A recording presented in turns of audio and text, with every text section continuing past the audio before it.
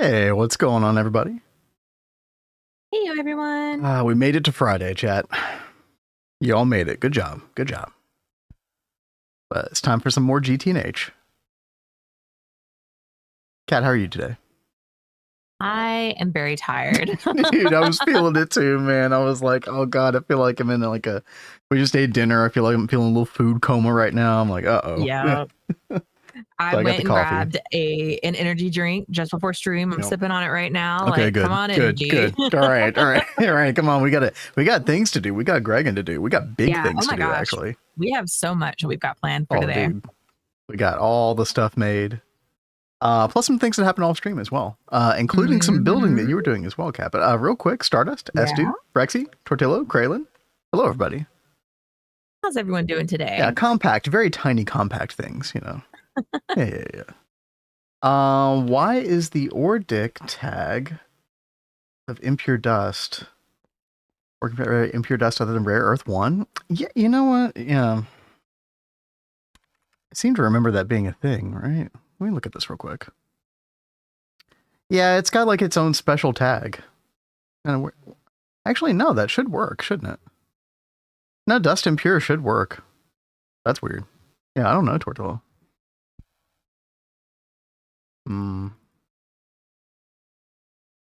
Well, anyway, Kat. I know you're wanting to show off. We've already posted a screenshot or two in Discord. Yeah. But, would you like to show? So last time, chat, we were trying to get neutronium passived. And so the reason you want to do that is because it's one of the slowest ingots inside of the EBF. And let me see if I can find it first. Yeah, this recipe right here. So we got the trinium coils last time. And then we're thinking to ourselves, dude, I mean, we know from our previous experience that you just want to set up like a bunch of Vulcanists and just get this going all the time, basically. And so consequently, go ahead, Kat. Since we got this set up passived, like the day before yesterday, we were at like almost 38,000. Yeah, which is going to set us up really well for UV already, just that amount. So. Yeah, that's amazing. So yeah, and then we'll be able to upgrade power in it eventually, and coils as well, and yeah, it should just get better. So, so we needed a place to put that, and so Kat designed a little room for that. Would you like to? Yeah, and you guys all voted on pink as the color. So this is what I decided to do with that as the color that we chose. Yeah.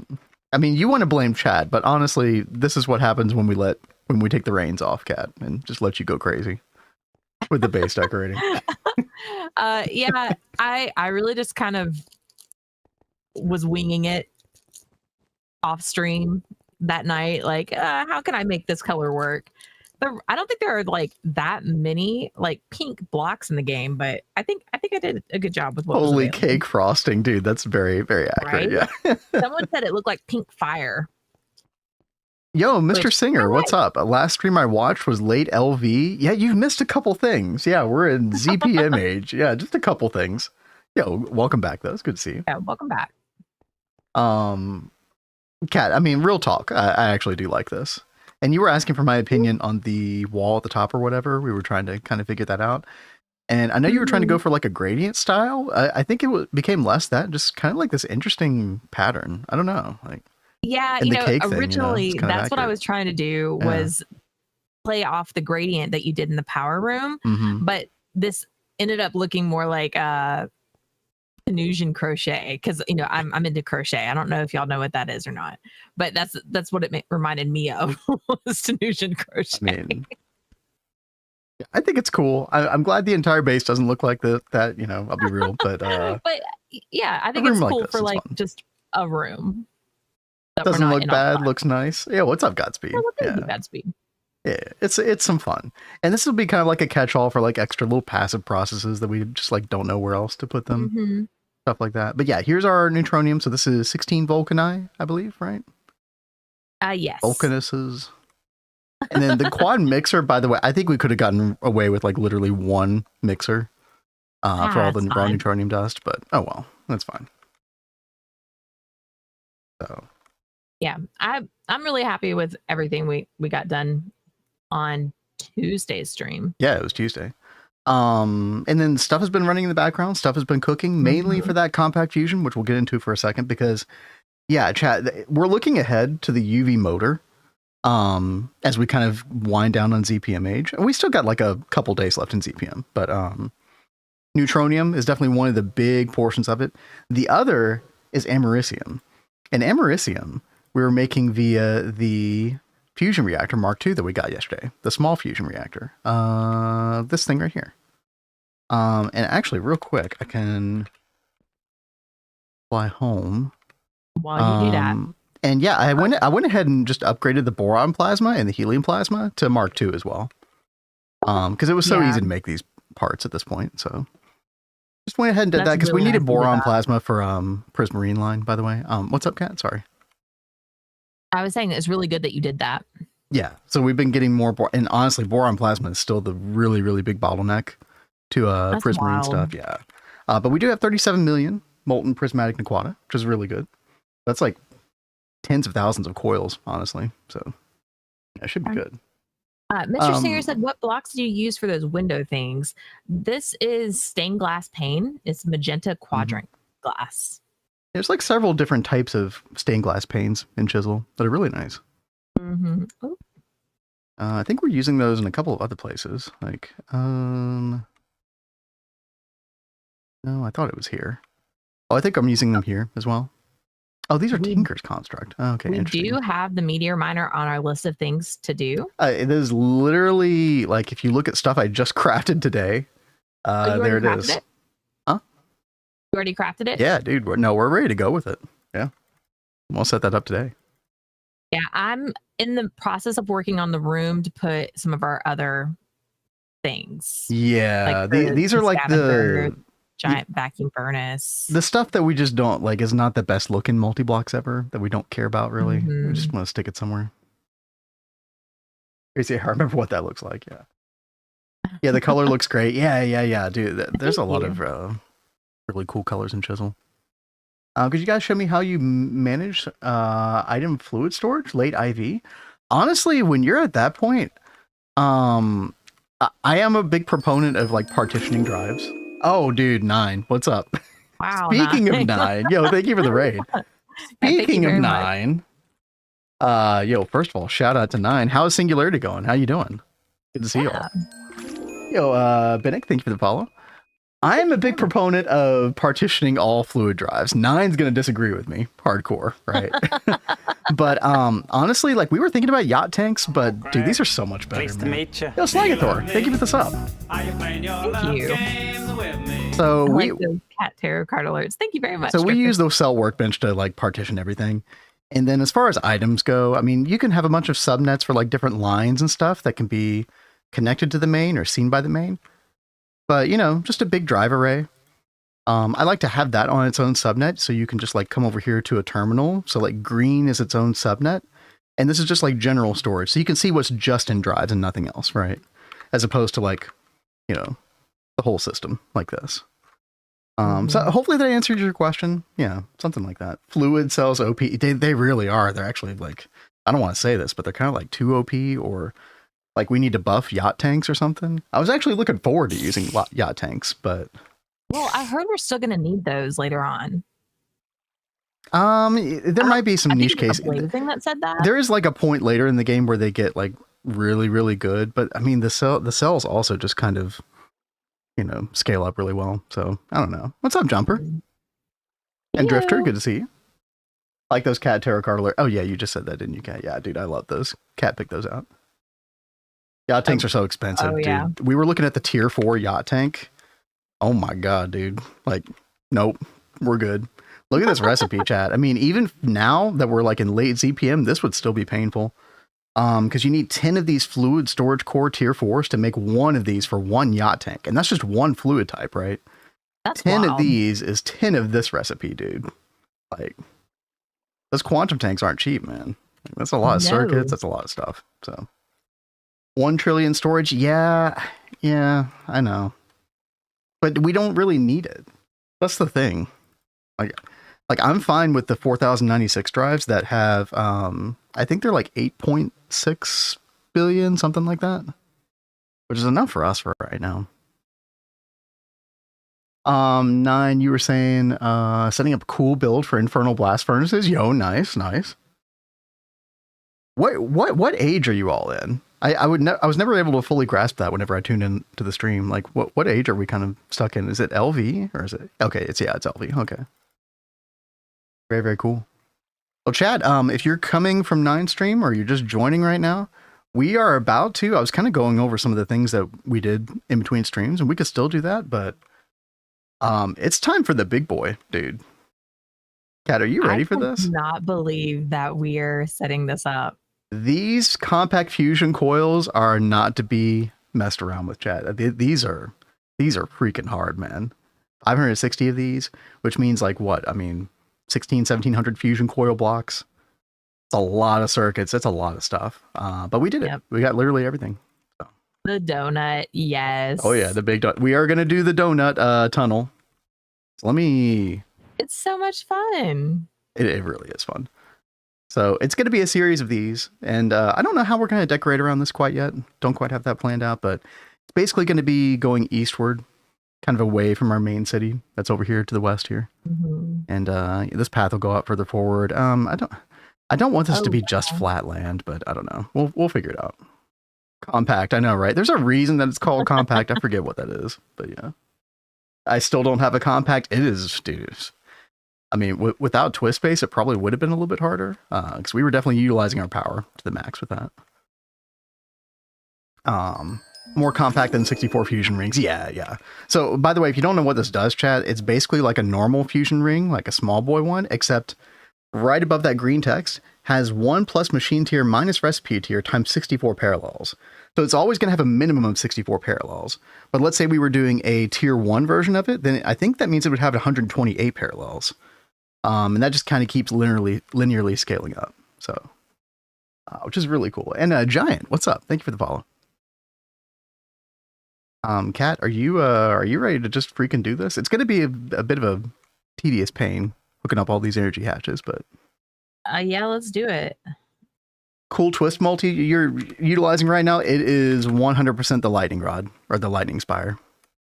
These right here produce 52-ish million EU per tick when they're on, which 4 of these, so that's like over 200 million EU per tick at ZPM. Pretty good. Borderline cheaty, right? Because you just provided molten iron and gel of cryothium, and that's it. So, and we're controlling this via RS latch because they don't need to be on all the time. So, and we got lasers going, of course. So yeah. That's half a Mark III NAC reactor. Yeah, I mean, like, we'll probably keep scaling up lightning spires for the next tier or 2, I would imagine. Only vanilla had that, dude, I know, right? It is insanely OP. But honestly, power is never one of the parts of the pack that interests me the most. So I was kind of okay with that. RS Latch learned how to make one of those today. They're super handy, man, especially if you're dealing with like turbines that have a, startup time. So that's awesome. Hey, what's up, Data Potato? Kat, you want to get a projector? You want to? I mean, you got to do the honors. You're the the engineer in chief on this run. Engineer in chief. Mm-hmm. One thing you might want to configure on that, we might have to configure like the probably keep GT no hatch, but we might have to configure the glass. Okay. The glass tier is, the subchannel will be glass, the key, and then the value would be 5 for the neutronium glass. Yeah, and then I think everything else will work out. Will be fine? Yeah, we'll have to replace some blocks with the energy hatches, but I mean, that's okay. Yeah. That's fine. Oh, I think it's building down there first. Oh, yep. Oh. Here it goes. Dude, this is so fast. Oops. What happened? Oh. I can't like click it through blocks. Oh, did we run out of casing? Uh-oh. I think we ran out of fusion machine casing, didn't we? Yeah, I mean that happens because you've got the energy hatches. Here, I'll just it'll use energy hatches. Yeah, I think you're the exactly blocks right. Instead of the energy hatches. Why not build by hand? I value my time. That's pretty much the gist of that one. it can be totally useful building things by hand at times. Yeah, if you have fun with it too, like more power to you. Yeah, like I enjoy building things by hand, but some things are a beast. Like I wouldn't want to build DTPFs by hand. Oh God, definitely not. Unless your name is Tooge, then maybe. he is a beast in and of himself. How are you doing that? The blueprint does siphon off of your wireless terminal. So if you have this in your inventory, then it'll take blocks from that.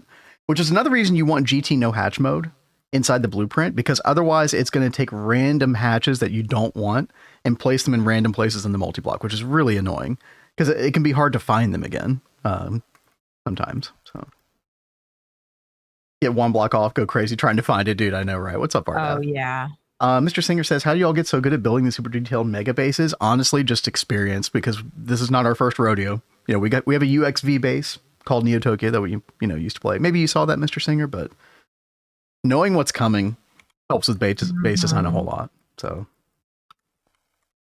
yeah. Otherwise it's tough.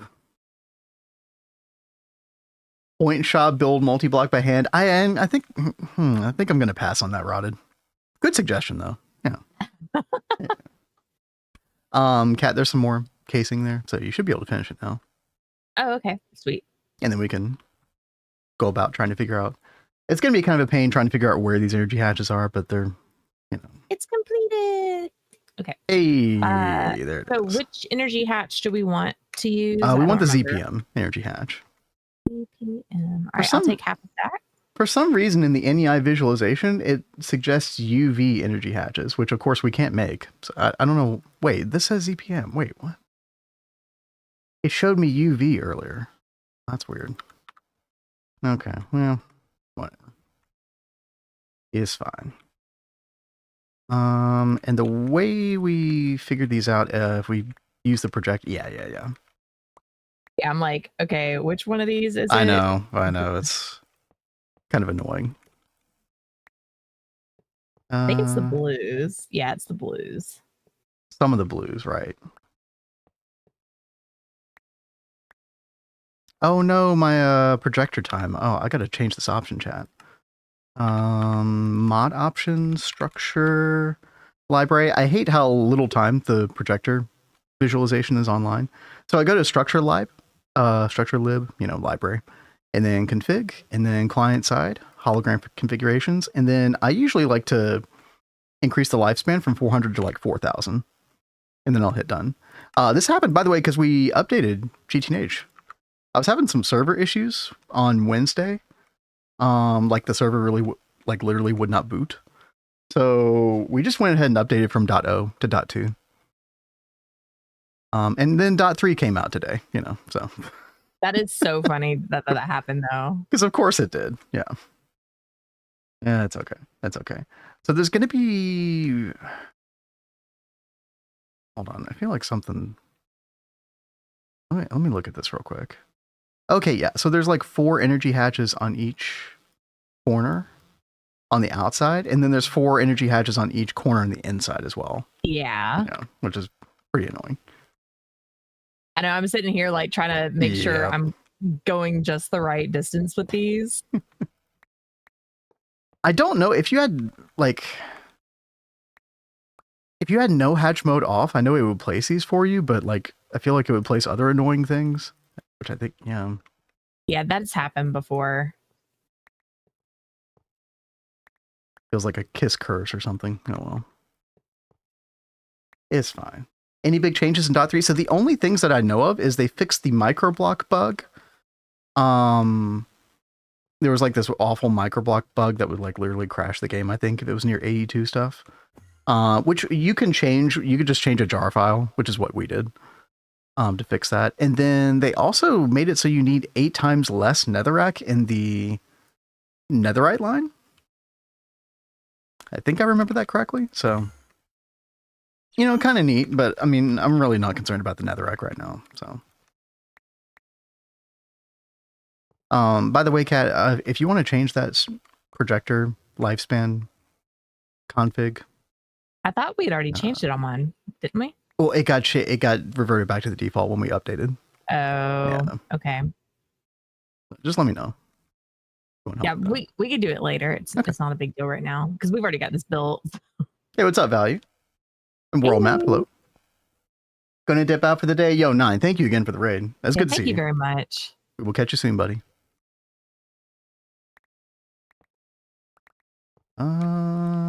Where are these energy hatches? Dude, you're like... Okay. There they are. All up in my space. I'm trying to help you. I appreciate you helping. You don't want I was like just about to hit you with the Vajra because you got there like right as I was about to go click it off. My bad. It's fine. Like I said, I appreciate the help. I just wasn't expecting you to pop right in my face. I duped. What's up, Saishu? 60 million netherrack and Botania multi-block before the update. Wait. What? I don't know about that. That's interesting.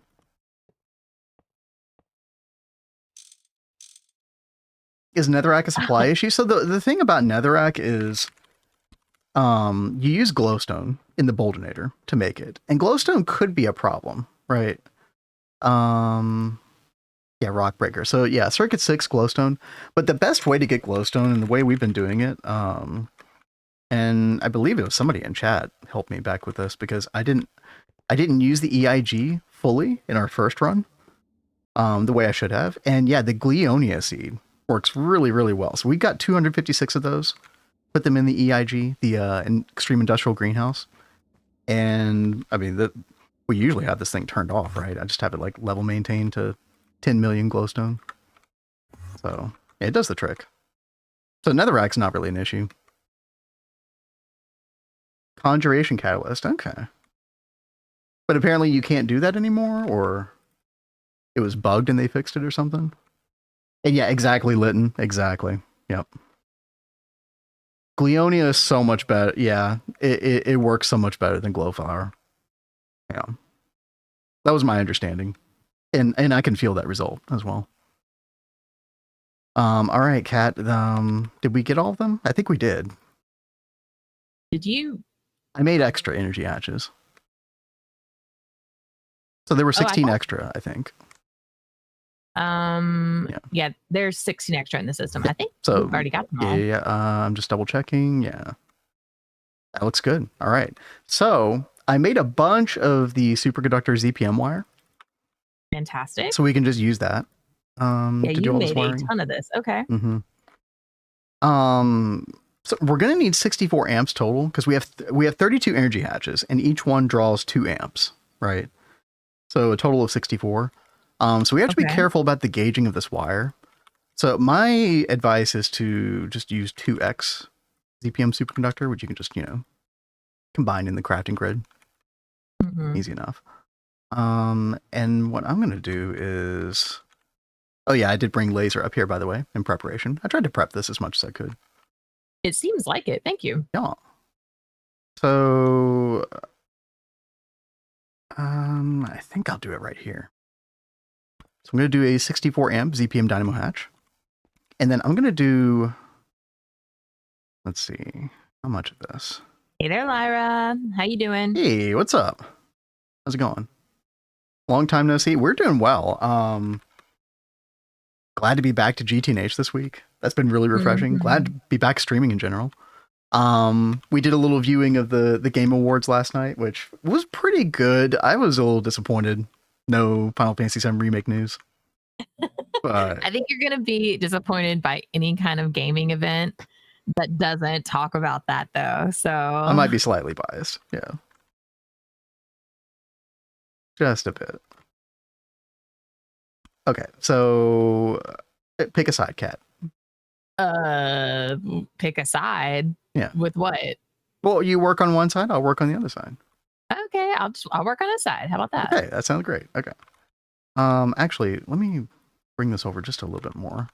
So I'm using 4x because that can handle the what do you call it? The 64 amps that we're providing through this dynamo. Are we doing like the entire left side and then the entire right side is their own separate, or are we splitting it into like 4 things, like 4 quadrants basically?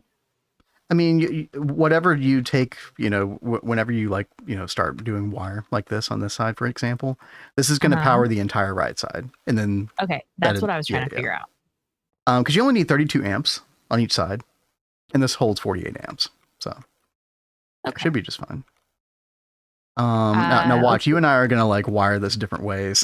Well, we're going to get annoyed with each other. I'm trying to watch how you're doing it so that they are the same. One thing I just realized is like it's best to, when we do the wiring like on the upper portion, kind of better to like, oh dude, am I in adventure mode or some stupid garbage? Hold on. I think don't know. It's kind of best to do the wiring like on the back side like this. That way you don't see it on that side of the tunnel. You know what I mean? I'm just following your lead, babe. Okay. I have wired a couple of these in my time. I actually do hear what you're saying, because like if we walk up, we're probably walking from the city and we don't want to see the wire when we're walking from the city. I think I can see it. How do you propose doing that? Do we like take this up and over? Well, do you see where I'm like, it actually might be better if we take the 4X and like run it underneath and then start to branch it out. The more I'm thinking about it. Chad, there's so many different ways you can wire this, right? You can can you wall shade these things? You could, but I don't think there's much value in doing that because the blocks that are the most expensive are the fusion coil blocks inside here, and those can't be wall shared. The casings are very cheap, these blue casings. So yeah, not really much reason to do that in my opinion. Kat, I'm gonna change course here. All right. I'm doing my best to follow what you're doing. Sorry. So someone said, what do you think about people that are comparing Expedition 33 as like this generation's Final Fantasy VII? Well, you know what I'll say to that is, I forget the name of the director, the main guy, not even the director, but the main guy behind it. He literally said, I'd like to thank the source of my inspiration and what drove me to want to make games, Hironobu Sakaguchi, who is literally the father of the Final Fantasy. And while he wasn't like the most involved in 7 specifically, like, I mean, 1 through 6 and 9, that was Hironobu. So to me, I think that says it all right there. Anybody who's been to this channel before and Kat and I, we love our Expedition 33. Like that game deserves every bit of the hype that it receives. So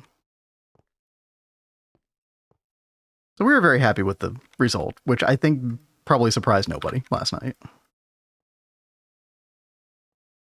All right, Kat, I'm trying to bring this up and around where we can then branch off of it. I think you were good. Maybe like right here, this level, and then bring this over like so. Now, the nice thing about this is once we figure out the wiring for this once, we're probably going to be able to copy paste this with Matter Manipulator, which would be really good. Also, Matter Manipulator might have been useful for actually doing this, but oh well. Unless I use it, and then I'll like break all the things. Listen, I'm still an MM newbie in a way. Can you put a multi-amp energy hatch on those? You probably can. I've had mixed results with that in the past. But that might have just been when I was messing with Mark IV Compact Fusion, which had several issues with like a couple different recipes. We could try that on the next one and see how well it does. All right, Kat, I'm bringing this over to you and connecting it up for you. I think someone talking about DLC. What DLC are y'all talking about? Well, remember the Expedition 33 DLC? Just oh popped. yeah. Yeah, I haven't checked that out yet. There is a lot of talk about that. It looked really trippy, the new area stuff. I think that's so awesome that they're doing that. Like putting out and free DLC as well for free. Yeah. Those guys just love what they're doing, you know, and you can feel it. Yeah, that is something that is so obvious to people that play the games, is you can really feel when the people that are making it love it. And it makes such a difference. Yep. I enjoyed hanging out last night. Yeah, thanks for joining us last night, Panda. What's up? Yeah. Something different, right? I wish I'd been around to watch it live, but yeah, it was a close second. He was seriously like so upset when he found out that I have work. His work was gonna get in the way. Should have just canceled work. Yeah.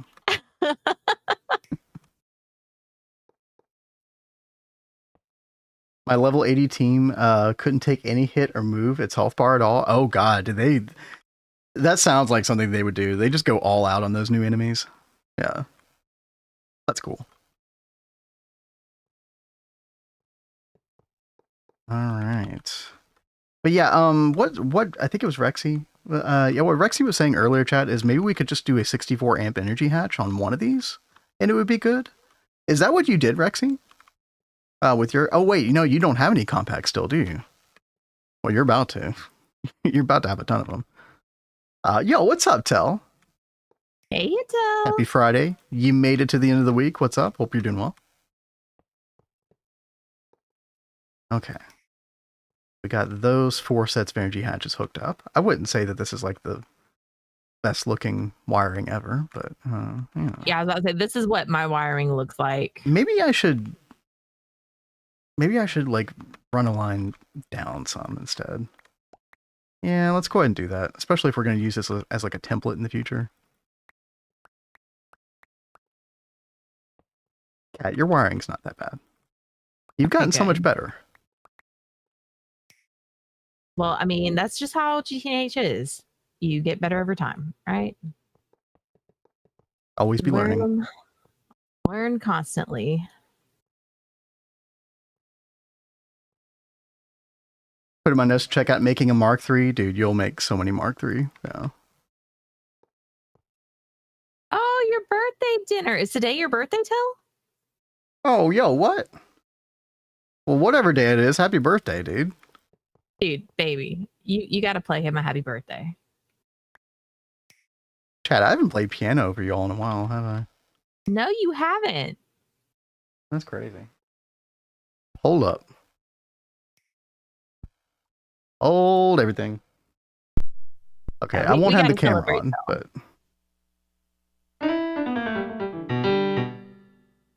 All right, you get the country bumpkin birthday, all right? The country bumpkin. 'Tis customary.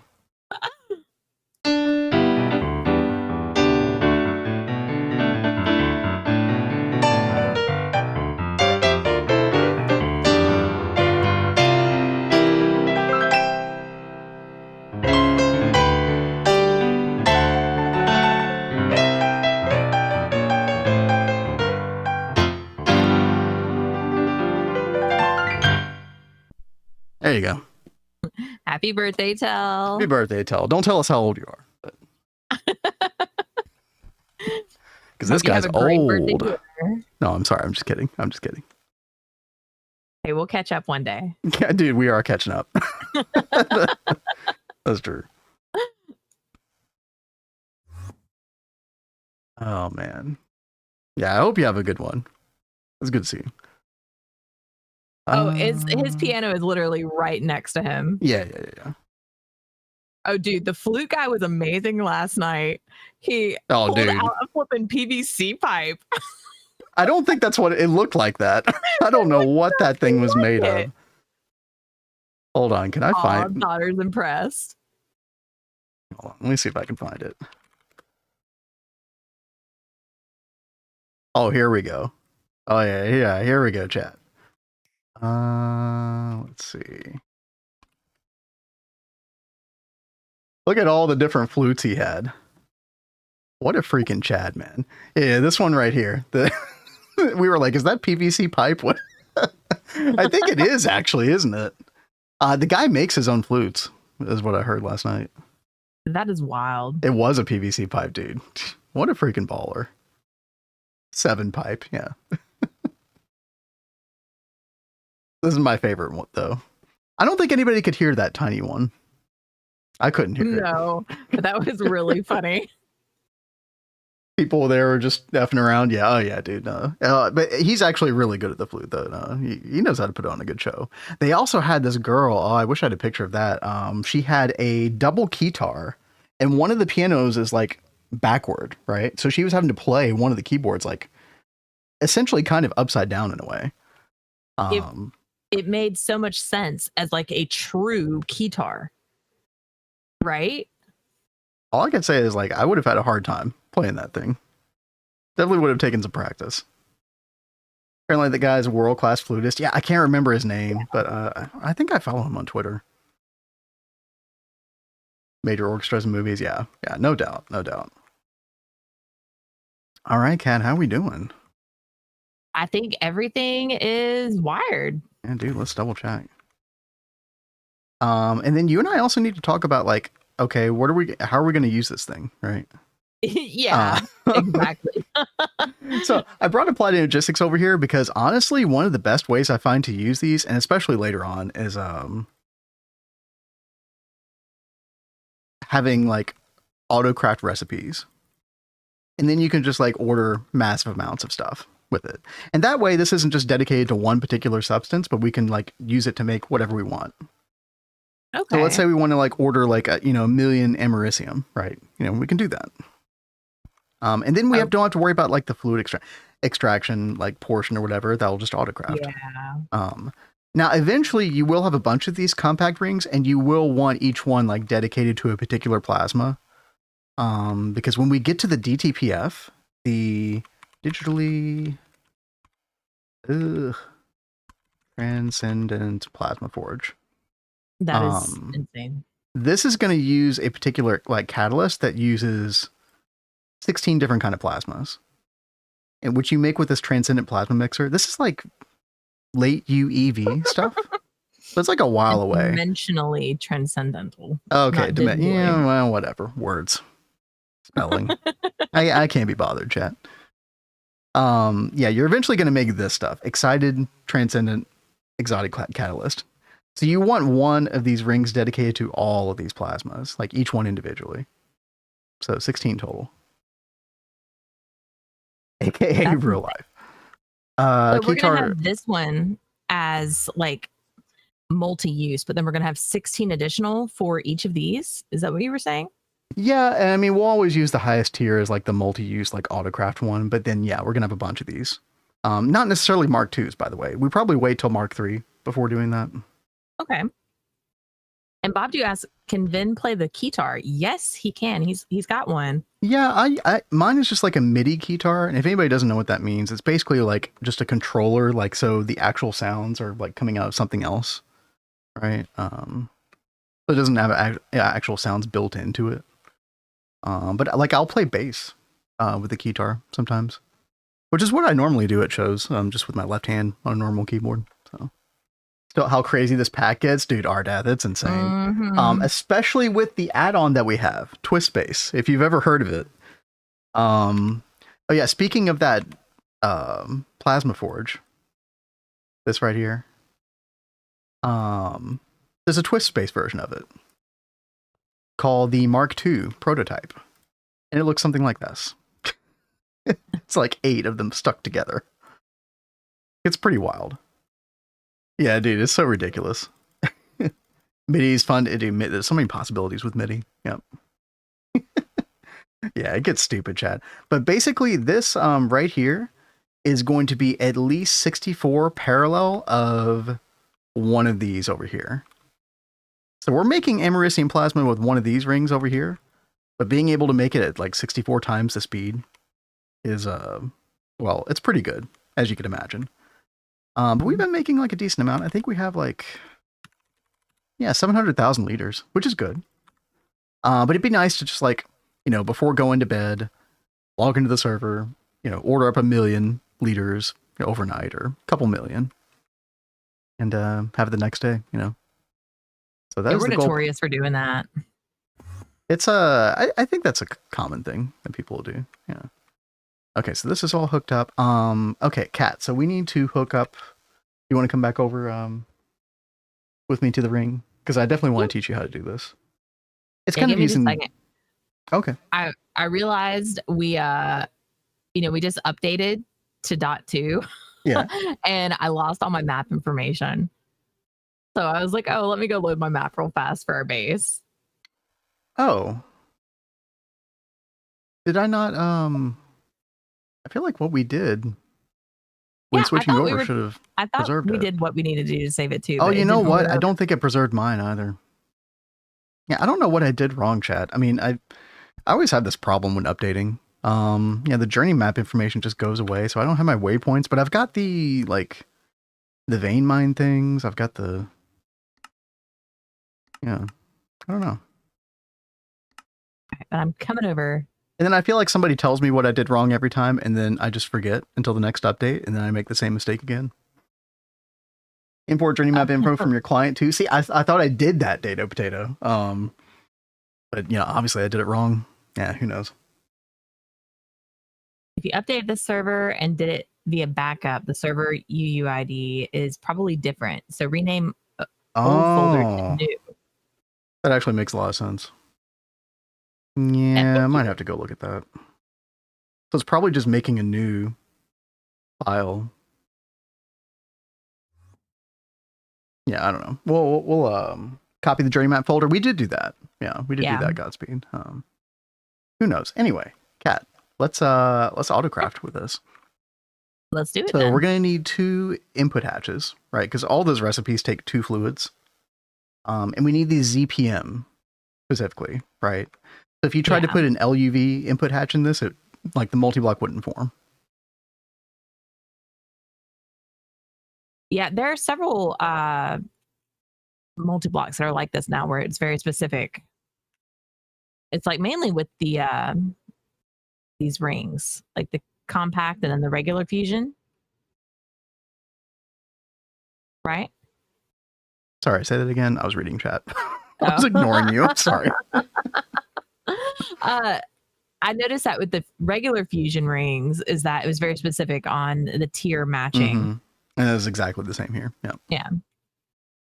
So just regular input hatches. Yeah, the ZPM input hatches. I should have them already made.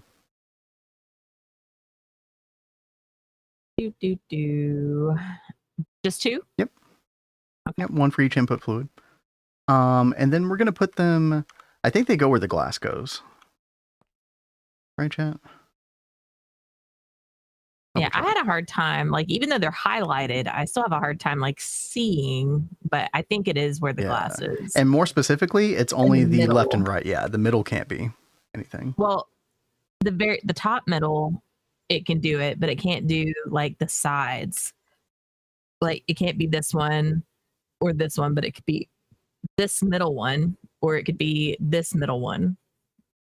Right. But of the 3 right here, it can't be this one. Right. Yeah. Has to be those 2.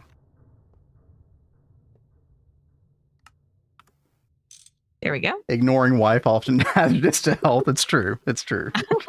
We both do it to each other all the time when we're streaming. It's so bad, dude. We're both guilty of it. And then we're going to put fluid storage buses on both of those. So we're going to do a little, you know how we do with auto crafting subnets, Kat? Yes. We're going to do that here as well. And then we're going to need an output hatch. I'll go ahead and get that. Rexy, bees are usually a last resort for you. You're missing out. Dude. So good. Bees solved our lutetium problem for americium. So lutetium right now, which killed one of our runs a couple of years ago, chat. Yep. 237,000 dust. Pretty good. Feeling very good about that. By the way, Trinium comb has been a lifesaver, dude. 1.1 million dust. Because it is kind of easy to run out of this stuff as well. Dude, we love our bees. Cat's a big fan. Mm-hmm. And yep, output hatch right there. Perfect. The output hatch, of course, will be connected to the main network. But then we're going to have a double dual interface advanced blocking card thing that hooks up to a subnet. that's connected to these 2 storage buses. Just like we do with like the press, for example. Remember the old press, Cat? I'm trying to visualize it. Here, I'll go down there. How... Yeah, these things. Where there's like storage buses on the input bus and hatch. And then it's double dual interface. And the receiving dual interface has the advanced blocking card. Okay. You did all this, Cat. I know, but it's been a while, so I'm like, I'm trying to wrap my head around like, okay, how do we do this again? Are they gonna have like each individual, or are they okay to be connected? Yeah, you'll want both of them connected. Okay. Because one recipe has to provide 2 fluids, right? Right. So is there a color you want this network to be? Yeah, whatever you want. I'll just do cyan. Okay. What about light blue? Light blue. It'd be matchy. Yeah, it does match pretty nice. Yeah. Cat loves a little matchy. One time we were going to get wedding cupcakes together and we were both wearing the same shirt and she was so happy. That was accidental. It was so not planned. Yeah, you were so happy about it. I was like, oh my God, that's like such a perfect accident. They're going to think we're such a cute couple. Oh my God. He was cringing so hard. Where'd the cables matchy? Where'd the cables go? They're blending right now? Exactly. Beautiful. Cute. Yeah, I guess so. I guess it was. All right. We need the interfaces. The crop synth meters. Yeah, we have been doing some of those, Lytton. I really need to figure out how to automate summoning meteors. But yeah, we're also about to make the meteor miner from Twistbase. Already got all the parts made. This thing right here, chat. Thing looks really cool. Does Meteor Miner do it for you? I don't think so. It doesn't. I was reading the tooltip earlier today. I don't think it involves actually summoning it. But it's really good at mining it. I mean, it should be really fast. I mean, look, you can get the extra fortune as well. I would imagine maybe you get... Actually, I don't know. Does the fortune... I'm trying to think. Yeah, normally with a normal ore drill, you don't get fortune on the main. You only get fortune on like small ores. But this sounds like it's going to give you fortune on the main ores, which, you know, pretty good. Nine has a guide on YouTube for meteor summoning. I knew he had a guide for the arcane borer portion of it. I didn't know he had for the summoning portion. I'll take a look at that. Maybe that was a different video. All right. Have I set this up okay? Let's see. Let's check her homework, chat. Yeah, please check my homework. We want blocking mode. Right. On which one? On the purple side one, the main network side. Now we can do smart blocking mode as well. Okay. Yeah. That should work fine. And then, yeah, advanced blocking card on this side. Yep. Perfect. I guess I should put in some pattern capacity cards on this as well. Probably. I mean, I don't know how many patterns we're going to make initially, but yeah, why not? Yeah, better to just go ahead and load her up. Yeah. I have a line of drilling rigs I just turn on. I mean, hey, that works. But you know, since we're using Twistbase, we got to use this thing, right? Obviously. Oh yeah. No, I absolutely love the meteors. Yep. Oh, dude, I'm so excited to see this thing turn on. This is a lot of people do not make the Mark II compact this early. Oh, really? Yeah. I mean, this is very prohibitive. People usually just recommend skipping to the Mark III compact whenever you're able to afford it. I was about to say, is the compact 3 the pink casings? Yep. Yep, that's the one. But dude, I mean, basically this is going to make it so that we don't have to worry about Americium for the foreseeable future. At least in the UV age. Which I can't understate like how helpful that is, because that's usually one of the biggest problems is running out, because you need 48 ingots per motor. Mm-hmm. Which is just freaking ridiculous. MK4 casings are nice, dude. The MK4 does look nice. I just freaking hate this thing because of the problems I've had with it in the past, where it just like power fails on certain recipes. It does not like overclocking certain recipes like Duranium. Now maybe that got fixed. Mm-hmm. That the last time I encountered this was 2.7, so maybe. The meteor that gives Americium? Yeah, and we have been summoning that some. I think. Did you see what Ardath said, babe? No, what? First time I showed a friend meteor summoning in FTB interactions, I kind of forgot to tell her to move away a little. Chat, all of us have died to anybody who's tried blood magic meteor summoning, you've died at least once, right? Come on. But yeah, this right here. Oh yeah, this is a UV thing. Yeah. So you got to get into UV some for this. But that is quite good. A rite of passage. That is quite good. I actually forgot that you got this Americium this early. So yeah, that definitely helps. In fact, I think that's about in our last run. I think this is around the time we got meteor summoning online for the first time. Was around UV age because of how good this was. We were like so late the party with the whole meteor summoning thing in Neo Tokyo. Not this time. Mm-hmm. We on it. Probably died when I first summoned one, not in GT&H. GT&H was the first time I ever tried it. Americium from the space elevator is too expensive, is it? Wow. Oh, Linton said, I went from 0 blood magic to 130 million capacity in a day purely to get that meteor summon. That is insane. How did you get that much that quickly? Just try to get to the well of suffering as quickly as you can. Yeah. That's impressive to do that all that quickly. Blood magic is a trip. Insane. Yeah. MK3 oh yeah. So that's way later. My hatred. Honestly, if you wanted my opinion, I don't think that meteor should be available as early as it is, or Americium shouldn't be part of it, but I don't want to spoil anybody's fun. So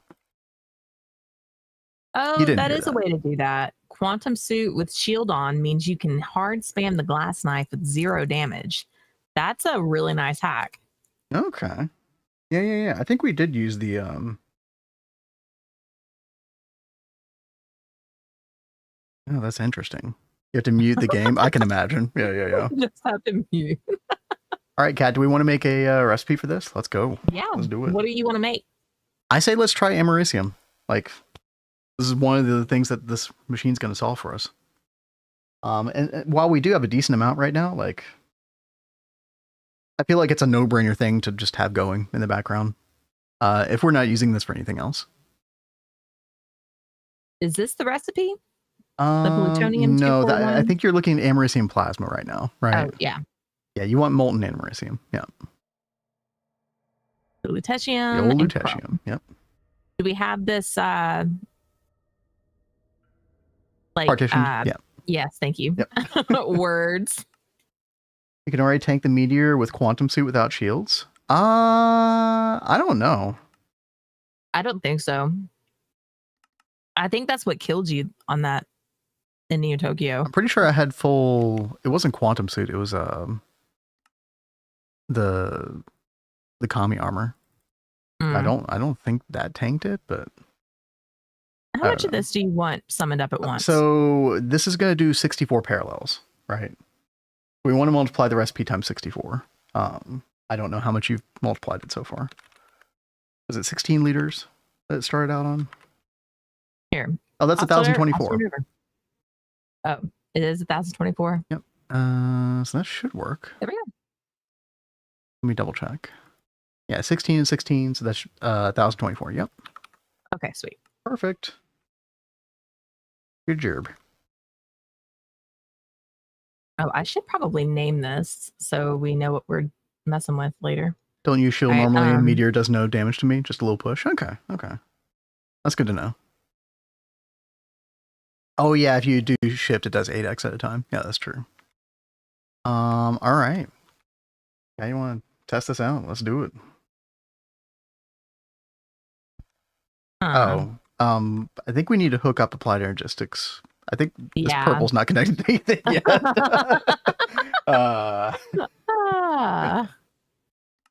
Minor details, chat. Don't worry about it. We got this. We're working on it. What's with the ore generation underground ocean on Europa? I don't know. What does it look like? I don't know if I've ever paid attention to that before.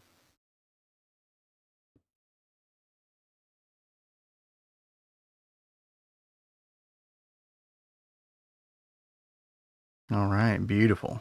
There it is. All right, so I'll just put in one and it'll do all of it. Let's see.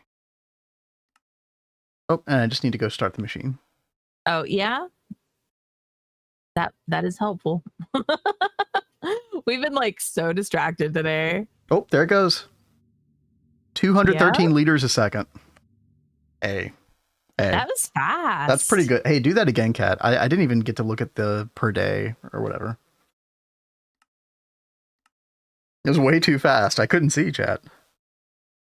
Can't read that fast. Makes me want to make a compact do that. I mean, they're necessary eventually, right? But they are worth it. And there it goes. 18.4 million per day. Holy. 18.4 divided by 144. That is, or hold on, let me see. 18,400,000 divided by 144. That's 127,000 ingots per day. Okay. You know, I just realized with these rings, when we go back towards the town, it's going to have our main like structure like centered perfectly. Yep. That's really cool. Yep. Hey, it's almost like I thought this out, huh? Right? Crazy. Dude, you thought out so much of this. Kat, that is 2,662 UV motors worth per day. Wow. That's good. So we could order up 18 million and just overnight, you know. That is insane. Or like 10 million, you know. Hey there, Nova. 3-hour nap. Oh no. I'm kind of jealous. God, have fun sleeping tonight. Yo, what's up? Enchant the Kami Armor and Protection 5. I never even thought about doing that before Godspeed. Yeah. That's cool. We should totally do that. We should. I don't think last run we didn't really get into overchanting much. But I did this time. So we could kill the Gaia Guardian. I got Pain 10 on the Kikoku. Pretty good. Pretty good. That was fun to get. Getting the Pain enchantment is the hardest part, like initially, because it's a random drop on a weapon off of a certain kind of zombie. And it's kind of a rare drop. Yeah, it's very annoying. But yeah, but once you get the Pain enchant, then what Pain does, it correct me if I'm wrong, chat, but it basically like closes the window, like the cooldown window of when you can spam the weapon. So, you know, even in the, you know, 1.7 type combat, there's still kind of like an internal cooldown on how frequently you can swing the weapon. And Pain kind of bypasses that. Or ignores damage limits. Yeah. Doesn't it do both, Tell? But yeah, I think you're right about that too. It's good. That's all you need to know, chat. Oh yeah, we got some Twitch ads here coming in here. I guess Kat and I need to kind of game plan, like, what are we gonna do now? Yeah, so I mean, I'm gonna just order like 1 million Americium just to because why not? Right. You know, yeah, get that going. Well, since we're on ads, like, why don't you help me like you said you wanted to show me a better way than using the blowtorch, and we can do that just by like going down here and over. Okay. Wait, over where? You mean? Oh, I thought it was like right on the other side of this wall. No. Gotta go down a little bit.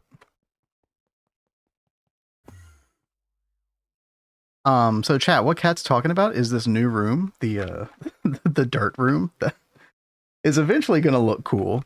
And the idea is we wanted a big cavernous room. We'll need more space in this. But the idea is that we put a bunch of like the big twist space multis. Some of them are pretty big. And not all of them look the best. Some of them look really cool. But some of them are like, you know, just stick that in underground. We're going to put those babies in the corner. So they're gonna hide in this little hovel, and we'll probably like expand. You've got a doorway here for us to expand. Yep. Really. And then this just connects to like another. Yeah. So if we kept going this direction, it would run into the underground fusion ring area that we were just in. Yeah. So yeah, what's up, Chrono Spidey? And yeah, exactly, because you still have an internal cooldown. Yeah, I think not a lot of people realize that. Even in the 1.7 combat. So Kat, yeah, you were about to use the blowtorch on all of these little railings individually all the way, and I was like, oh god, please don't do that. So there's two ways you could do it. You could either just, you know, being creative and have the building wand and then just keep building out, and I think it wouldn't create all these railings. But the other way is you could use the stack command with world edit, and I think that'll work, right? So just get rid of the railings in the first little line, and then you can use the stack command. But dude, otherwise, can you imagine how tedious this would be? It would be insane. Yeah, dude. Yeah, don't do that to yourself. Like when I saw this, I was like, oh god, really? And we probably don't need to make it that wide. I mean, I kind of like it that wide, honestly. It's such a big room anyway. Why is it not working? World edit works perfectly for this catwalks. I had a feeling it would, tell. I don't know if I've tried this myself, but yeah. You might also need to get this little one that's facing the quarried block, Cat. See, there's like a little hidden railing there. Yeah, that one is hidden. Mm-hmm. Sneaky, sneaky. Yup. All right, so let's see. And you got all of these as well? Oh, yeah, maybe I should go ahead. You might want to, yeah. You guys gonna play Hightail when it comes out? I don't know about like right. So when is it coming out? I know the developer wanted to release it soon just to get it out there. Otherwise, it's just gonna be stuck in development hell forever with nothing for people to, you know. It's already been that way for the longest time, right? What are you doing, Kat? I was seeing how far I need to take it out. Oh, okay. For the stack thing, yeah. Yeah. How did you all handle the hydrogen peroxide for Prismarine? Yeah, we level maintained on a subnet. Oh, that's so much better. Yep, there you go. There you go. Yeah, that's nice. Let me go over here real quick. I'll show you Nova. Yeah, we literally just level maintained with a Circuit 4 chemical plant. Just like kept 1 million in stock. So always keeps this thing near the dissolution tank filled. Which is plenty. Probably overkill. But yeah. You guys looking forward to Hightail? I mean, that's not something that I've really been following a whole lot. But, I mean, I'm definitely curious about it, right?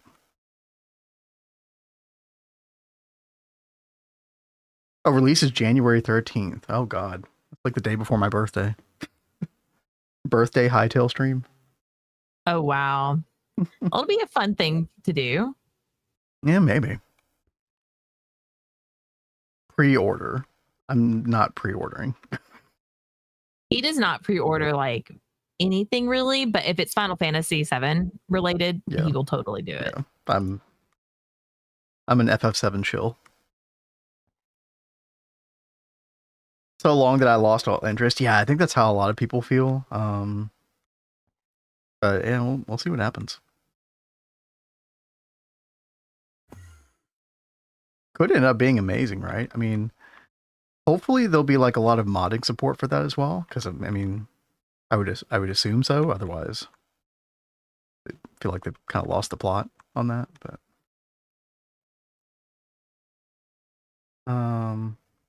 never pre-ordered anything. Was tempted with the the Metal Gear Solid 3 Snake Eater remake. Yeah, dude. I know there are a lot of people who that would be like a no-brainer purchase for.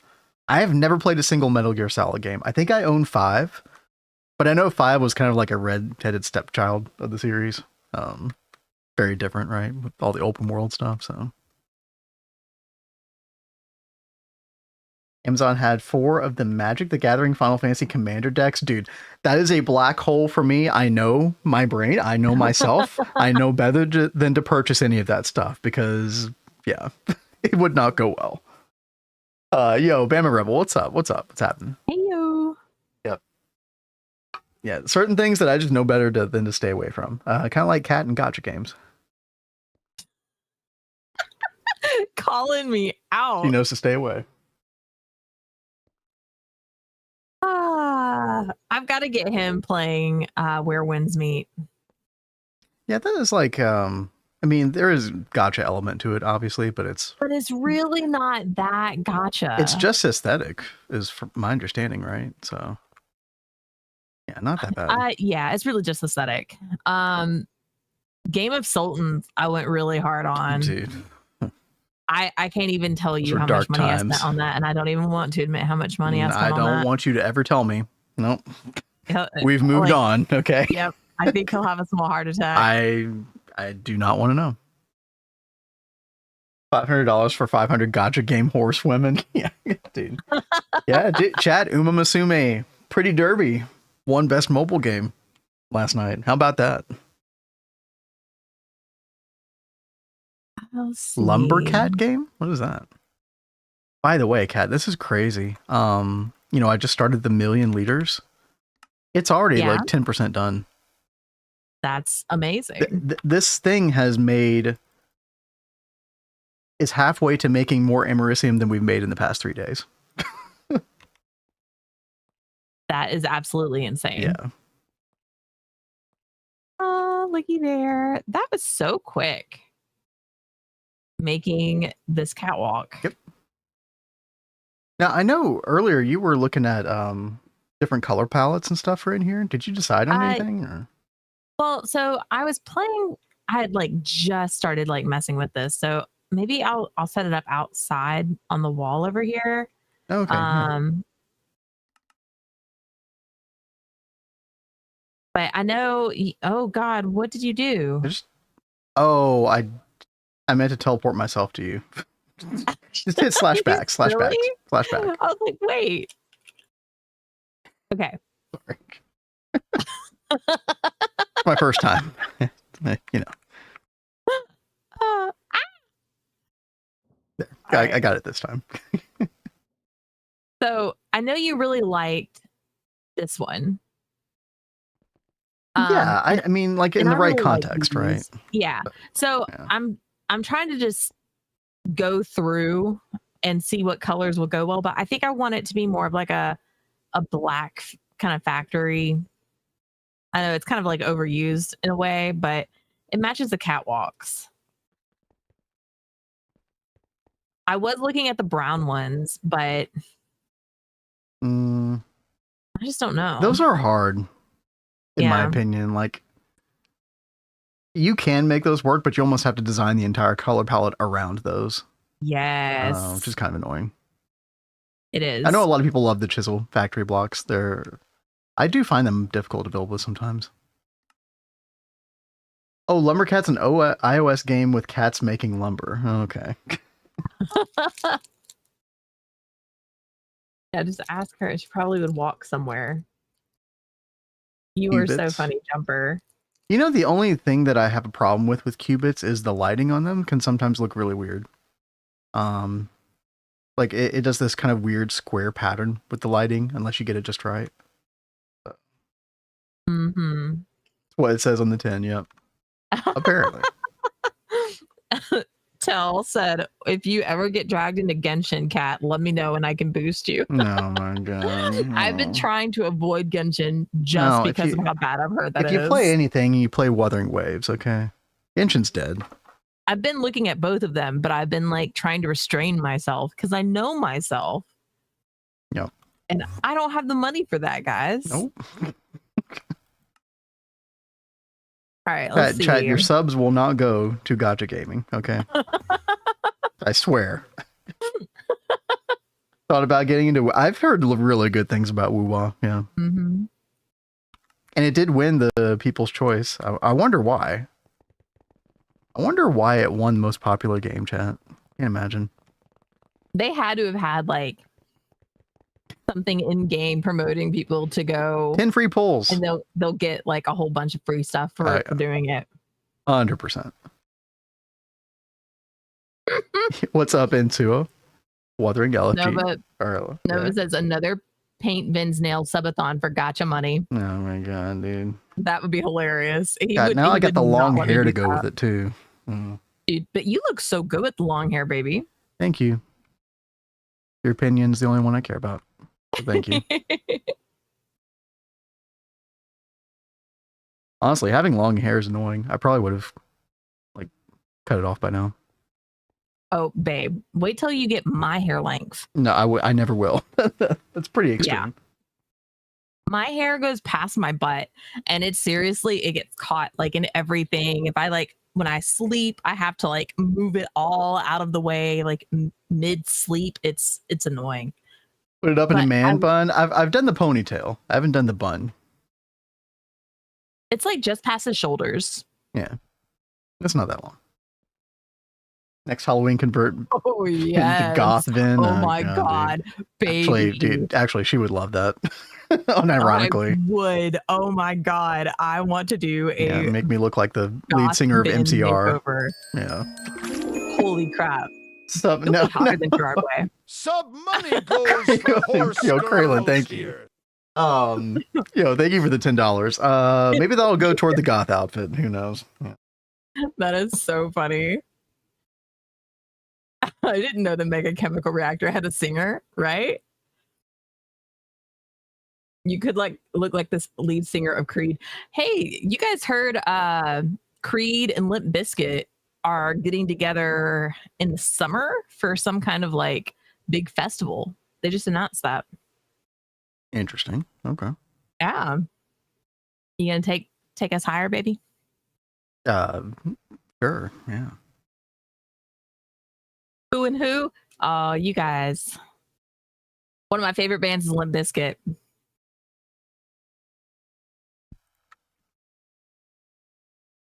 All right. I think we'll end up adding some corp in here. Thick hair on top of dry scalp. Dude, I have the opposite problem. My hair is like super oily. Mm-hmm. Oh, by the way, chat, y'all didn't see this on Tuesday, but we have 2 more mega blast furnaces and another vacuum freezer. Yeah, you went completely wild. Well, okay, so I started trying to make the coils, the compact fusion coils, I think it was, or something akin to that. Some intense craft. And it was definitely our ingot smelting. That was like the biggest bottleneck by far. So we got 4. 3 of them are trinium. 1 of them are the Niquata alloy. But actually, I should probably just go ahead and do this. The flux coils. I always forget the name of them. Yeah, electrum flux coils. I think we can actually just straight up make these now. Oh, very nice. Did I do? Yeah, I did do a thing here. 864. Should we just go ahead and boom, just do that? Easy. Easy game. Tell would not take me as a Limp Bizkit fan. Really? Gosh. I mean, Cat is 70 years old on Spotify. They're from the 90s. Okay. Yeah, close enough. Dude, they were awesome. By the way, Chad, I was 23 years old. Just saying. Yeah. Maybe that's not the brag I think it is, but yeah. I listened to so much David Bowie. That's what got my age. Yeah, Litton, that makes sense if you're using Vulcanus as well in tandem with them, for like your higher tier ingots. We're actually using Mega Blast Furnace for everything. Which is not necessarily what I would recommend for other people, but it's just what we're doing.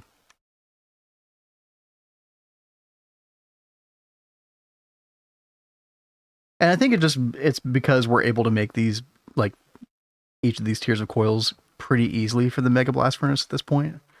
Just based on our current infrastructure that, it's like, why not? Yeah, and the fact that we're, like, have so much power to dump, that is a huge factor, Rexy. Very true. What else did I want to show you all, by the way? Oh yeah, I did order more, Void Miners. I did one for Triton, and then I did one for the Overworld as well. We were getting like a little low on mica dust, but then I realized we had a mica B, so I just got the mica B online as well. So mica dust, we're at like 750,000 now, which is pretty good. And then I finally did information panels for all these, so which was really good because I didn't realize how much maintenance these were receiving. I think each of these had like 2 maintenance or something on them. Slowly filling out this control room. I definitely like want to do some other cool stuff in this room, but it's getting there. I do like that we've got all those up there, though. That's really cool. Mm-hmm. So what did we need so much mica for? So the mica you still end up using in a mixing recipe for the later coils. For this nacorite, I think. Which recipe is it, chat? Is it the slurry? Yeah, it's the slurry. Yeah, this fluid right here. So you take this molten prismatic naquata that you've gotten from the prismarine line, and then you mix it with mica dust, and then this stuff right here, the ceramic dust, which is so weird, dude, because this is cubic zirconia dust.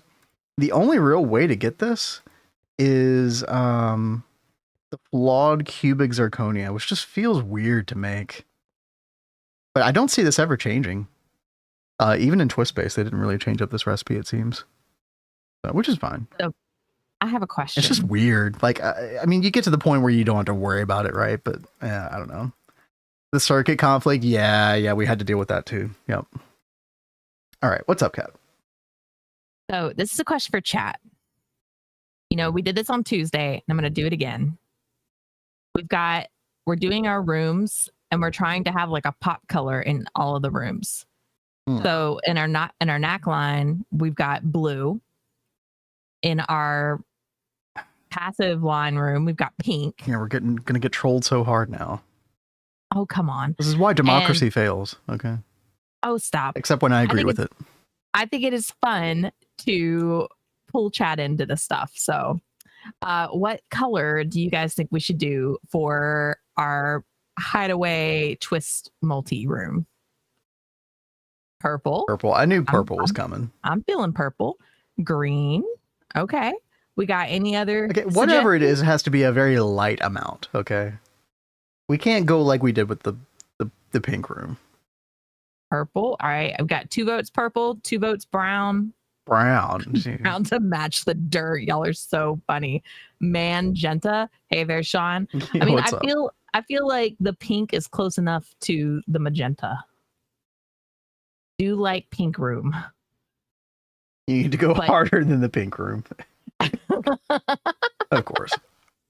I mean, I loved how the pink room turned out, guys. Honestly, purple's fine. I thought this was really cool. Purple's fine with me. Maybe we just do like the purple, what do you call them? The neonite or the callistus or whatever it's called. Like little strips of that. There are some interesting like purple blocks we could use. Yeah. Like little touches of it. Yeah. Maybe some like purple concrete or something like that. Quite possibly. It's nice. I will try and go through all these. Someone had said a light blue. We could keep Vina in mind for the future because I'm sure like a blue like or that color will be used in the future. What the Vina? Yeah, the problem is like, you know, cyan's a little bit different than it, but you know, if you wanted to use cyan stuff as well, but I mean, that could work. I mean, I think a lot of the multis are going to end up with this kind of like blue color. Yeah, and the blue and the purple might like. Yeah, I think they'll go really well together. Yeah. Either the purple or the green, I think would look good with it, like a bright green. Yeah, chat, like a vast majority of the twist based multis, especially the later ones, end up being like this color blue. Like Eye of Harmony blue, DTPF blue. Which I like personally. I think they went a little bit overboard with that, but I mean, dude, one of the reasons that we even wanted to play with twist base is because the multis look so cool. So yep, I'm slightly disparaging them, but at the same time, they're really, really cool. And yeah, I was looking at Voidstone in the pink room originally because there was like, I think I've still got it downstairs because I was like, I'm just not even gonna like change the downstairs. But I had this color originally because I really like this hot pink, and then it like has like purple shades to it, and I thought Voidstone would match up with it really well because it's got like some hot pink kind of magenta-y kind of colors in it. But it doesn't really look that good when it's used in a large space. So it's better to have it as like little pop-up accent blocks, in my opinion. But maybe we'll find a way to use some of these blocks down here and like little spurts. What do you think, babe? Yeah. I mean, those might be closer to magenta, but yeah. Beautiful thing about World Edit is it allows us to like try different things very easily. Yes. The Valentine room. Yeah. Yeah, it totally gives off Valentine's vibes. Okay, chat, I'm trying to figure out the positioning for this laser meteor miner.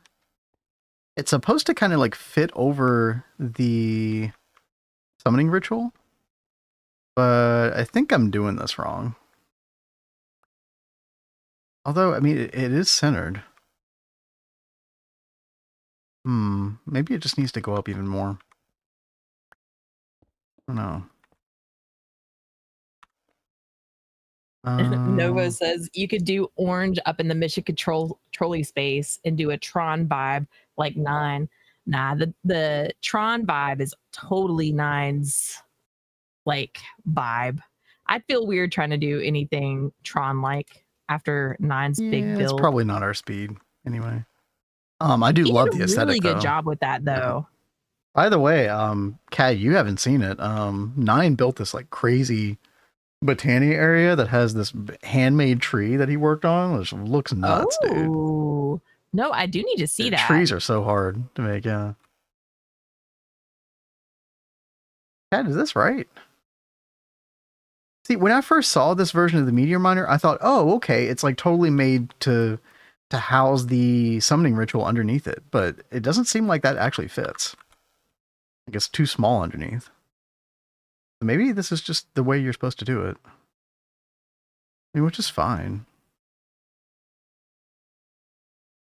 I'll make sure none of the blocks are intersecting here. I don't think they are. Okay. Look at the visual one more time. Yeah, I think that's right. The wraparound bridge. Yep. That was really cool. I need to do another cool build around here sometime. Been resting on my laurels a little too much. But we did the Prismarine building, which like I like. I'm not going to call this my finest work, right? I still thought it was really cool. It fits, yeah. And you've been like trying to experiment more with like statues and stuff. I think that's really cool. Yeah, I'm so good at statues, chat. Quite clearly. Yeah, I mean, no question about it. Okay. Yeah. You know. It's nice that you're trying. I started building something and then somebody called it a chicken dinosaur and then it just went downhill from there. Okay. Dude, BOO does great trees. I do take great care when we're doing these lines to try to like figure out exactly what machines we need. So yeah, the MVS were like, you know, very intentional there. Which helps. Like I like how it kind of like matches the aquarium kind of colors roughly. So is that a duck statue? I mean, sure. Might as well be. Say chicken dinosaur, technically, but you know, that works. What were the other statues that I did? Oh, I think I like used a picture as reference on Google or something. But this is the very first statue I ever made. This kind of worked for our blood magic area. It was fine. Very simple stuff. Those are much more like humanoid looking, right? It's not supposed to be a chicken dinosaur. I don't think it was supposed to be. I don't know what it was supposed to be. But then we eventually just embraced it, right? Yeah, Chad, if nobody has any objections, I think we just start placing this here. I think that is the plan. Yeah, I think we're using the iridium glass as well. So let me do glass channel 5. And then it takes these Naquata coil blocks. I don't think that this is tiered by the coils. I think it just wants Naquata coil. Straight up.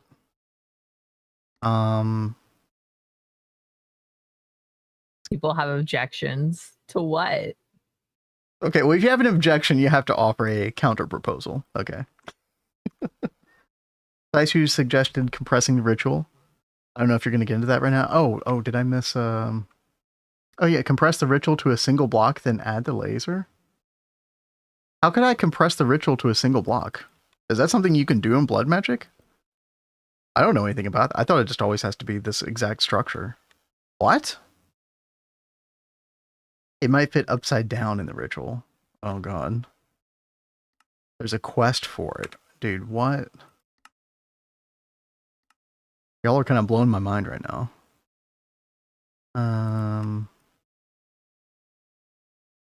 Imbued spell upgrades? No. An add-on for blood magic? DTH ritual compression block. Dude. Where is this quest, man? Next to the master ritual stone? Micro rituals. What? Use a soul compactor to reduce them to a single block. What the heck, dude? Okay, well, I mean, we're making this. We're doing this right now. I gotta check this out. All right, so what are you making? It is called the Soul Compactor, and it's supposed to condense a ritual into a single block. Which sounds really cool. I mean, yeah. I'm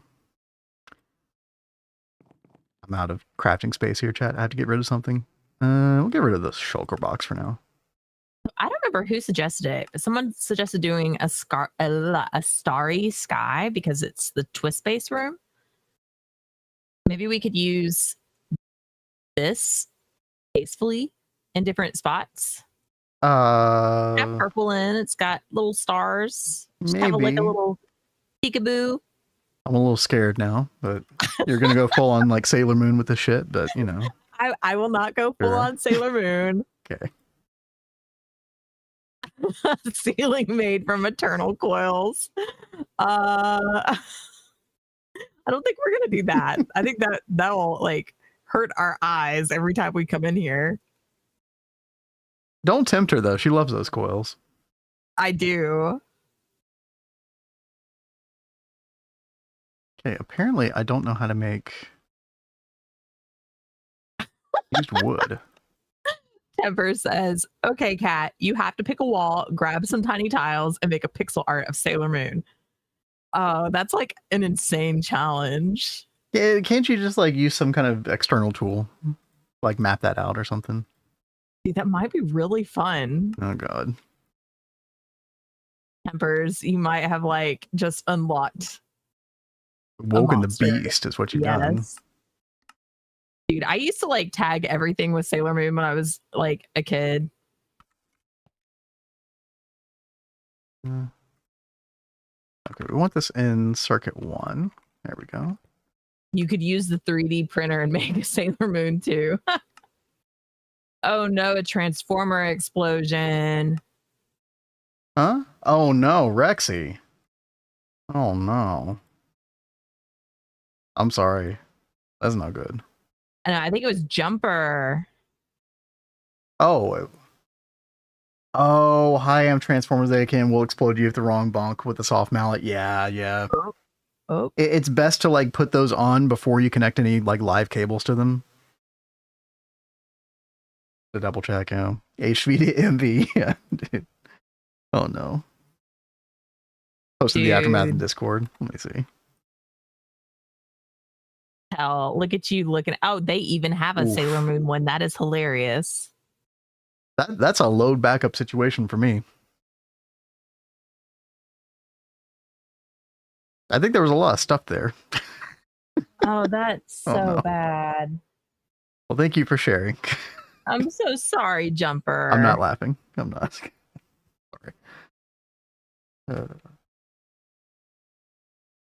Why do I have that as rename 1? We rebuild. No. Oof.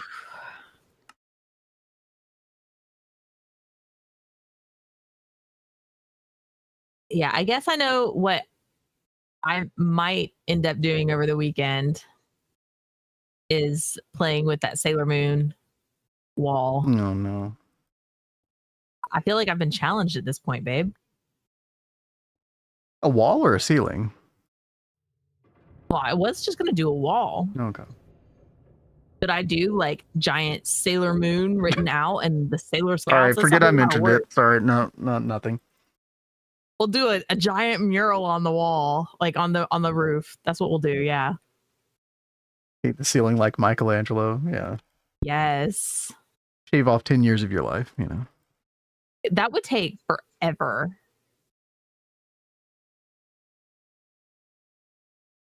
All right, let's see. Still trying to find. I've pulled out some purples to work with.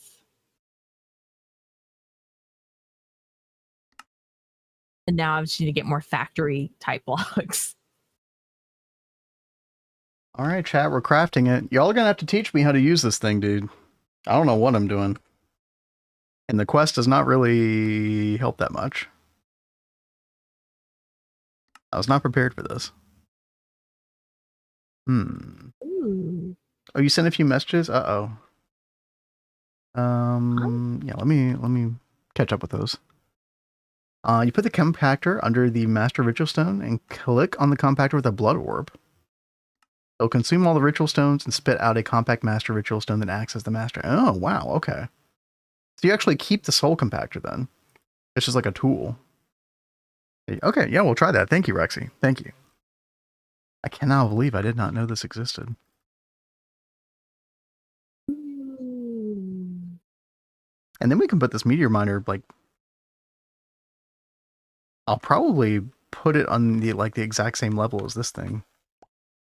Let me put like a block here to kind of mark it.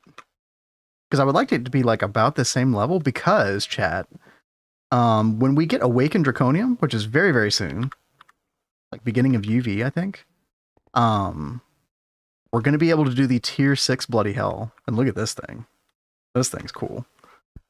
I can't wait for that to get finished. Yeah, I actually might even take this a little bit lower.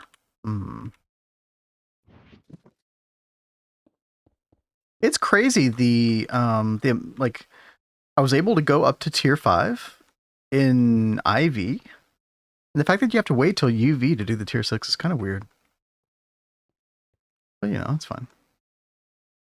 Seen the video of the guy that remade Starry Night painting in Minecraft? Oh, dude, that sounds really cool. Oh, wow. I have not seen that.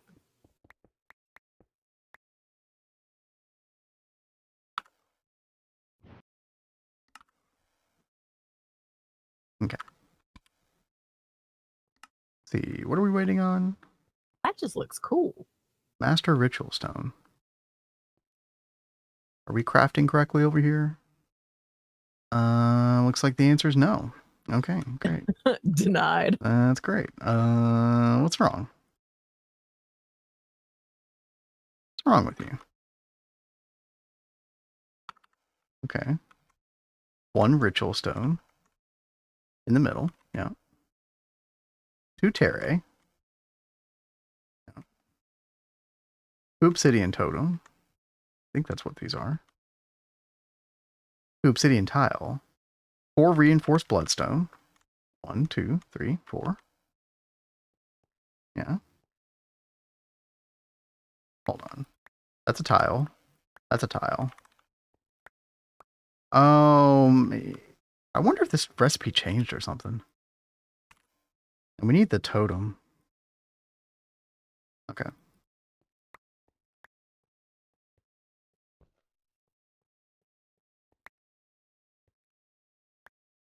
About now. My wand.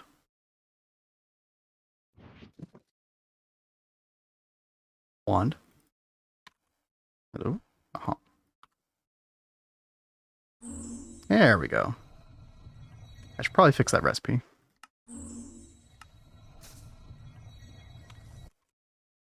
Missing 50k Radox gas? Oh man, dude. Radox is such a pain in the ass.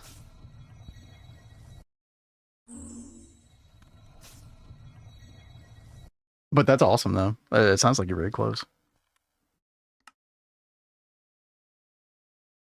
Yeah, 2 tile. Oops. 2 tile. And then 2 totem. There we go. Arcane Infusion. Pop that back. And then I think we did get the Soul Compactor. No?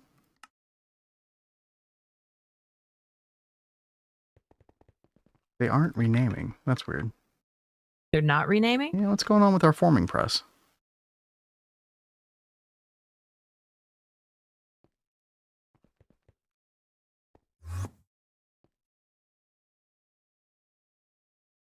Hello?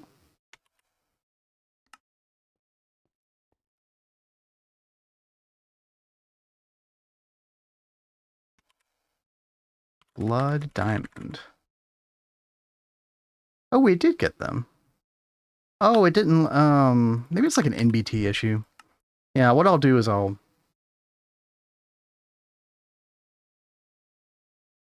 let's click that off and then click that on. Yeah, I bet that was the problem. Okay. If I take both of these and then put them in the interface. Oh, it's gonna...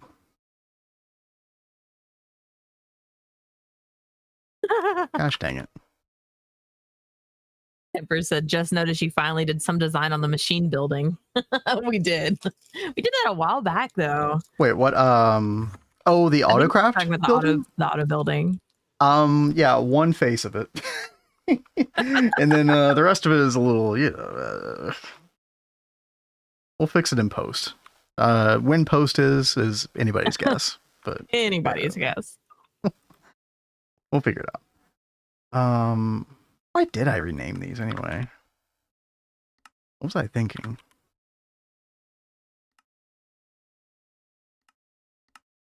Hold on.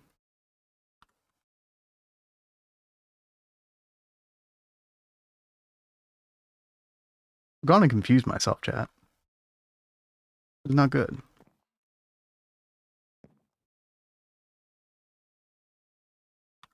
Okay, yeah, bound diamonds. I just realized I should probably like detour and like loop back around to this. Like maybe this weekend I can work on building this. Maybe I should go work on Naquata. Because don't we need to do that last line? Yep, the Nequadria portion. Yep, which is not that hard, by the way. I will go ahead and tell you about that.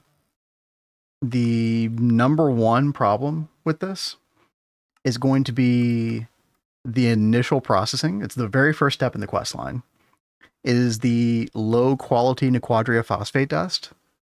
So you put the Nequadria oxide mixture dust with phosphoric acid, and you want like start out with a quad centrifuge. Remember how I told you we would need like several quad centrifuges in that Nequada room? Yeah. This is where that comes into play. So I think in Neo Tokyo we ended up with like 4 quads or something like that. Okay. Yeah, we were gonna put them like along here. Exactly. So that's where that's going to come into play. And then the rest should be pretty straightforward. You have to do one more neutron activator, but we've already done that. Shouldn't be too bad. It's okay, Kat. Delightful. I love these. Machines that can possibly go boom are my favorite. So is this the line right here in the quest book? Yep. You got it. Okay. Let's see. How much of that Nequadria do we have? 521,000. Okay, pretty good. Unfortunately, the Nequadria dust has become repulsive Nequadria oxide mixture dust because of a nerf. You jerks. I think it's been that way for a while now. Yeah.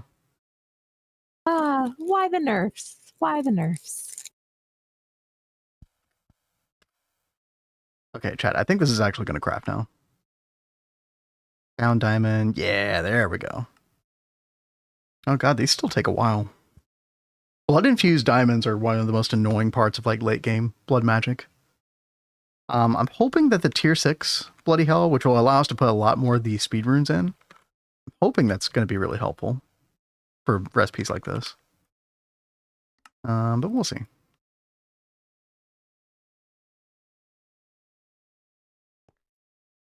Oh, I just realized I have an old output bus on here. Put a higher capacity one. Here we go.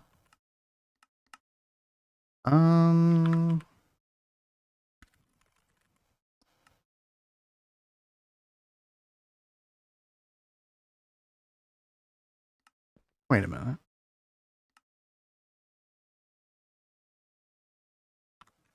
Oh, I think I've screwed up all these recipes, chat. Right, we have to take the unactive one and make it active. But to do that, we have to take the rename one. I think we have to rename it. But then this recipe needs the active. Okay. We might actually not have to rename. I might be screwing this up. It's been a while since I looked at any of this stuff. Yeah, let's order 2 blood diamond. Seems like he's having a panic attack watching you do this. Yeah, normally I think that might have just been a remnant, like an old recipe from the old way, like our old altar way. Because yeah, you do have to rename them when you're doing it this way, right? When you're like whitelisting the extraction of them. But I think you're right with the bloody hell. Like we have not needed to do that renaming scheme, so it's probably just left over. In which case I could probably just change this recipe for the active one. Get rid of that rename garbage. And just put unactive. Forming into active. And I think that'll fix everything. Which also means that we don't need that rename recipe anymore. So we get rid of that. Yeah, I think that was just tripping me up. Like I said, it's been a while since I've been over here. Mm-hmm. Okay, and there's our soul compactor. Yeah. Okay. Micro rituals. So, if I remember what you said earlier, Rexy, we put this underneath the master ritual stone of our currently assembled ritual. And we take a blood orb. I don't know if which one matters. Like, let's do an Archmage one, maybe? And then don't use the latest. Okay. Oh, the orb gets eaten. Oh, really? Can I just use a weak one? They aren't expensive. Yeah, true. And we'll just use an Archmage. It doesn't matter. And we right click. Whoa. Dude, that was quick. Crazy. Okay. And it's just done. And we can move this. I hope. Okay, I didn't think about that before I did this. Can I grab this? If not, that's gonna kind of suck. I suppose we could do some world shenanigans. You should be able to move it. Do it for science. Sounds good. Yep. There it is, chat. Nice. That is really easy. I'm kind of surprised by how easy that was. I am all about that. Okay. So we need to reposition this laser miner.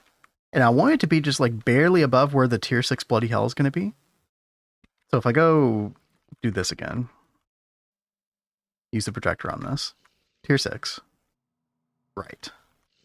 So we just don't want any part of the meteor miner to go below this line right here. And that looks perfect. Look at that. Is that little point there gonna look awkward though? No, actually I think that'll be just fine. You'll barely be able to see it, but I think that, yeah, no, I think that's totally fine. Okay. I'm down. Let's do this. Now, one thing that is important with the meteor miner, we are going to have to move this warded glass block. Because if we look at the tooltip on this thing, you need the center of the meteor to be 48 blocks above the highest block of the multi. And I think that this is too close. We can do some measurements after we build the meteor miner, but yeah. I think we'll have to move that in a second.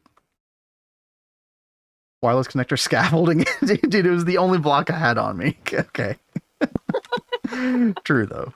A little weird. It's okay. All right.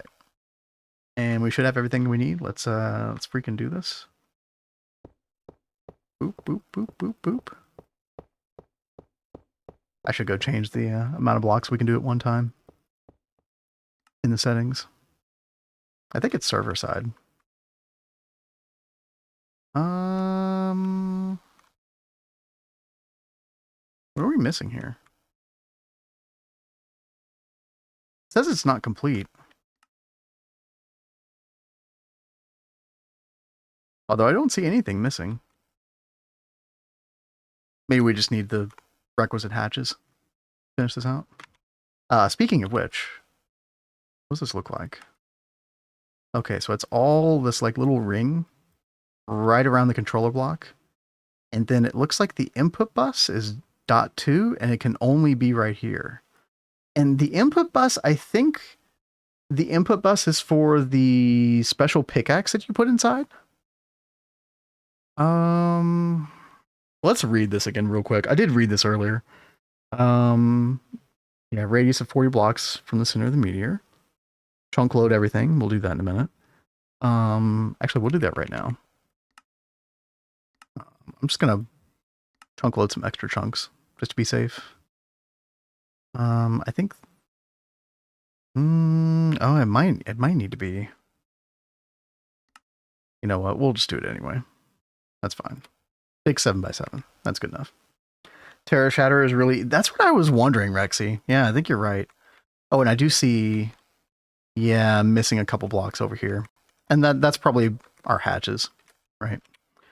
So let's do input bus. Let's just do an LV. See if that works. Right? And then the rest of these are going to go on the same level as the controller block. So we're going to want output bus, 100%. What else do we want? Energy hatch, right? I didn't look and see how much energy this is going to require yet. I don't even know if it said.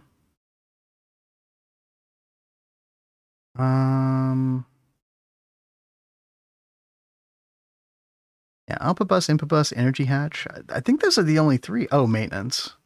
Although, I don't know. A lot of twist-based multis don't need... Oh, you do need a maintenance hatch. Okay. Okay, yep, those are the four. UHV energy. Wait, where'd you see that? Oh, that's what it put there by default, man. Okay, let's do output bus right here, and then let's do energy hatch right here. We're probably going to do... Actually, you know what? Do that in the back instead. Yeah, energy hatch, output bus. I think I'm going to need to make... Actually, no. Get a maintenance hatch. And then one of these goes back, and then those are our 4 blocks that we were missing right here.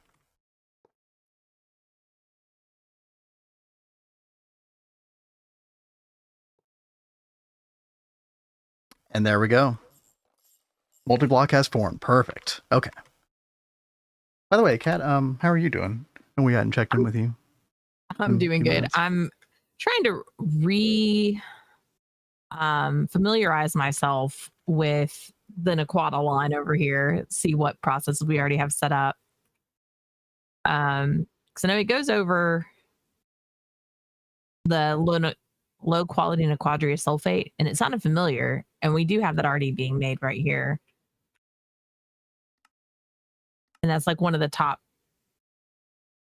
Yeah, so that comes from the enriched Naquata portion, I think. Okay. So it's like some extra stuff that you get as a byproduct from enriched Naquata that you get to use for Naquadria. Yeah, it seems like quite a few things like kind of loop. It doesn't seem that bad. Yeah, exactly, Lytton. Yep. By the way, dude, pickaxe of the core, like, I think we've already made one of these before. This stuff is easy, dude. So we make a rank D. What do we do with that? I don't even know if I've made all these different ranks before. How do we... What's the difference in the recipe? I don't... Yeah, I've never made all these before. Let it absorb mana. Do you have to put it in some kind of device to do that or something? I think it's the Awaken one. That sounds right. Yeah. Yep.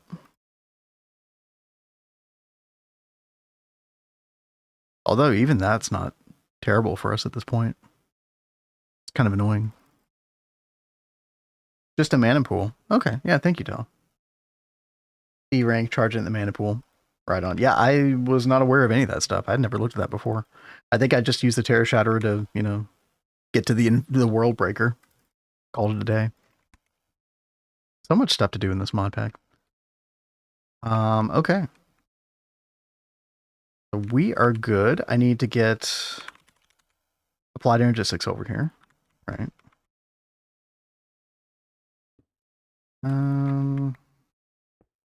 We'll put the wireless hatch there. And then we'll do a little wiring like that. We'll get a P2P.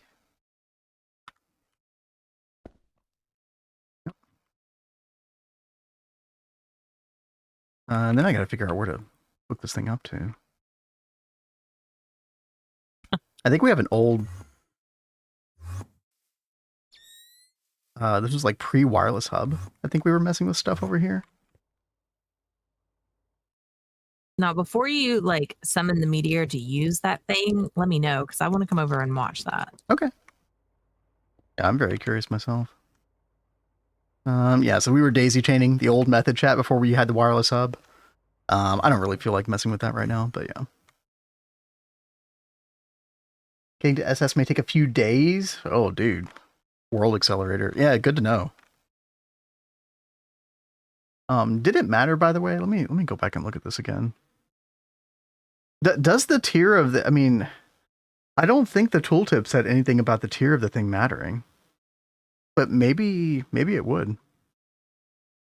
I don't know. Okay. So the very top of this multi... Yes, I'm using wireless connector again to to measure. Let's get world edit here. Right. And then let's measure up to here. This is definitely not 48 blocks, right? Oh. Did I put this in the wrong... I put this in the wrong place, didn't I?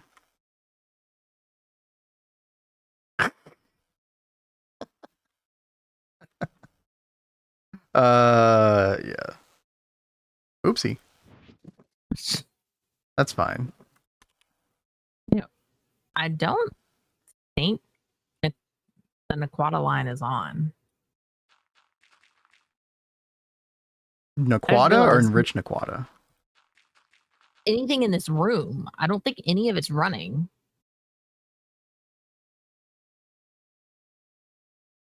Like, not a single machine is on.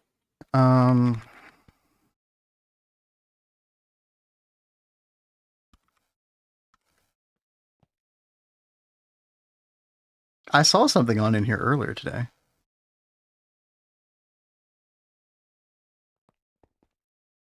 The fluoromantic acid, not enough fluid output space.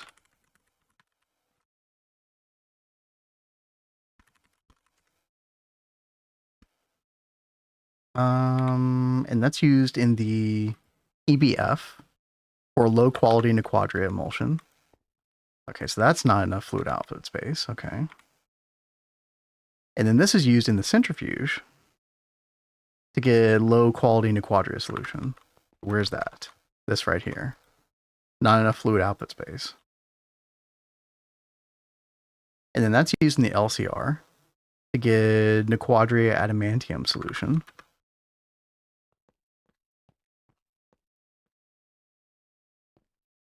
Where's the LCR for that?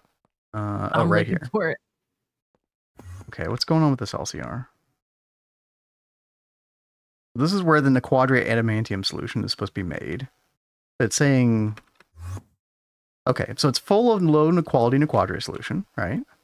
What else do we need for this? P507. Which we have none of. I wonder if there was some kind of outage or something that eliminated all of our P507 in that That would totally suck. Don't we have it able to autocraft?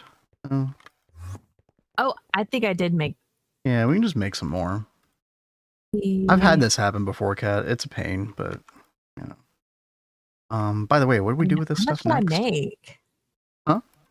How much should I make? I don't remember how much. I don't know, like 64,000 liters or something. Doesn't have to be a. I'm so glad I asked. Crazy amount. I don't know. But yeah, the adamantium solution goes in the neutron activator, and then you get the quadria rich solution, which goes into this autoclave right here. I think it's this left one. And then this is where you get your P507 back. And yeah, there's just none in the loop. Yeah, something happened at some point.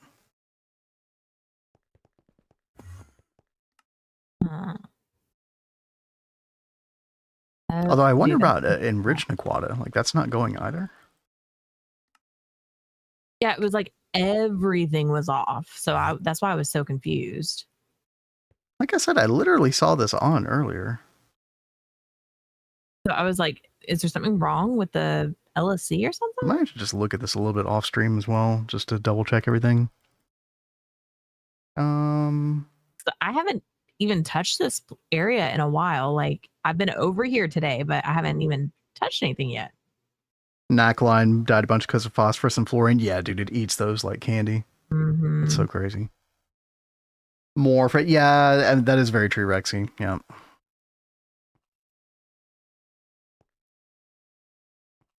Yeah, I mean, we've got Ivy input output hatches, I think. You could go ahead and make 2 for 56,000 as well if you want. I wonder if you're also going to need some for the Quadria portion as well. Yeah. Each one kind of has its own loop. Tipper says, typical day at GTH, make 1 hour of progress and 3 hours of fixing crap with for no reason. Dude. Yeah, it's about right. Okay, we got P507 in the enriched Naquata portion. That part's fine. In there? Yeah, that part's fine. It's just the Naquata, like the first line that we did, that needs the P507 still. Oh, why does that look like it's not doing anything?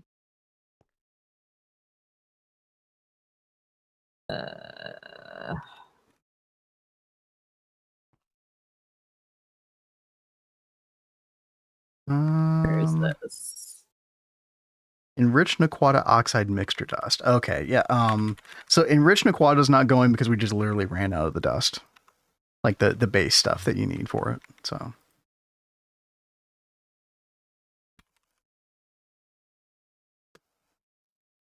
Which you get via Naquata ore. Oh no, it's like a 10% output. Rich Naquata. Oh yeah, you do end up just getting a lot of that from the Naquata line originally, don't you? Where is this? Yeah. Yeah, this portion right here. So yeah, because Naquata went offline and stopped producing, then enriched Naquata stopped as well. As like a, byproduct of that sort of. 10 million sulfate. Listen, for us, that's okay. I actually have a level emitter because I know you're thinking about Prismarine line, Rexy. I remember you did warn me the other day about that. Which thank you, by the way. I actually have it level emitted to where if it gets below 9 million, we actually stop Prismarine line.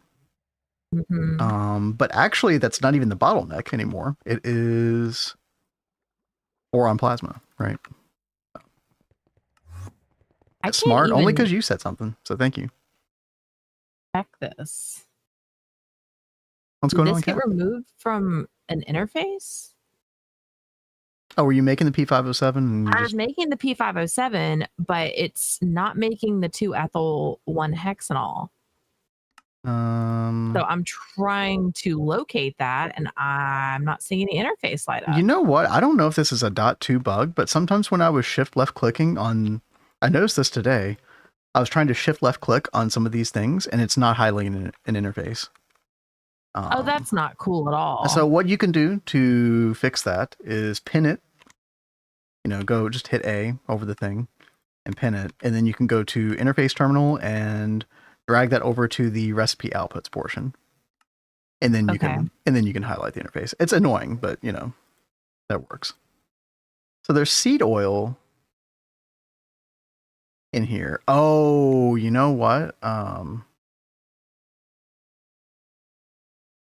The problem with this is that it uses too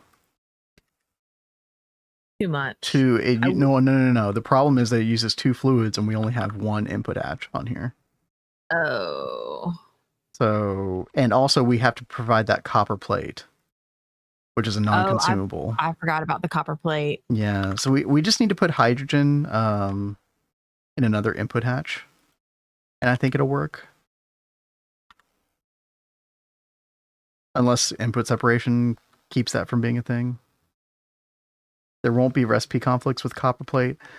I mean, we don't make this that often, which is why I think we didn't do some kind of like dedicated place for it. Yeah, I thought like, because this is a recent addition, us moving the stuff over here. The reason we did this is because we needed a super bus because we needed more item input. Yeah. But when it was over here, back when I first made this stuff, we had left a copper plate inside. We did a dual input buffer. Honestly, we could probably put it in one of these circuit ones and it wouldn't be an issue. In one of these dual input buffers with a circuit number. There probably wouldn't be a recipe conflict. I think the problem is that the plate, we use blocking mode on all these. And the blocking mode detects the plate. So if we really wanted to do this right, we would have a separate dual input buffer just dedicated to the copper plate. For just this recipe. But I mean, how often do we do this, right? We very rarely ever have to, but I don't know. Well, so what would you like to do?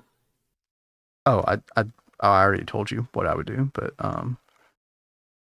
you just need to provide a hydrogen. You just need to set this up manually, or just get this going manually, which is, put a copper plate in, input bus, and put hydrogen somewhere else. Because the hydrogen can't go in right now. The hydrogen is actually stuck in this this dual interface right here.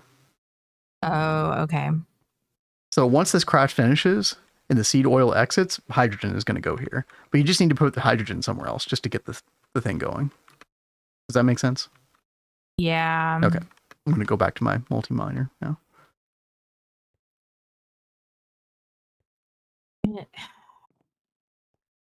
The multi-miner that I have put in the wrong spot. Oops. It happens. I mean, could we not shift these two up one and have another input hatch right here and continue the cyan up? Sure, if you want to do that, that's fine. You're still going to have the copper plate issue. If you ever want to do this recipe, you're still going to have to put the copper plate in manually. So we can't just leave it in the super. Oh, no, yeah, no. Because of never blocking mind. mode. Yeah, yes. Yeah, no. Okay. Okay. Sorry, I'm a little on edge right now because of this freaking I know. multi-miner. Okay. If I just move this to, is it gonna? No. See, it doesn't like that, dude. Oh god. Because of these frame boxes. I have to remove these frame boxes and then move it.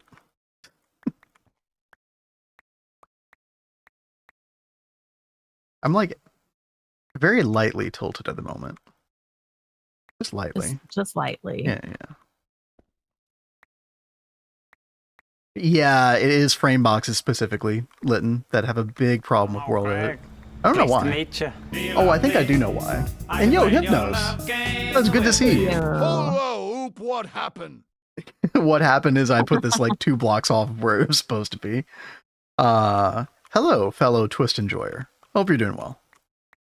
By the way, the reason that World Edit doesn't like these is because of the item code. Anything that has an item code with a colon or the slash, and then it has a number greater than 15, World Edit does not play with those blocks at all. And it just simply won't interact with them. So because of the /306 on the frame, and most of the frame boxes are this way, by the way. So that is unfortunately why. So now, oh wait, there's more down here. Of course.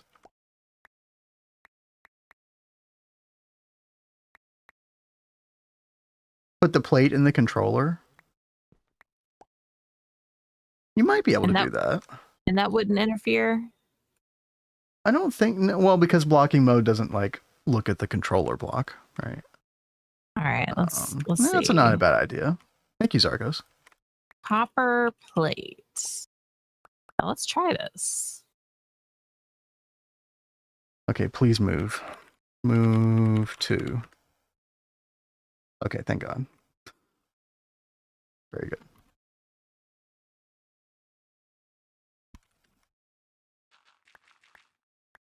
I gotta build this freaking thing again. Also,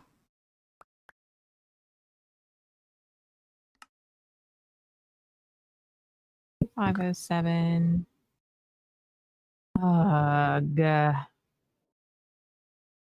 What's wrong?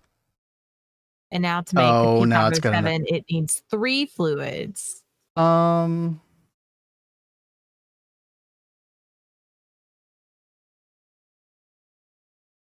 You know what I would have done in retrospect now? I would have just like replaced that input hatch with a quadruple input hatch temporarily. The reason we don't have a quadruple hatch there normally is because the amount that it carries is too low. Yeah. Compared to the normally what we need. Yeah. But yeah, true, Rexy. Yeah, no, they are good. Ever mentioned I was having trouble with lag in Europa a while back? We were having big trouble with enchiladas. Or yeah. What's the actual name? Enchiladas. Big problems there. I didn't have a problem with Europa in this playthrough, but yeah. Yeah, some of the planets don't play nice for whatever reason.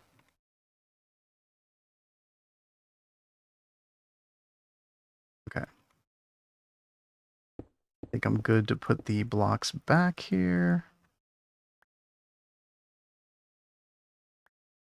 It's still saying incomplete structure.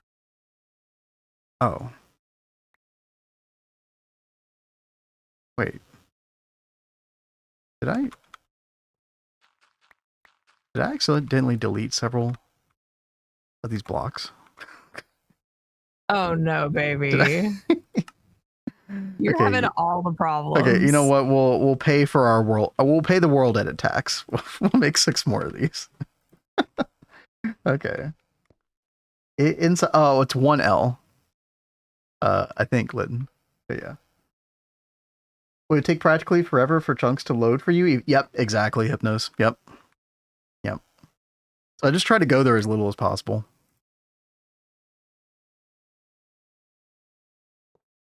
That place in particular was awful. Oh god, I miscounted. I need one more. Blazes of hell. Okay.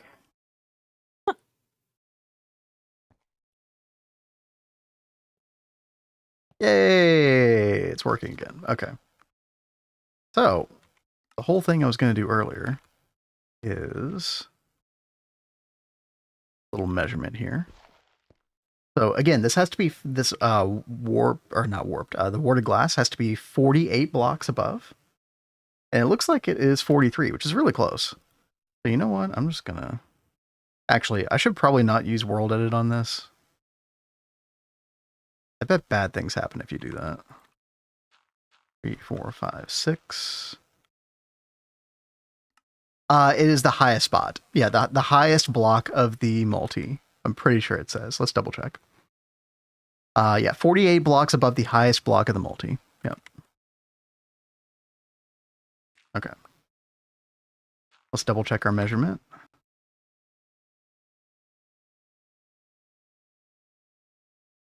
Yeah, so if I do the warded glass like right here, that should be good.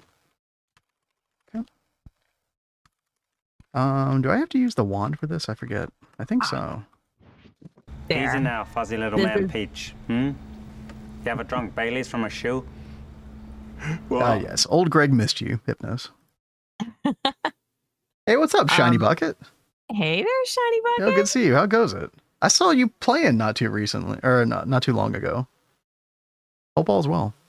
Oh, you added another input hatch? Yes. So I have gone extra in case we ever have an issue like this again. It will no longer be an issue. Unless there's 4 fluids, you know.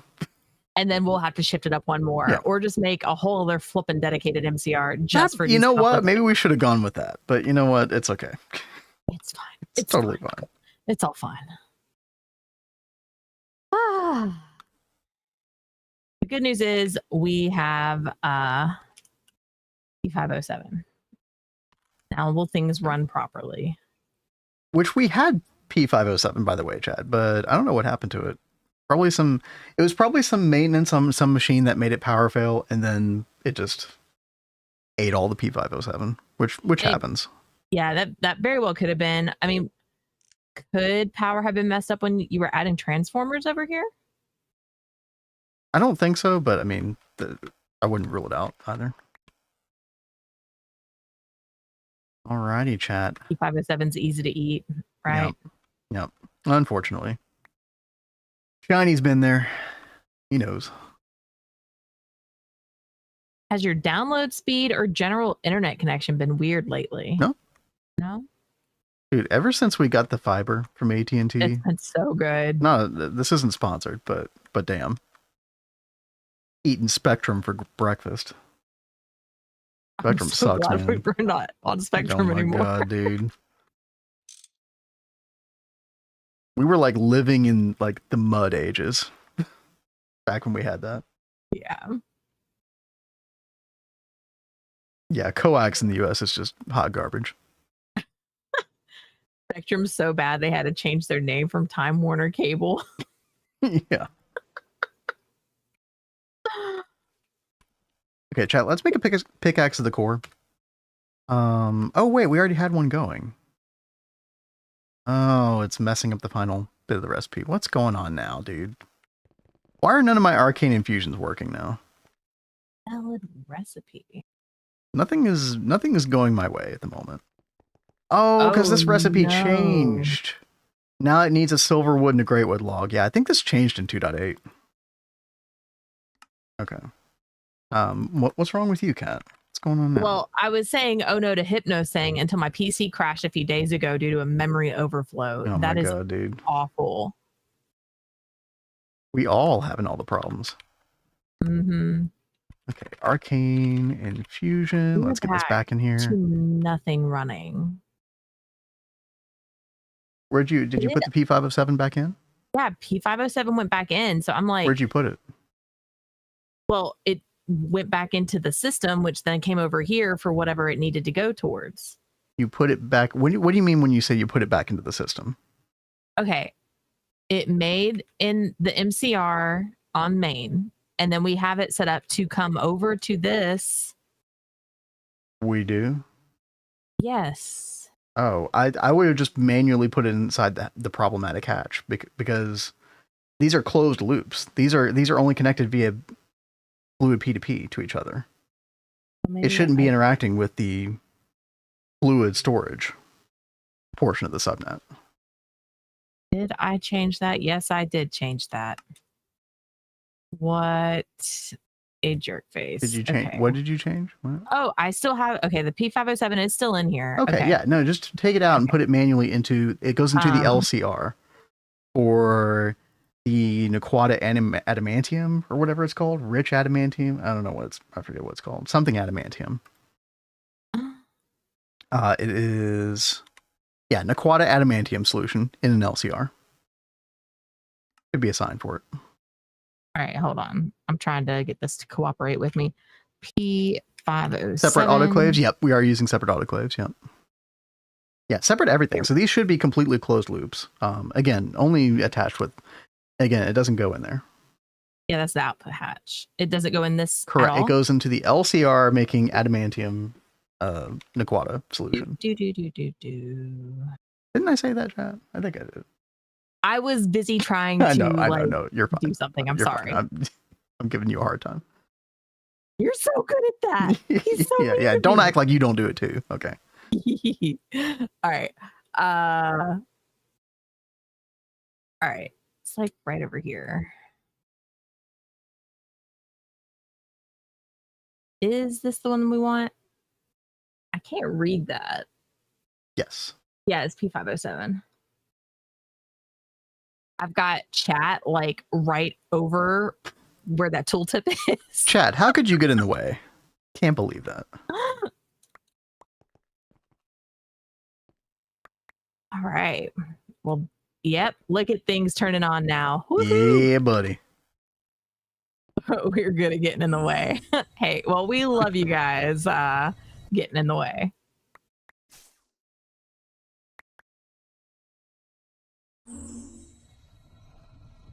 Okay, there we go. Got our pickaxe of the core finished. Nice. Okay. And the whole reason that we're making the pickaxe of the core, by the way, is supposedly this is going to give us more fortune on the miner, which is really cool.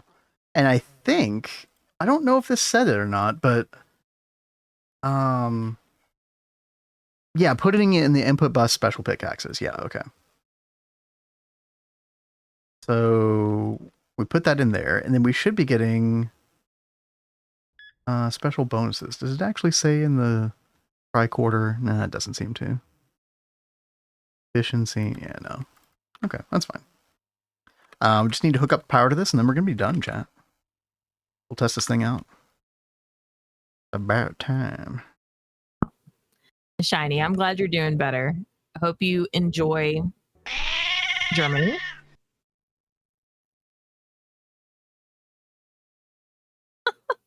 Yeah, dude, you went through a lot. Holy crap, dude. Yeah, I hope things are getting better. Yeah, have you already put down the compressed ritual, babe? I did not yet. No. Okay. That is a good call. Well, that was Tell. Thank you, Tell. Tell's always looking out. I'm just going to connect to the... Actually, you know what? No. We'll connect to the Void Miner. EU P2P. And again, I don't know how much energy this actually needs, but I guess we're going to find out. Good one.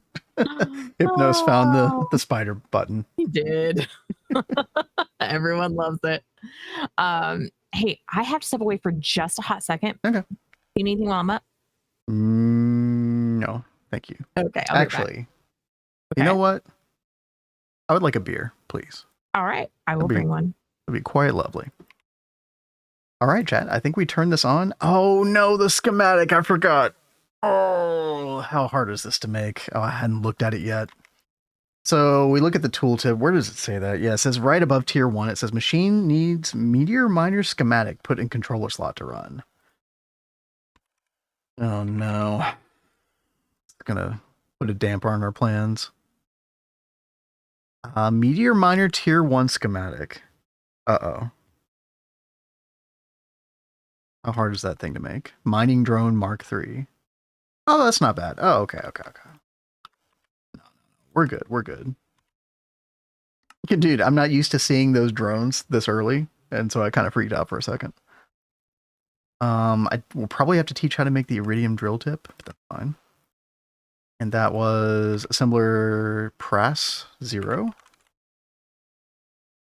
Okay, pop that in there, and then this is tier 3 assembler, or sorry, circuit 3, rather.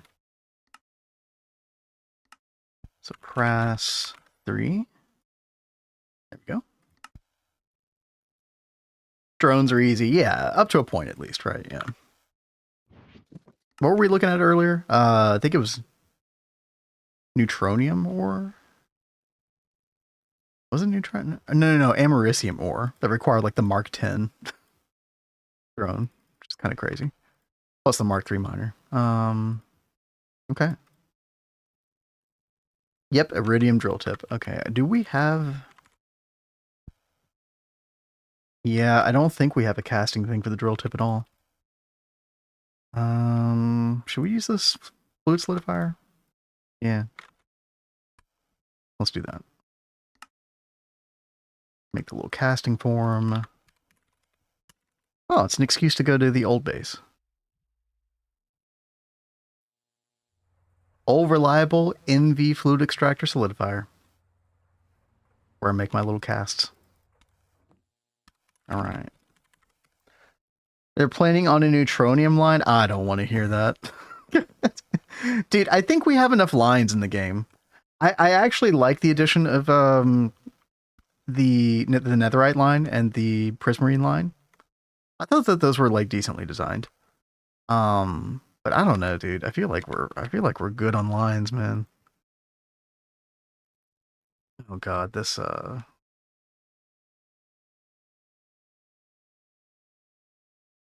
full up on channels here. All right, let's see. Can we do this little maneuver? Like that. Should be fine. And then get a dual interface. Oh yeah, I need a solidifier hatch. And by the way, we could probably make higher tiers of this. I don't know how necessary that is right now. I don't know how much that's like bottlenecking our crafting. Probably not too bad. But it's something to keep in mind. Okay. Put that in there. Let's copy and paste our interface, and that's going to be drill tip, I guess. And make a recipe. And boom, there we go. Let's make sure our machine's still on. Yep. And now we can craft. Or are we crafting? Oh yeah, schematic. Boom, there it is. Also, what's going on with our electron flux coil? Oh no, do we need the higher tier assembler for this? Oh no, and we also need circuit 3. Uh-oh, we gotta cancel this. This has all gone wrong. Where's our circuit 3? Right here? Yeah, dude. Let's see. Flux. Coil. UV assembler, yep. Gosh dang it. Okay. That's fine.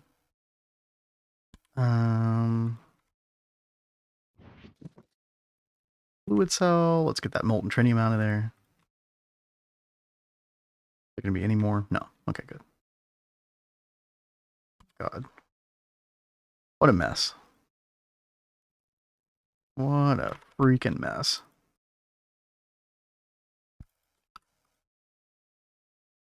Doesn't matter how long I've been playing this game. I'll still, oh gosh. Those iron rods were supposed to stay in there. Yeah, it doesn't matter how long I've been playing this game. I still make that same kind of mistake. Okay, put the fluid back into the system. There we go.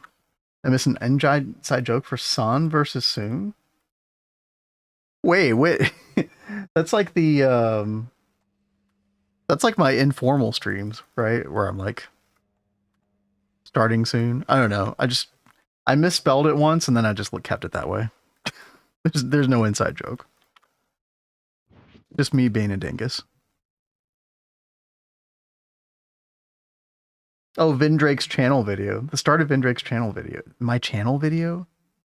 Like my official channel video? I've messed with that streaming account so little. I don't know what's going on with it. Okay, let me put the fluid cell away. Is the rest of that crafting? Yes, dude, we got the schematic. Okay, let's go. All right. Enough screwing around. From 15 days ago? Oh, okay. I guess it just shows the latest stream or something. Okay, so this goes into the controller. Oh, and there it goes. Okay. Waiting for Meteor. So it probably just keeps running that endlessly then, right? I think it said that it was going to do something like that. If it doesn't find any, it'll wait for a meteor to spawn. Okay. So chat, all we have to do is a couple blocks down from this. We put our condensed or our compacted master ritual stone for the falling tower ritual. And then we can do our rituals like right here, right? Seems that way. Oh gosh, what's the thing that we've been using lately? Neutronium or which meteor have we been doing? Yeah, Elite Mass Fabricator. Let's do that real quick. Make one of those. Shouldn't take that long. Go ahead and get our activation crystal. Get rid of that sub-channel. Put that back into our backpack. Is there an alternative to Mark 6 drones for diamonds? I mean, for diamonds, I don't know if this got changed recently or not. They at least used to be really, really good with the red cap sapper in an EEC. Especially toward the end game, just because the EEC perfectly overclocks, you know, the higher the tier you go, to the point where, like, I think even though it's like a really low drop, I think it still works really well. This right here, right? The red cap sapper specifically, it's like the rarer red cap, looks slightly different.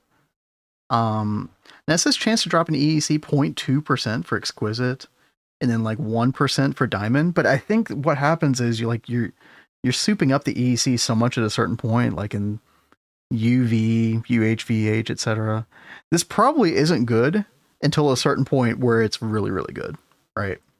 And I don't know where that inflection point is exactly, like which tier that is. So eventually you do want to go for this, is my guess. Using Eye of Wood for diamonds. Do you get diamond dust with that? How does the Eye of Wood help with that? I don't remember. Okay, chat, we got our Elite Mass Fabricator. Okay, let's turn our magnet is off and let's do it. And try not to die. Okay. See how this thing does. Oh, dude. Oh. Oh, man. Oh, man. Okay. All right. Oh, my gosh, dude. That's so much faster than the freaking, the other guy up here. What are you doing? Oh, I'm sorry. Look how fast it's going.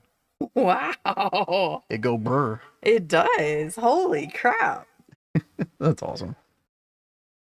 Hopefully they can't hear the echo from the other room. By the way, thank you for the beer. Oh, you're welcome. But yeah, dude, look at this controller. Hold on. That's actually nuts. And dude, that's not even that's only with the Fortune 1 pick. So we can go Fortune 3 on this thing. Yeah, that's gonna be amazing. My laser show was faster. Oh, just wait. But no, you know, you're right. Like that setup was really, really fast. I am Mage. Yo, what's up? Proceeds to drink an entire bottle of, well, that doesn't sound good. That doesn't sound good. But hi. It does crush the ore blocks. Yeah. So, well, I think this was doing that as well, you know, our ore drill, but yeah, dude, we can actually just straight up get rid of this. Yeah, you are antiquated. You served us well. Don't get me wrong, but you're going in the garbage. For a higher purpose. We'll make a void miner out of you.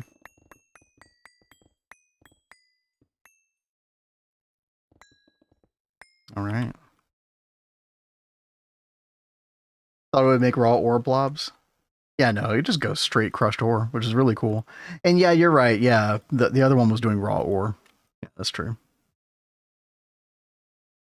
Okay, that should be good. Yep. Well, dude, I'm extremely happy with that.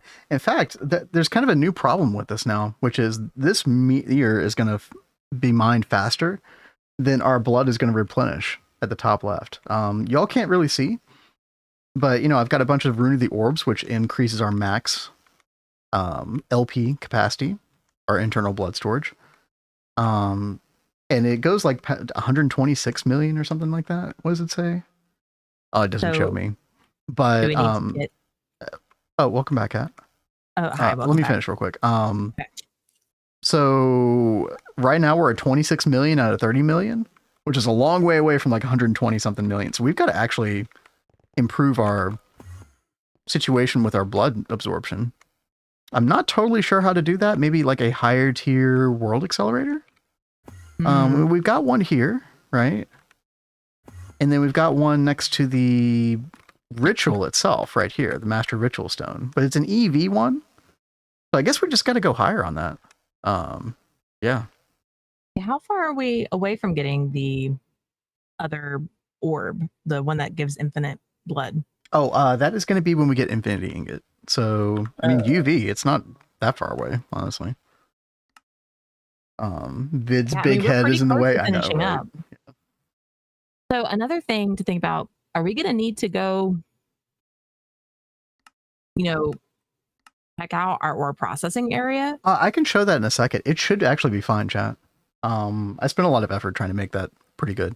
By the way, yeah, the Infinity Orb, it is in the UHV quest page, but I'm pretty sure a lot of the stuff you can actually do in UV. You can force this stuff in UV. I mean, if we take a look at it, yeah, Infinity, you can definitely get it in UV. Cosmic Neutronium, you can get in UV. This looks like totally doable, yeah. Blood Infused Diamond Block, yeah. All these sigils should be doable right now. So yeah. It's really cool. Eldritch Orb, yeah, we probably can do Eldritch Orb. I think you're right, Litton. But I just haven't felt the need to come over here and mess with that stuff for a little while.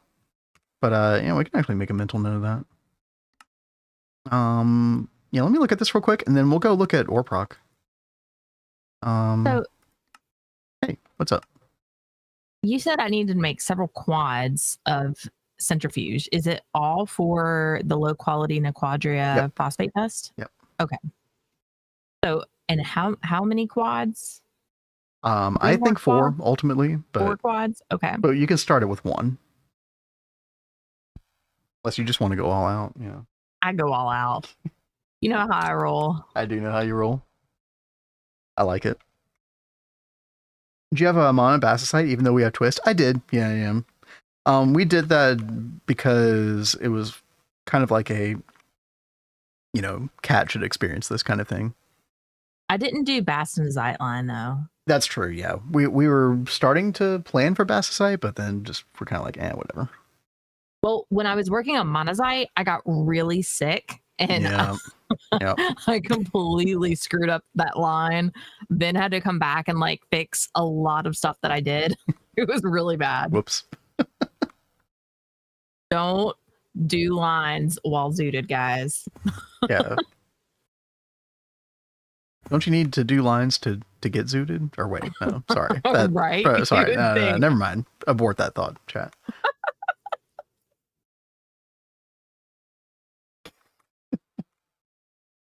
First experience of dissolution tanks on monoline, maybe not want to do bassin line. Yeah, dude. Although I gotta say, when we first did dissolution tanks, and that was actually my first tutorial I ever did on our YouTube channel. I basically just copied the AE2 way, which I thought was really cool. But dude, in retrospect, using the fluid regulators is so much easier.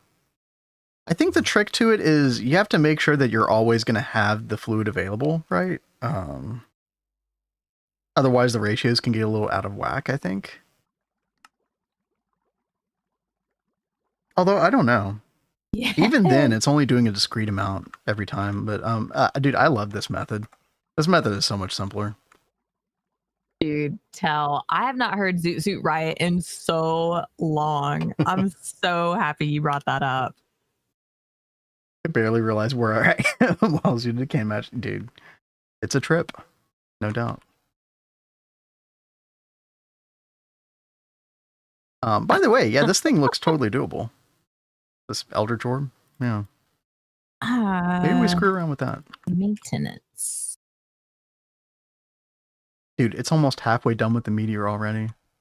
That is insane. That thing really does do some work. A third of the way, at least. Yeah. We should actually go ahead and try to just get the Terror Shatterer. So the Terror Shatterer, Bound Pickaxe is Fortune 2, and Terror Shatterer is Tier 3. Yeah. Or Fortune 3. But real quick, let's go look at our Orproc. Chat, this is still one of my favorite buildings that we did for the Orproc. I was really happy with this. This was fun to build too. This was one of those as well that I had no plan for. I just started placing stuff and Although I was going off of like the color palette and the block palette that Cat had already selected that we did over here for the temple. It was fun. But if we come in here and take a look, I would expect the macerator to be the most clogged, and it's doing just fine. Yeah. We're using ZPM single energy hatches on all of our machines, but I mean, when CAD built this ore proc area initially, we kind of went all out. So 16 macerators, 24 centrifuges, 8 sifters, 8 ore washers. Yeah. I really wanted to not have to go back and add more machines. I think that this will totally work until we get the integrated ore factory or whatever. Or, you know, some of the twist-based multis, which I think we can do the sifter already, right? Scavenger. We've got Scavenger, the vacuum furnace / dehydrator, and the fluid solid canner, but we don't need that for ore proc stuff. But I think, didn't we use a dehydrator or something over there? Or I'm thinking about just rare earth processing. I've got like part of that set up somewhere else. Well, I think we did the passive dehydrating over at the temple. In the temple, yeah. Separate from that. Which is where we're doing like electrolysis and centrifuging of random dusts as well. From ore proc. So we're kind of just using ore proc just for ore proc purposes and not, you know, like extra processes. Yeah, extra processing of the dust. We just get the dust and that's it. Which, you know, whatever. Here's my first run of GTH with Twist. Yep. Twist is like, how much extra complexity is Twist really? I mean, it's not, I say this as somebody who has not gotten really into it, right? But it hasn't been crazy so far.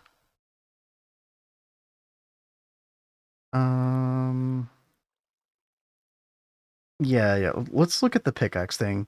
Y'all were saying the bound is basically free if we've got the pickaxe at the core. Oh, right, because it just uses the binding ritual. Right. But we need it for the Terra Shatterer. I say we just go straight for this, right? I think there's no reason not to. We already have the research for it. I think we've got all the research now, except for like a couple hidden ones. So we should be able to just make a recipe for that. Let's see. I don't think we have... No, we don't have a recipe yet. Okay. Let's see. Is this the correct Terra steel plate? I guess so. Yeah, it looks different.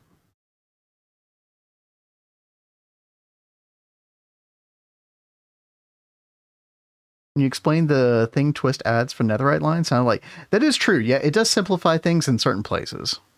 Yeah. I think it's probably a little bit of both. Some complexity here, some simplifying here, you know.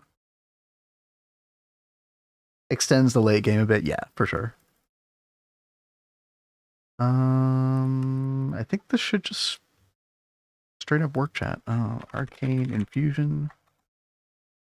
Pop this in here. And let's see. Oh, we need living wood twigs. Cutting machine. Okay.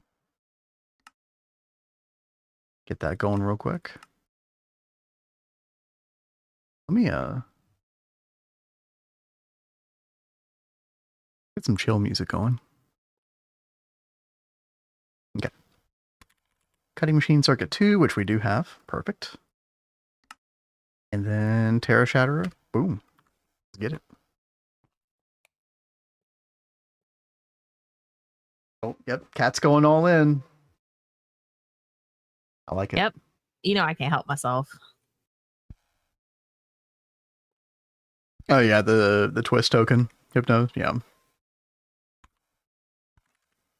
That's so far off my radar. I'm not even like thinking about it. But yeah. I don't know if we'll get this or not. We'll see what happens. What matters is like, is the game still entertaining? You know, and is it like good stream content for y'all? So like the two main factors always. Because that's like totally what happened in our last World in Neo Tokyo. It was just not good stream content at all. I also just kind of got stuck on antimatter. Yeah. Really bad. I don't even know if we'll use that version of antimatter in this playthrough or not. Because you got other power options in a twist. Mm-hmm. Never, yeah, exactly. Hypnosis. I don't think the Hive did it either.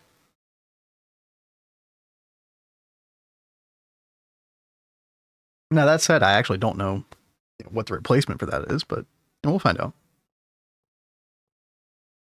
Aim to love your stream because of that last world, dude. I miss Neo Tokyo sometimes. Mm-hmm. I mean, Shiny, if you're not that familiar with like our current world, the DoubleHelix, the idea was it's kind of like a block palette from Minas Tirith from Lord of the Rings a little bit. Like a lot of the white. Like this is kind of like an abandoned ruins kind of a thing. This is our magic district, which I really, really enjoyed making. But yeah, it's a bit like a whole city kind of vibe, right? But like the multi-tiered, I guess they're like concentric circles. Is that the right term for it? Something like that. So it's been a challenge for sure. And I mean, you can see a bunch of empty buildings. Like there's so much to fill out. It's kind of ridiculous, but didn't you make a couple of buildings like off stream? Like finish some normal ones. Like we need to do a house sale soon. I do need to been a while. devote some time for that. There's just like so many unfinished. I think I just went and made more unfinished ones just to kind of fill the place out to kind of get like the vibe of it. Yeah. Which I really do like at a lot of angles, you know. I was wondering where the Tokyo district was, right? Yeah.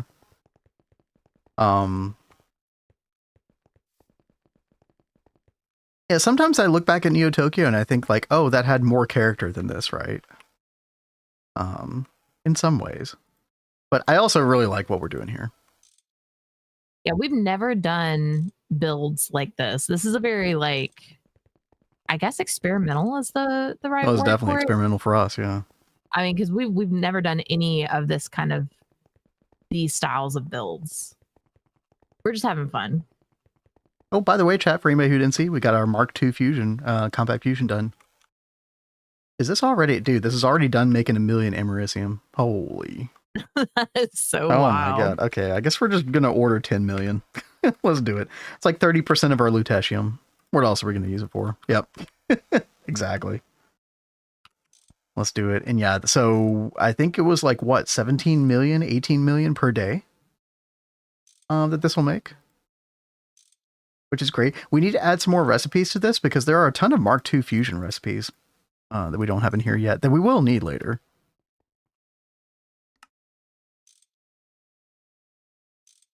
Oh, I think it's caught making one of the types of ingots. Okay, yeah, we'll come back and look at this in a second. Before UEV, yeah, dude, it seems like such a daunting craft at the time, but man, I mean, it's so worth it. So the reason we wanted to make this before UV is so we just basically didn't have to worry about Americium ever. Power gen, so we're using the Lightning Spire from Twist, which is really OP. It's pretty easy to scale for us, yeah. We're using 4 Lightning Spires. Each one produces around 52 million EU per tick. That's over 200 million for ZPM, which is pretty good. And then we have like a room over here set aside to scale these up. So next tier, we'll probably do 16, maybe extend to like 24 or 32, and then at a certain point, move to a different power gen, right? But yeah, dude, these are just stupid good. And all they require is molten iron, which you can, oh gosh, where are we getting molten iron? Some planet. You just put a fluid drilling rig. Oh, Mercury, tier 4. And then gelid cryothium, like a very small amount of gelid cryothium, 128 liters per operation. Yep, exactly, Rexy. Using B, yeah, we're using Bs, yep. It's easy, right? Bees are so worth it in general.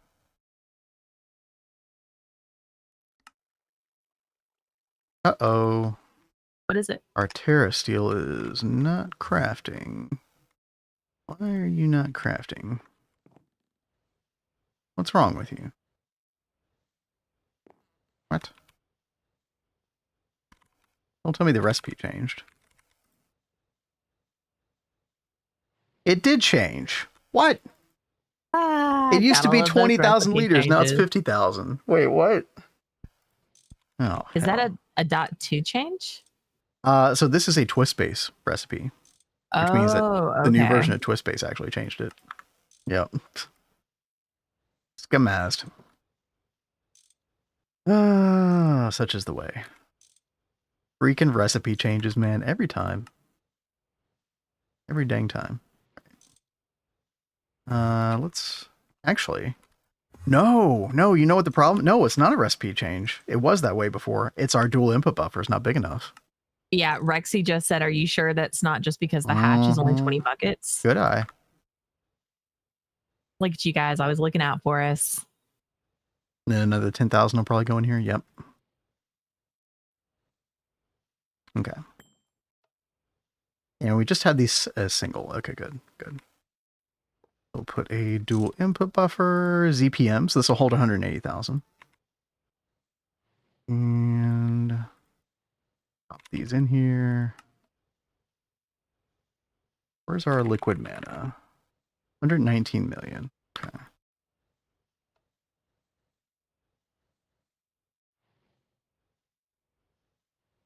Come on. This music is so cute. Yeah.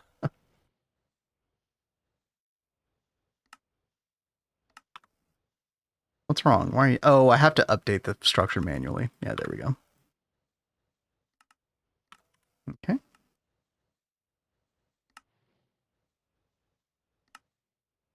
Oh. Terra Shatterer. Huh. It said it finished the craft, but I don't see it in AE2. What's going on? Oh, the dual input buffers are insane, aren't they, Shiny? Yeah. Don't get me wrong, they're not perfect. They have their flaws, but man, oh man, like, it solves so many problems. It cleans up so many setups for autocrafting. It's so good. Okay, no, that definitely crafted. Terra. But there's no Terra Shatter. What?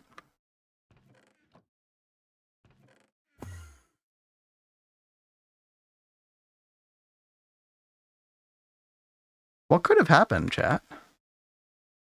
Terra Shatter.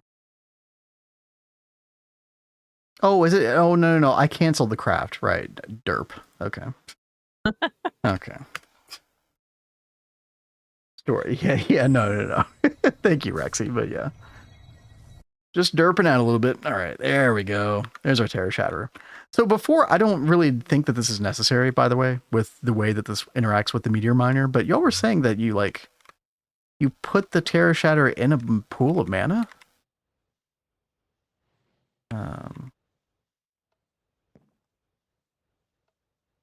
That doesn't look like it's draining.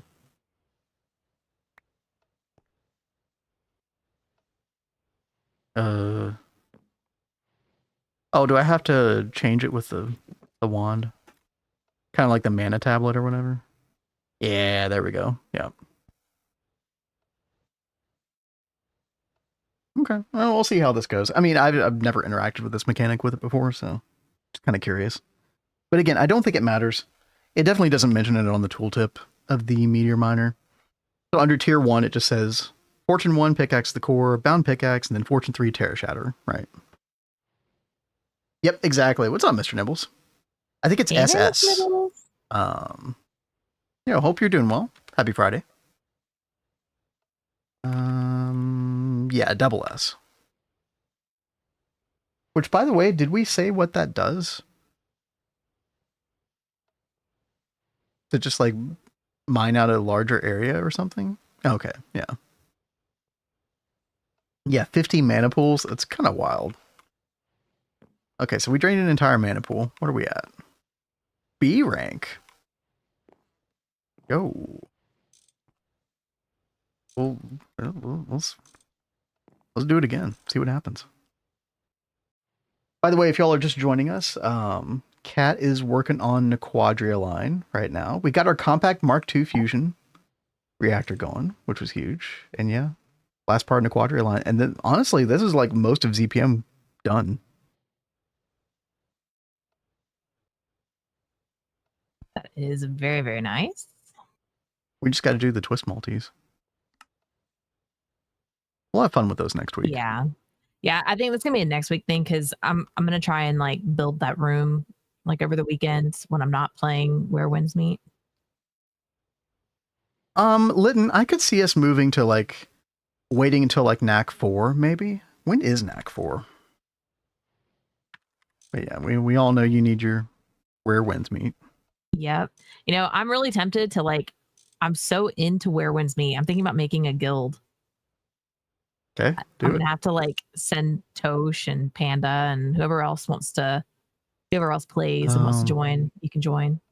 Yeah, I forgot how late NAC 4 was. Yeah, we might have to do I don't know if they'll hold out to UHV. We might have to do NAC 3. Yeah.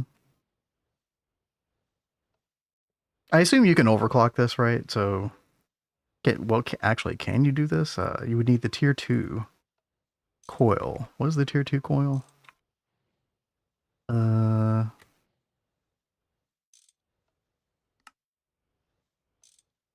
Advanced field restriction coil.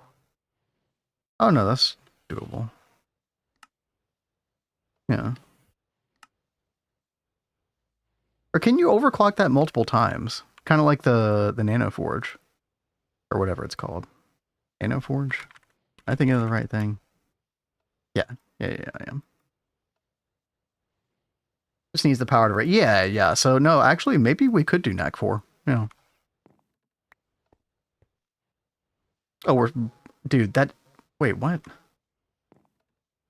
It absorbed like an entire pool and it's still B rank? Okay. Dude, the mana requirements go through the roof once you get to B rank, apparently. Okay. We're not doing that, chat. No. I'm good. All right, let's go to our meteor miner. I might need to go ahead and request a... Oh, no, it's still going. It's still going. Okay. Let me turn this off for a second. Which, by the way, did you all see the speed on that? For anybody who didn't see earlier? Pretty crazy. So, depending on which pickaxe you have in here, depends on how much fortune you get. So this is fortune 1. Terra Shatterer is supposed to be fortune 3. I'm going to update structure just to make sure it detects that. Night, Shiny. Night, Shiny. Very good to see you. And then we turn this back on. Are we getting more? I mean, probably. I would assume so.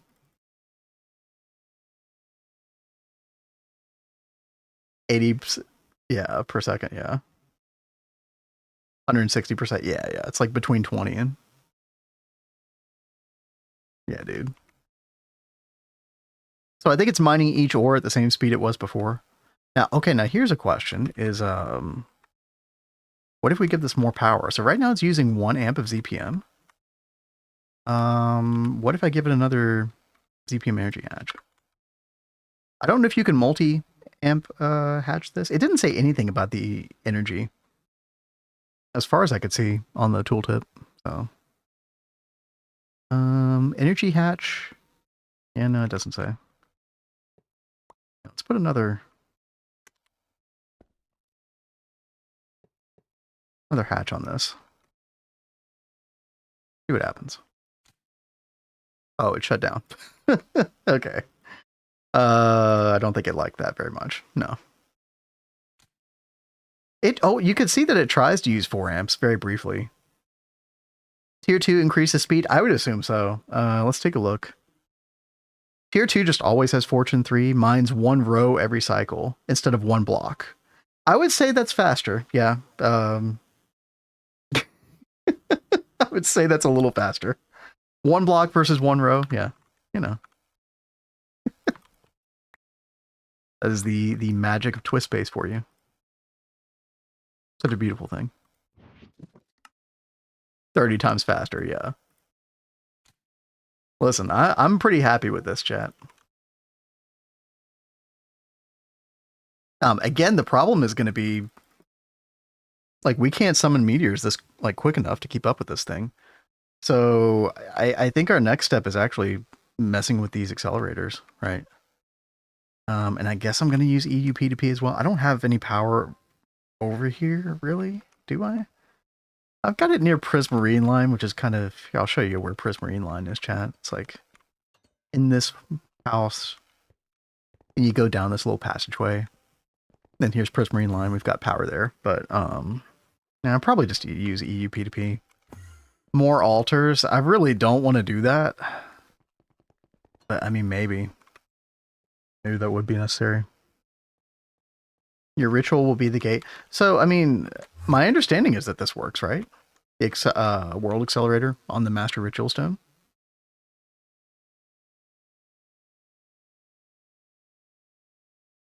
Let's see. World accelerator. We can't do the UV one yet, but we can do ZPM, which is, yeah, 6 amps. So that's going to be 12 amps total. We'll probably make a separate EUP2P dedicated to this. So let's make 2 of these. And basically, we're getting rid of this whole thing, right? We were using 12 dragon eggs to... It was really good at the time, but... I thought that was so cool. I love the dragon eggs. I know some people find them kind of boring. I really didn't. I mean, it was also my first time fully utilizing them, but it was just so handy. It's like, oh, I need some power locally over here. Hey, just grab some dragon eggs. All right. Boop, boop, boop, boop.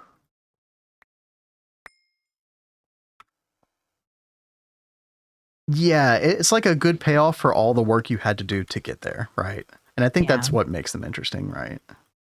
They're definitely like, yeah, some people can consider them free, but I mean, they're really not. You got to do so much stuff to get to that point. Okay, we'll do wireless connector like right here. Now I think we have an empty one. Oh, I thought we did. I really should get a hub over here, but I'm lazy. But they're so hard to set up. No, then I'd have to go find all these wireless connectors that they're attached to over here. Like, We're so funny. No one ever asks how the dragons. I mean, these were like homegrown, like natural fed.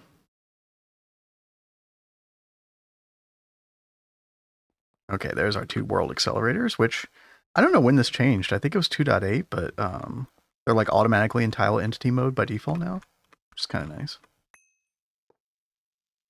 Okay.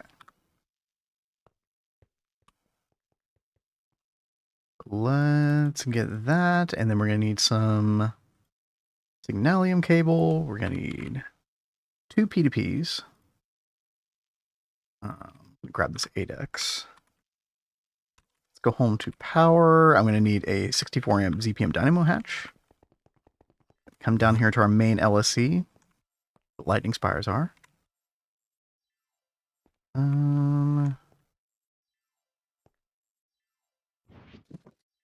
Let me grab some cable, put some like random color on it.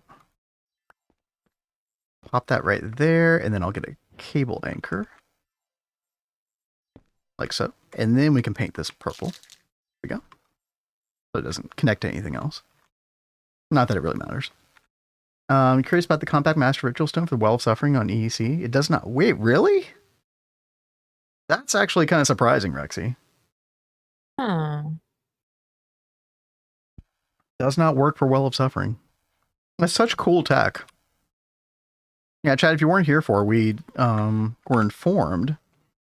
This little quest right here in Blood Magic, Micro Rituals, which I had never really looked at before, but it was like staring me in the face. You just put this below your Master Ritual Stone when your ritual is complete, and then you right-click the compactor with a Blood Orb. It uses up the Blood Orb, but then it makes condenses all the ritual down to one compact Master Ritual Stone. Very, very cool. Okay, there's our dynamo hatch. Perfect. Let's hot swap this. Yep. Signalium cable. Get our P2P.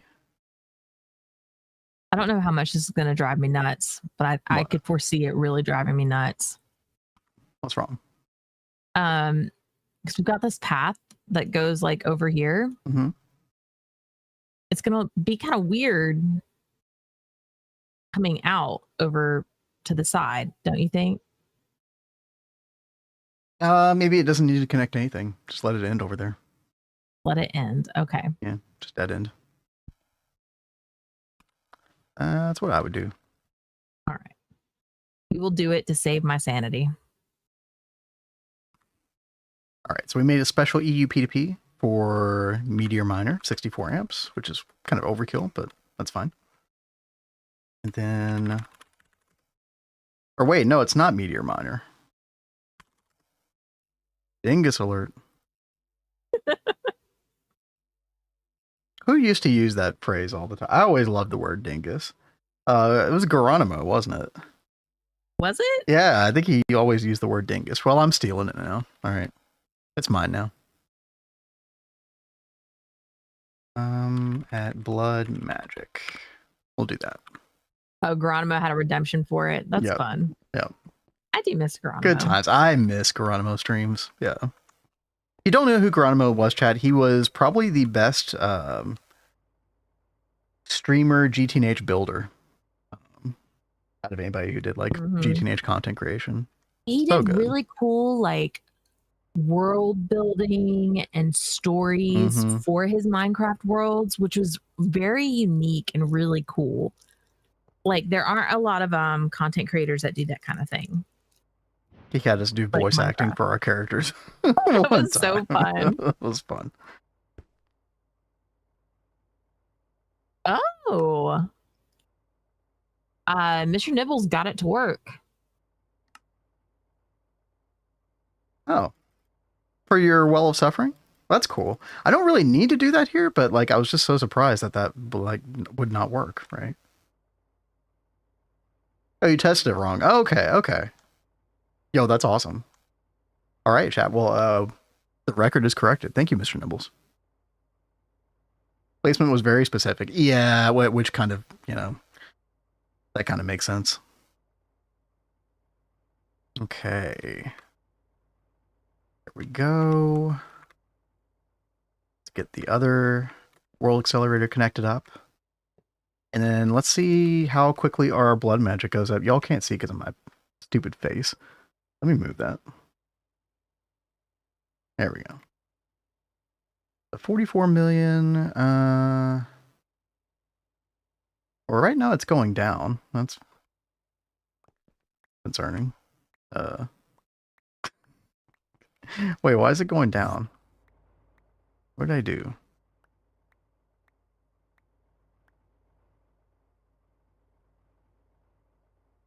It's weird. I can't tell if it's working or not.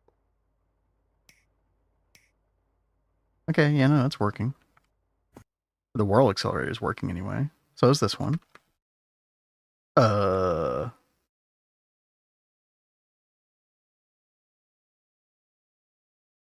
Might need to up the capacity of the altar. Maybe.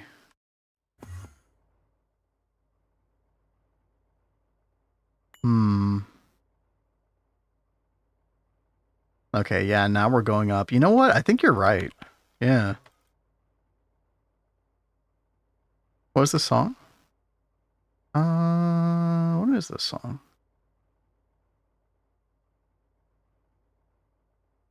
The one that just started playing is Song of Loon from World of Warcraft. Oh, the previous one? Oh, Genshin Impact. Dawn Winery theme.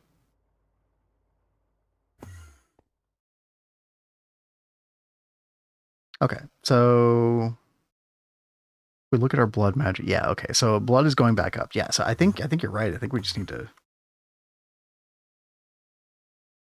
I think we have all the Rune of Acceleration. Yeah, so we've got 19 Rune of Accelerations, I think, which is all we need.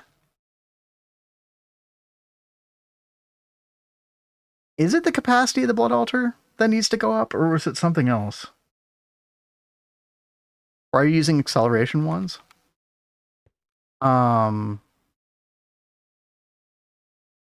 It's supposed to like increase the absorption rate of the orb, I thought. What if I just put one down here? What happens?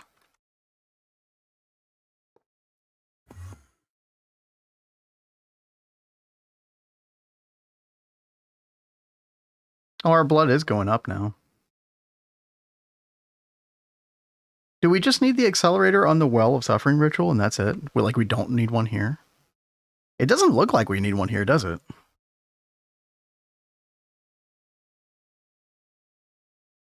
Why is that so slow now? Because I removed the accelerator right here. Blood going up. The problem, Mr. Nibbles, is we want the blood to go up way, way faster than this. Because we need 120 million per meters ritual. Honestly, chat, once we get Infinity Ingot next year, like, this is going to be a non-issue anyway, because we'll get the Infinite Blood Orb. But it might just be a matter of, like, just waiting until that. But I mean, that's pretty slow, isn't it? The altar was being completely filled before. So if I put the... Oh. Wait, did y'all see, like, it went up to, like... See, now my blood is going way down. How does that make sense? Sorry, I know it's really small, chat, but... If you're on mobile, you probably can't see it, but... But then if I take this away... then it goes up.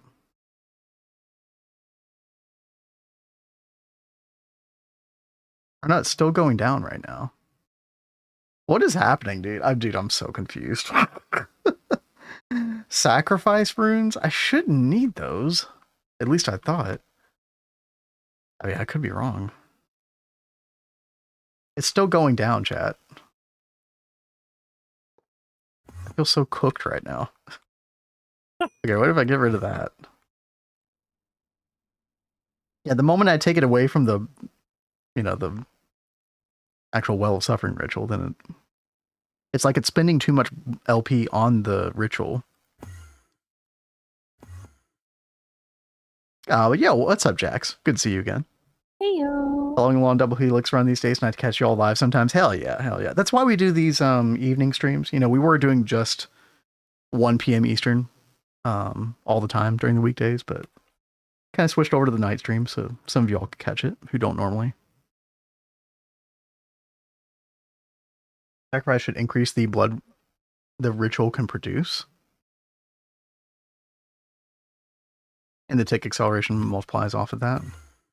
We can make some sacrifice runes. Now, aren't there 2 different types? Oh no, there's just one. Okay. I'm actually surprised I don't have a crafting recipe for that. Let's get that real quick.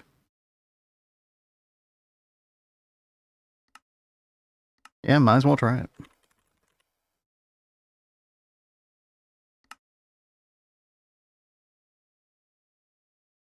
Um, 20, sure. Oh god, speaking of sacrifice, gosh dang it, Batman. Hi. Your timing is impeccable. You summoned him. How you doing, Batman? Chat, Batman was like one of our first viewers back in the day. Yeah. Always insisted on me being sacrificed for. I don't know whatever. I don't know what I did to Batman to deserve that, but you know. That's so funny. Is that your orb altar or crafting? So this is the orb altar. Yeah. We actually don't even use an altar for crafting anymore. This used to be our crafting altar. So I had the augment capacity over here, and then the runes of dislocation to get blood over here. So we actually moved blood through the applied energistic system, which I wouldn't necessarily recommend, but that's just the way I wanted to do it. Really hope the sacrifice runes do work as I thought. Mode my altar is sacrifice runes. I mean, yeah, hey, we'll find out in a second. Let's see, we already got 11. Actually, hold on. Glad you're doing well, Batman. Doesn't care how I'm doing, but you know, that's okay. These increase blood gain by 12% additively for each rune. Okay, so yeah, these do kind of fall off eventually, but obviously the first like 10 or 20 are really good. I do like.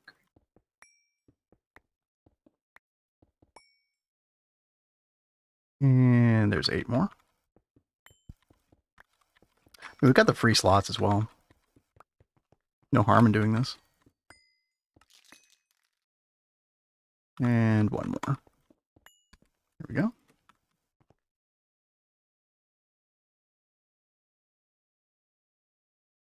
Okay. So we're going up by like 8,000 per incremental movement on the numbers there. What happens if I put the world accelerator down here?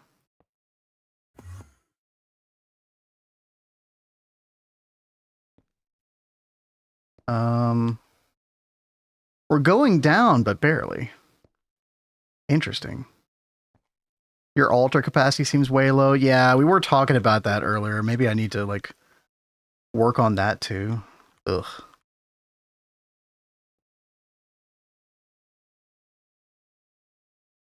Here's something for thought. Like, can I put these runes of the orb on this other altar?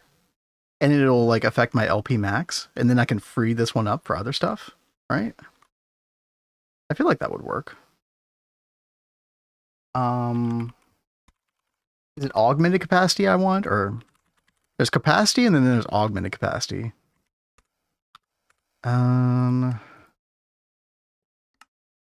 Augmented capacity increases by, oh, that's like a discrete amount. It's linear. Okay. And then the other one is like percentage, I think.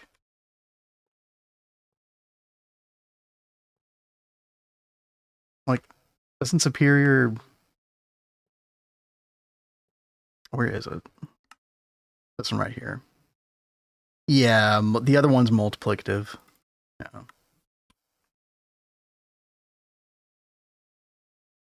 After 13, yeah, there should be some inflection point, right, Rexy? Yeah. I think I know how to make both of these. The augmented capacity. We'll go with 13. That sounds good. Then we've got superior capacity, which we can also make. We'll wait and get these first. Didn't take too long. Blood altars didn't work, or bloody hells didn't work. Mine just fill in 1 tick with 86k capacity. Yeah, so I mean, because we have the 19 runes of acceleration, this should be 1 tick as well, but yeah, I think you're right. We just need to up the capacity. By the way, like, I mean, even though this is 1 tick rune of acceleration, it doesn't feel like the Well of Suffering 1 tick fills, right? It feels like it's once per second, right? Mixing them is useless since the flat amount gets added after the percentage. Oh, so what you're saying is I should just make superior. I see what you're saying. Yeah.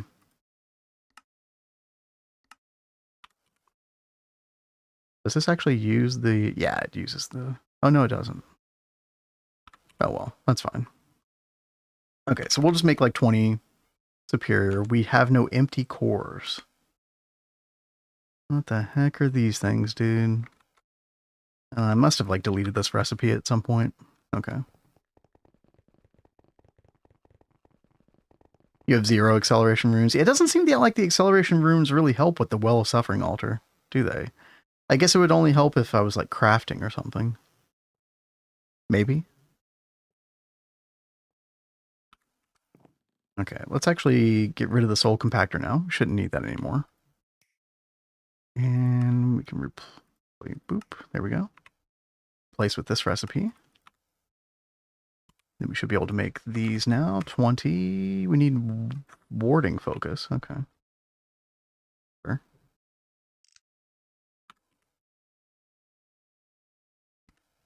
There we go. Spreadsheet that lets you plan your altar. That sounds like a really good idea. Oh, that's cool.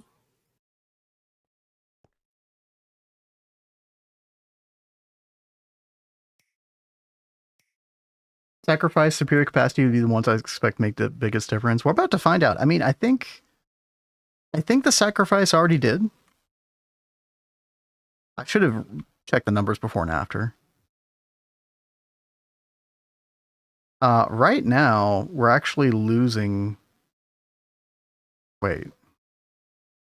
592, 583, 570. It's like we're losing 10 or 15,000 LP per second right now.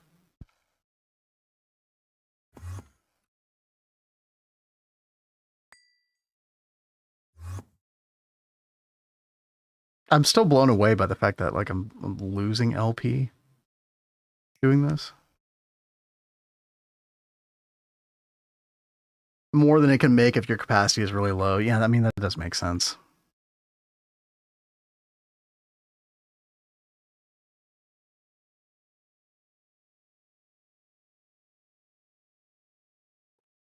Oh, I was Chad. I was mentioning earlier the rune of the orb affects the altar the orb is in. Yeah, what's up, value? Sorry, I missed that earlier. But what if I have the same tier orb in like multiple altars? I guess. I don't know. I mean, we've got some space here. That's fine.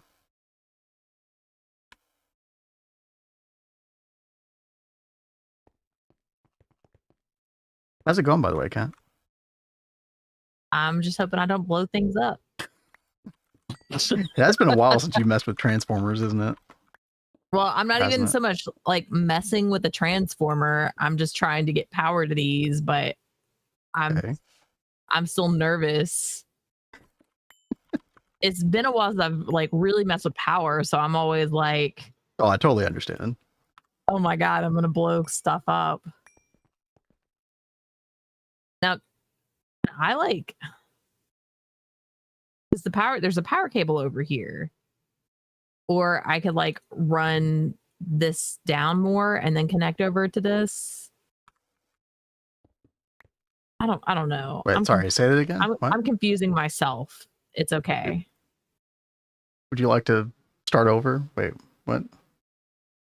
Well, do we not have enough power in the main backbone in here? Is that the problem? We should have enough power because most of the room is done in LUV power, and we're giving ZPM power. Okay. So I'm just trying to make sure I'm not like overloading one cable to run all these. Any reason you don't use superconductors? I mean, we have been using superconductors in certain places. The ZPM superconductors are just so awkward, dude, with like multiples of 24. When we get to UV, we probably will use those superconductors way more often because it's like multiples of 32, which is so much nicer.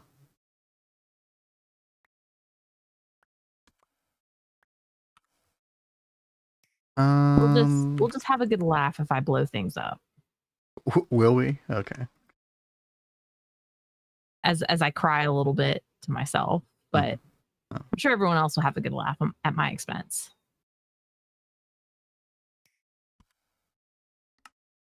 Do I not know how to make weak blood shard?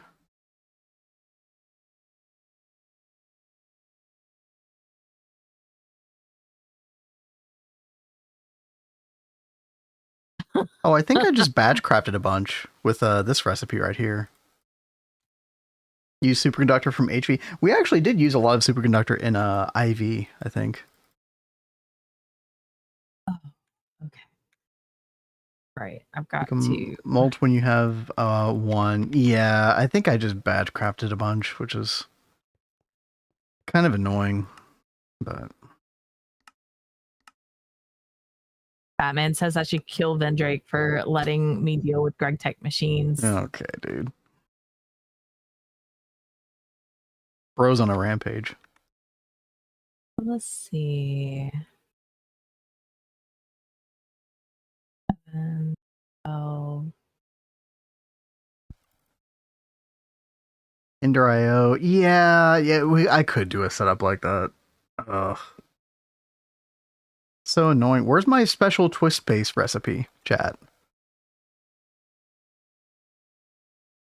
I'm sad. EU P2P. We did use EU P2P in quite a few places for a while. I mean, we still are using it some. The thing when using EU P2P to like power a lot of like, you know, passive machines and stuff like that, I do like to use like a localized LSC as a battery buffer. Although you can get away with like just having a little bit of battery buffer is nice. Like you could you even use like diodes. Have their own like little small internal battery buffer. Exclusively through to UHV. You didn't use lasers until UHV? Interesting.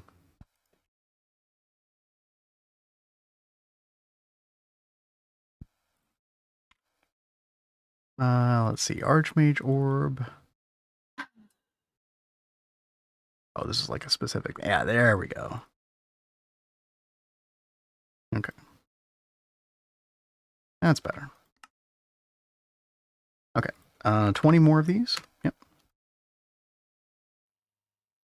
What texture pack is giving you the squared off rotors at the front of your centrifuges?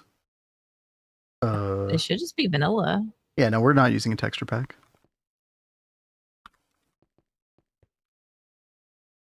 Okay. We're still losing LP. Wait. 131, 139. Oh, no, we're not. Oh, no, but then it went way down there. Dude, what is even happening? I was at 44 million LP. Now I'm down to 21 million, chat.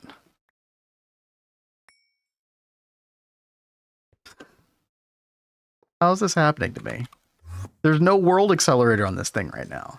How am I losing all this LP?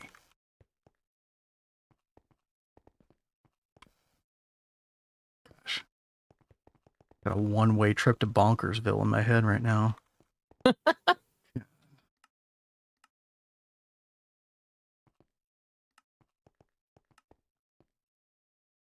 Hello? 18 million.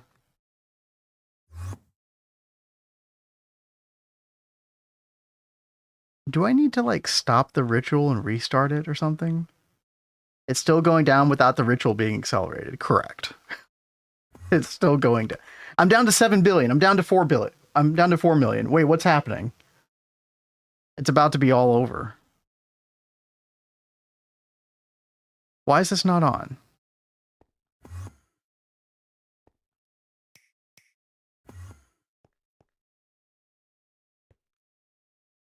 Now it's on. Your orb isn't even filling now.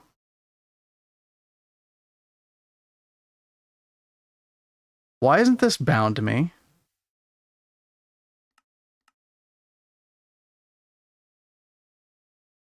It had to have been bound before, chat.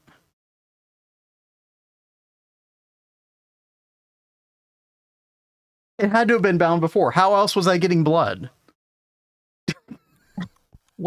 What have you done? Don't know, dude.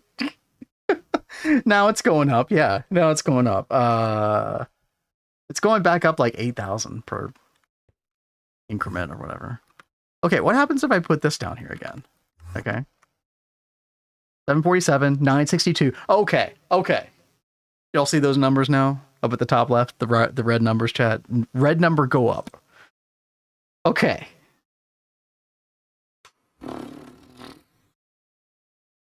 I get so stressed out. I'm not supposed to be this stressed at 8 o'clock at night. Well, you shouldn't be, but I mean, you should expect it with GT&H. Supposed to be relaxing. Greg makes you work for everything, babe. It's still filling up to capacity in 1 tick.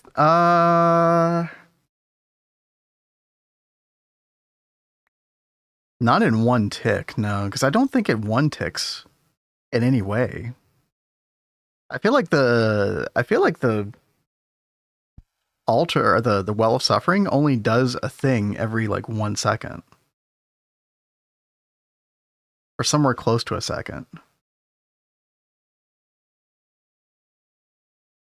When the ritual pulses blood in it, it is insta-filling. I mean, it's way better. Let's, we can definitely say that, right?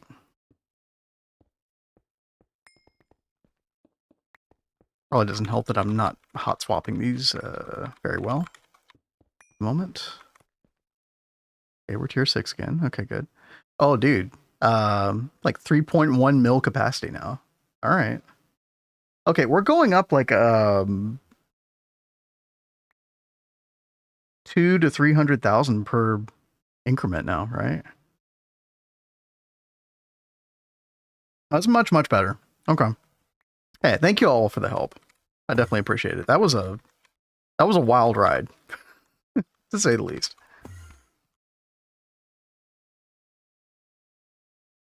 Now is where more tick acceleration or speed of runes would help. You think speed runes would help with this? Well, we're maxed out on the rune of acceleration. I don't think that, yeah, dislocation's not going to help us. I mean, we could throw a couple speed runes in this. I don't have a lot of room. But we can make some, yeah. Might as well fill out the rest of these like empty runes, right?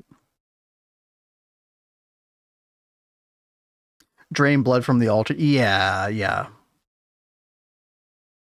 Which at this point does seem like one of the bigger bottlenecks, yeah. Yeah, I definitely see that. So how well does speed rune work for this?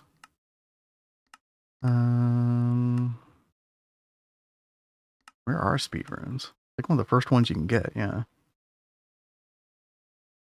25% increase, additive. Okay.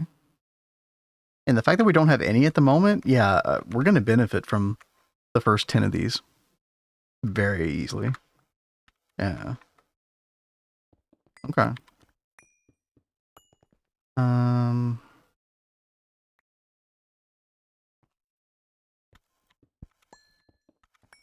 Obviously these fall off over time, but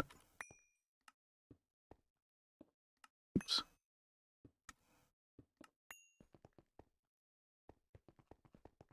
And we got 3 over here, and I think that's all.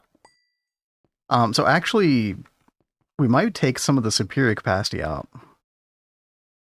Yeah. Hey, that's definitely better, yeah. That's actually huge. Yeah, we're going up like 2 million now per. Oh, hell yeah. All right.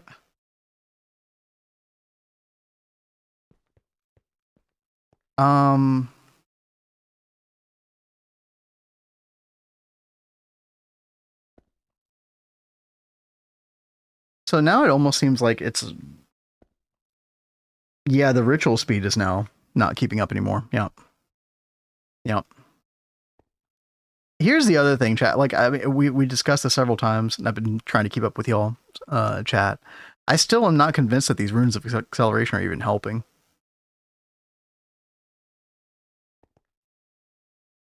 Like, I don't think they're doing anything.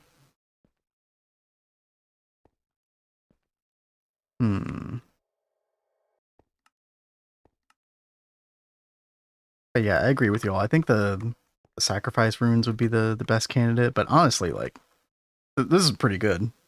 We're already maxed out, by the way, 124 million. So, by the way, is there anything that we want to use that we can't use that is, oh, there's 125 million one. Yeah, the crop synthesizer. Okay, yeah, we literally just need like 1 or 2 more runes of the orb. Let me craft one of these. Because if we just get over that threshold, then we'll be good. Also, like, clear out my crafting interface here a little bit. 2 minutes to fill your LP net. Thank you for doing the math on that. Yeah, and we're definitely not mining that meteor in 2 minutes, right? Although, speaking of which, it actually is done. The ZPM mass fabricator, right? I think so, yeah. Let's grab that. Yeah, highest is 125. Okay, that's what I thought, yeah. We're at 120. Yeah, one more Rune of the Orb is going to do it. Yeah, I think I'm going to replace one of these Rune of Acceleration. By the time you get tier 2 miner, you'll have Creative Orb. I think so. When is that? I don't think it's crazy far away to be able to do the tier 2. What is the...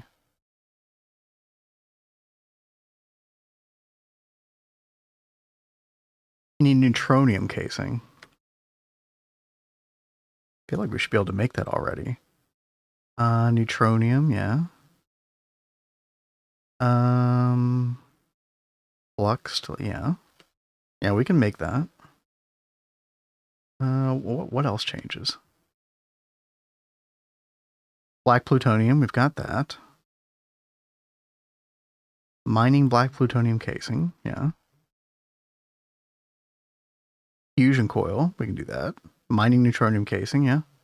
Actually, I think we could make this right now, dude. The schematic, that's a good point, yeah. That was a good point. A mining drone 7. Yeah. Yeah. I don't think we're going to do that today, but yeah, we'll definitely put that on our radar, right? That's cool. Glad we looked at that. Okay, there's our Rune of the Orb. Let's put that here. All right.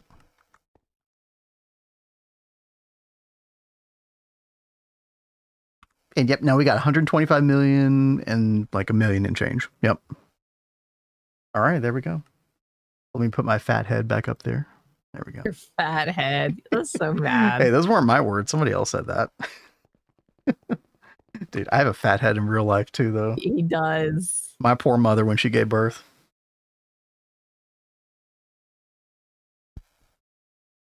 Spawn some fat meteor. Check at what rate it produces now. Yeah. We're actually like trying to...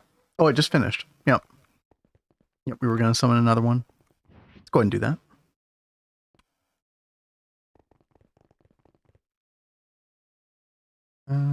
Come underneath here. Turn the magnet off. Okay. Run away, little girl. Run away. Cat, you remember the WoW add-on that did that? Did what? Run away, little girl. Run away. I've like totally blocked out so much of WoW. Okay. Oh, chat. Okay, we've already gone up 20 million. Y'all can't see my freaking fat head again. 57, 58, 59. 50. I'm gonna call that good, dude. That's pretty good. I loved Karazhan, dude. I have such mixed memories from raid leading Karazhan.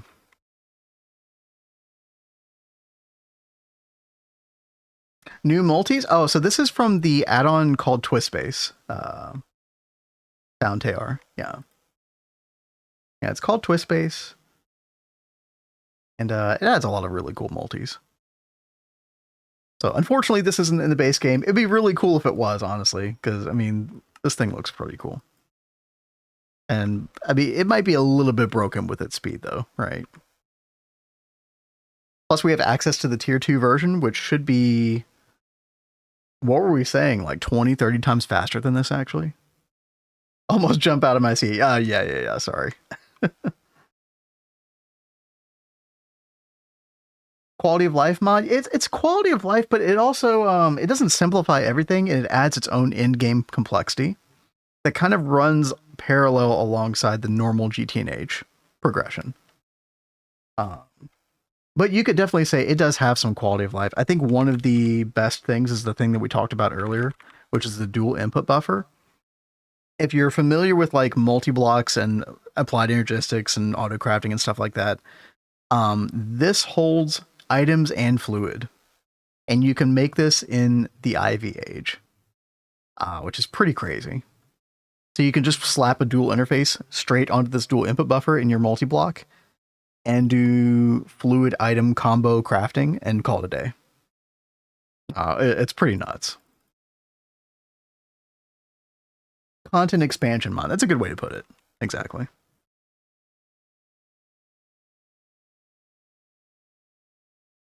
So, but yeah, we just now got this running. It's floating in the air right now, by the way, because we do have the Bloody Hell, which is another, like, it's a blood magic multi. And yo, Data Gnome, thank you for the follow. Thank you so much. What up, what up? So this thing, 1 tier from now, is going to be looking like that. That's kind of like what the finished product is going to look like. I think it's pretty cool. It's going to be a bit of a clash of like technological versus like medieval blood ritual looking thing, but yeah, whatever. So yeah, that this is another one, by the way. This does arcane infusion. This is the industrial magic matrix, or the Disney castle, as people like to call it. That thing's really cool. This is another thing that makes like advanced Essentia. What's this thing called? Skypiercer Tower? Yeah. Although we don't really use that. Oh, and I'm blind. Good. Cover it in microblock covers. Yeah. IV crib buffer. Exactly. Exactly. Obviously it doesn't have the internal storage like a crib normally would, right? It's much more limited. Like the IV one is 20,000 liters. So you do have to kind of be careful that you don't, batch craft in too large quantities, but yeah. Kat, how's Nequadria going? How are you feeling about it? I don't like it. Why? Well, I'm having to like figure out which one of these recipes I want to do. And I didn't notice this until just now. Because this recipe calls for Nequadria oxide mixture dust. And when I looked it up earlier, I didn't catch the dria at the end. So I was like, oh, we've got a ton of Nequada oxide mixture dust. This is great. You got to make the Nequadria oxide mixture dust. Have you looked it up?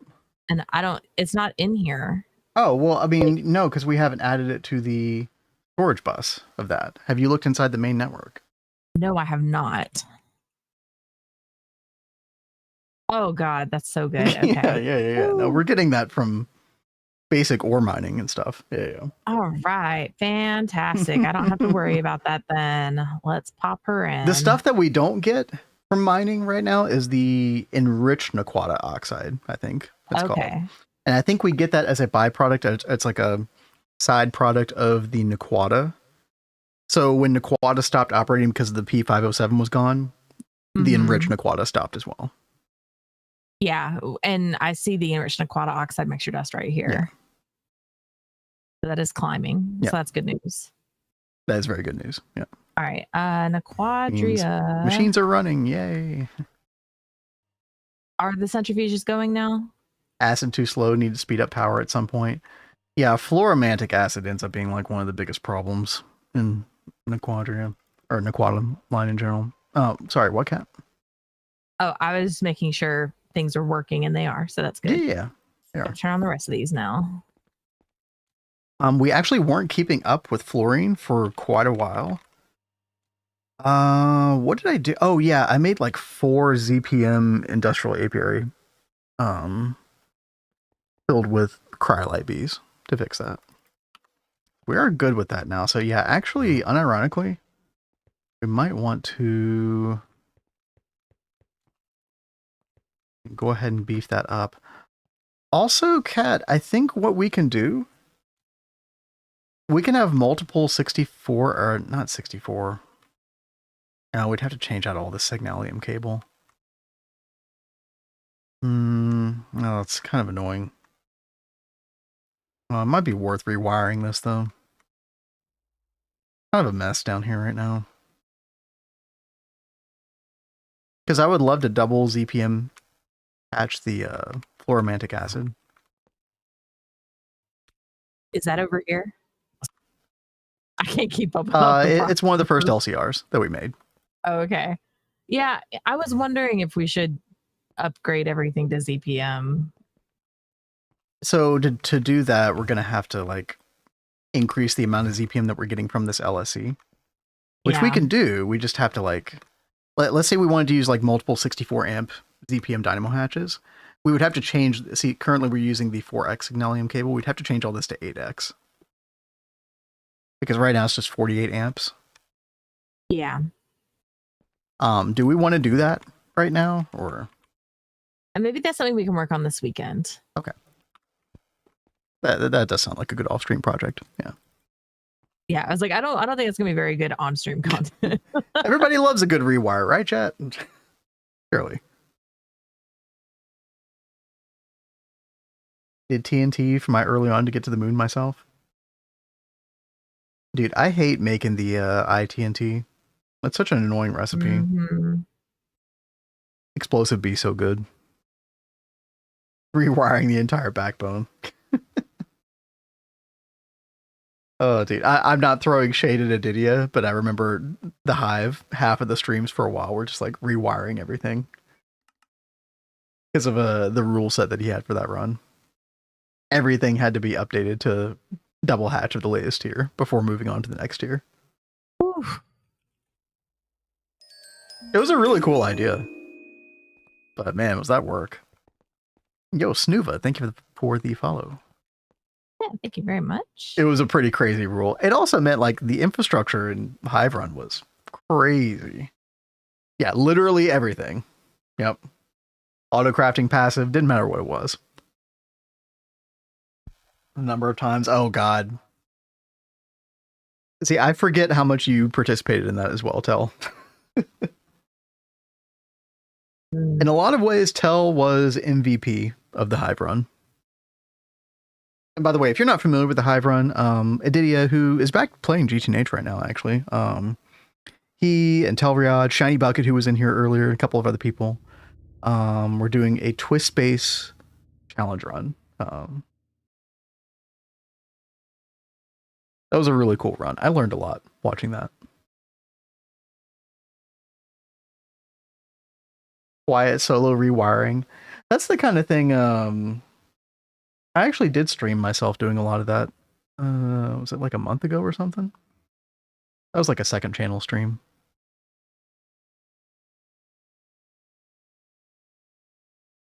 Yeah, every now and then, chat, I do, if you're not aware, I do stream on Vindrake. Should be linked in the title of the stream here on Twitch.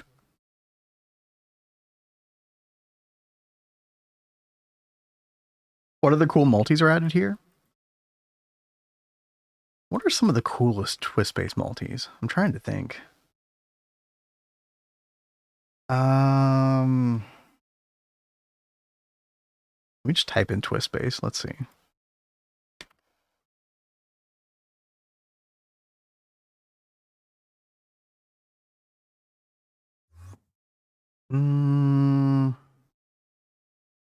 What was Artificial Star? Oh yeah.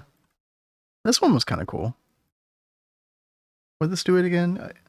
Yeah, Dyson Sphere Program Annihilation Generator. I actually don't even remember what this was. Or what this does. Power gen, basically.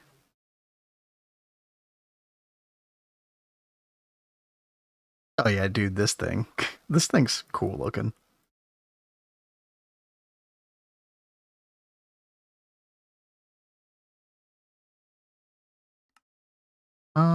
Ball lightning. So there's like a lot of replacements for, you know, different processes that you're familiar with in GTH. So this one does like arc furnace, fusion reactor stuff.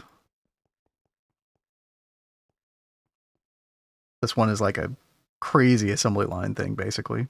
Indistinct tentacle. ASMR, yeah, actually, it does kind of look like that, yeah.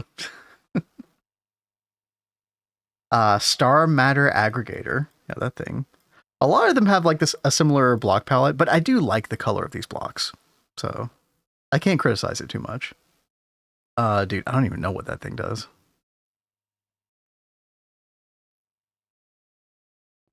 Deployed nanocore. So this chat, this is pretty cool.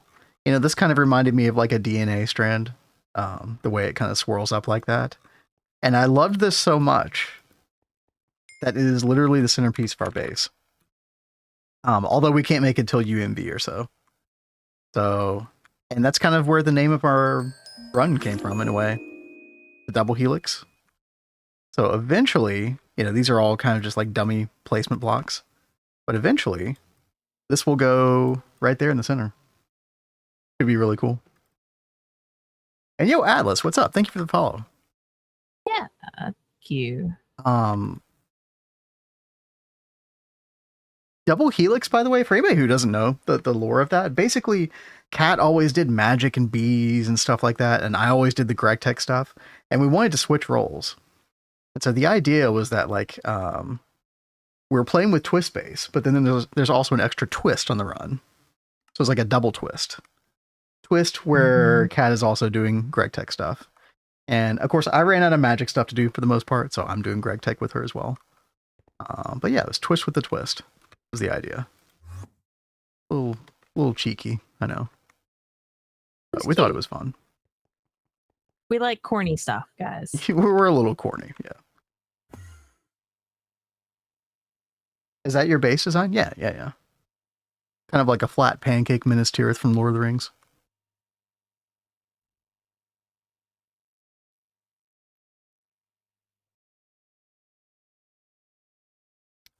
So are you doing okay, Kat? I know you were like stumped by that oxide stuff. Are you in a better place now? Or? Yeah. I think I'm doing better now. Recycle indium. Dude, I forgot that you get indium from this. Yeah. But Pretty so nice. We changed the recipe for getting indium. Like this is, I think, how we originally did it, but now we're doing it with aluminium dust. No, okay. The aluminium dust is the way you have to do it normally. So so what we need to do is the circuit 1 LCR with this indium phosphate dust. All right. So should I go change that now? Well, no, you don't need to change anything. You just need to add an LCR to this subnet in here that deals with that indium dust. Oh, okay. I can do it here. It's fine. Yeah. I didn't know if I should go like mess with it back at Flatline. No. We want the original indium setup. We want that to continue to do what it's currently doing. This is just kind of to supplement that. Okay. But you do want to use the, I said the circuit 1 recipe. You want to use the circuit 2 one with the indium comb because that gives you 3 times as much. So the one that's circuit 2, that's indium phosphate dust, calcium dust, and indium comb. That gives you indium dust, 6 indium dust. All right, I'll move that up here. Because I think we have excess indium comb. Actually, no, we don't. Okay. Apparently I need to go change that. Okay, sure. Dude, I've been standing for 4 hours. Jeezer. Yeah, I can't believe you've been standing so long. Sit down, dude. I need to calm down.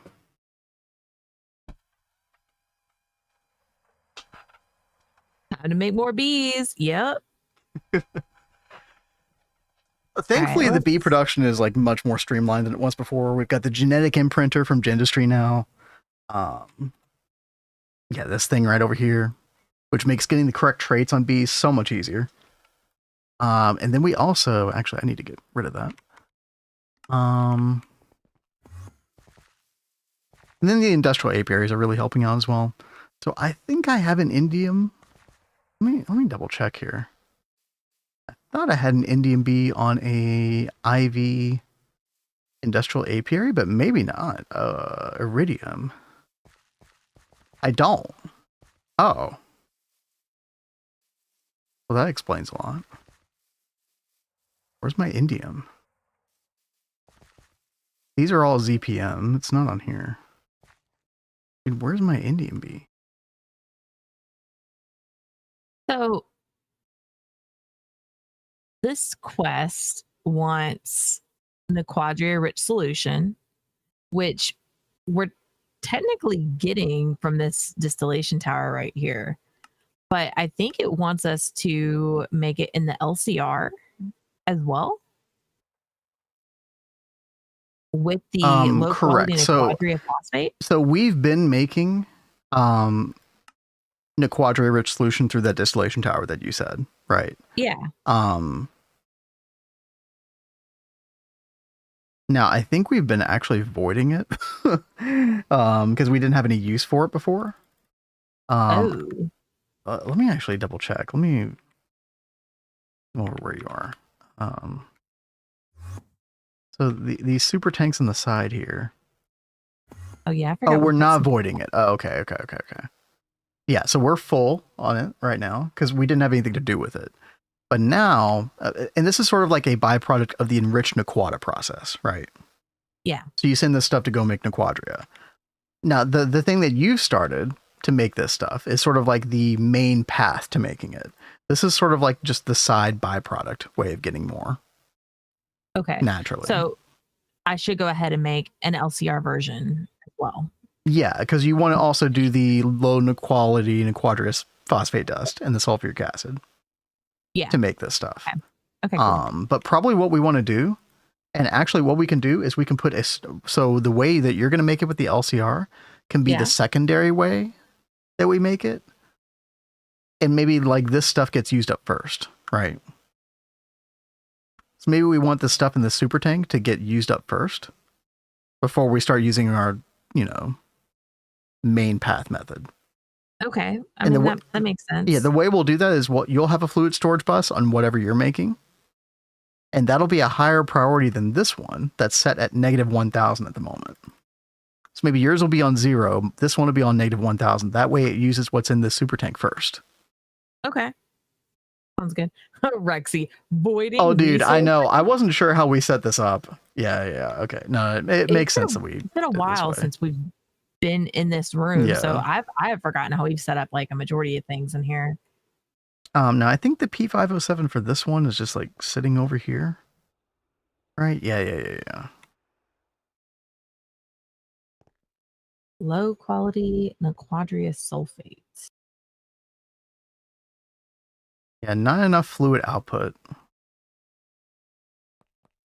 Okay. Yeah. Although I'm still confused. I don't know how this enriched Nequada has been going this whole time.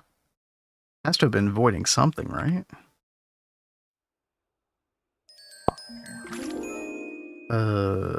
Hey there, Snooba. Thank you so much for that follow. Yo, what's up? Thank you. Teenage super advanced puzzle. It really is like a puzzle sometimes. Yep. Yeah. Enriched Nequada sulfate dust. Wait, no. That's the final product.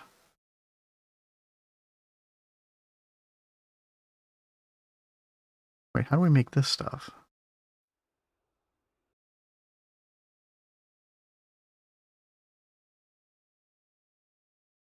Wait, but that gives P507. Wait, how did this thing work?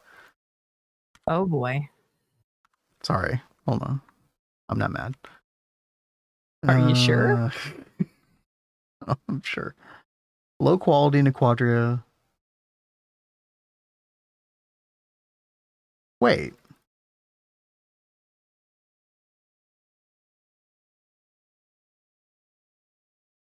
Low quality Nequadria sulfate. How do we get that? Low quality Nequadria sulfate dust. Oh, okay. So it starts out as a byproduct of the neutron activator, which makes the enriched Nequada. Then you get this extra stuff. Then you process this. Okay, so probably what's happening is we're just stocking up on this low quality Nequadria sulfate dust. And if I come down here and check that, sure enough, that's exactly what's happening. 145,000. So yeah, we haven't been voiding anything at all. Okay, that's very good. Okay. Am I glad that I structured my lines so my recipes are always in a certain order? Yeah, coming back and like re-diagnosing lines like this, if you don't do them in the correct order, is very annoying. I also hate the way that looks when you do it like that, because then you just like intermingle all these different machines. So there's a practical element and then there's like an aesthetic element. Aesthetic wins for us, I think. Yeah, it does. Like, to our detriment. It logically makes sense to do it in the way that you're saying, Rexy. I'm sure that does make things a lot easier, but I die a little inside when it's a bunch of just random machines all about. There has to be order, man. Trust me, it's definitely been a consideration in the past. Yeah. Oh, dude, look at all these going. Oh, this is beautiful, Cat. Right? Advanced information panels in every machine. That is very extra, but I also like that thought. Yeah, that's nice. But yeah, Cat, I mean, we should be able to finish this. I mean, maybe you even want to finish this over the weekend. I don't know. Like, it's not anything crazy. Yeah, it's not anything crazy. It's up to you, obviously.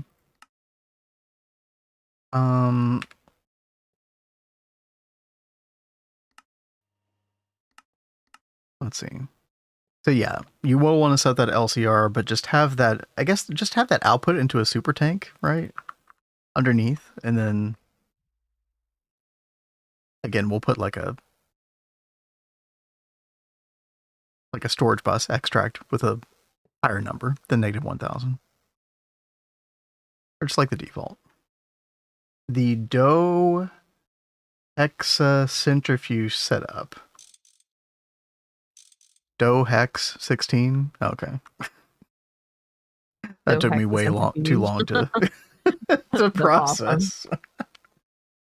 Awesome. I blame this beer that Cat gave me. It's all Cat's fault.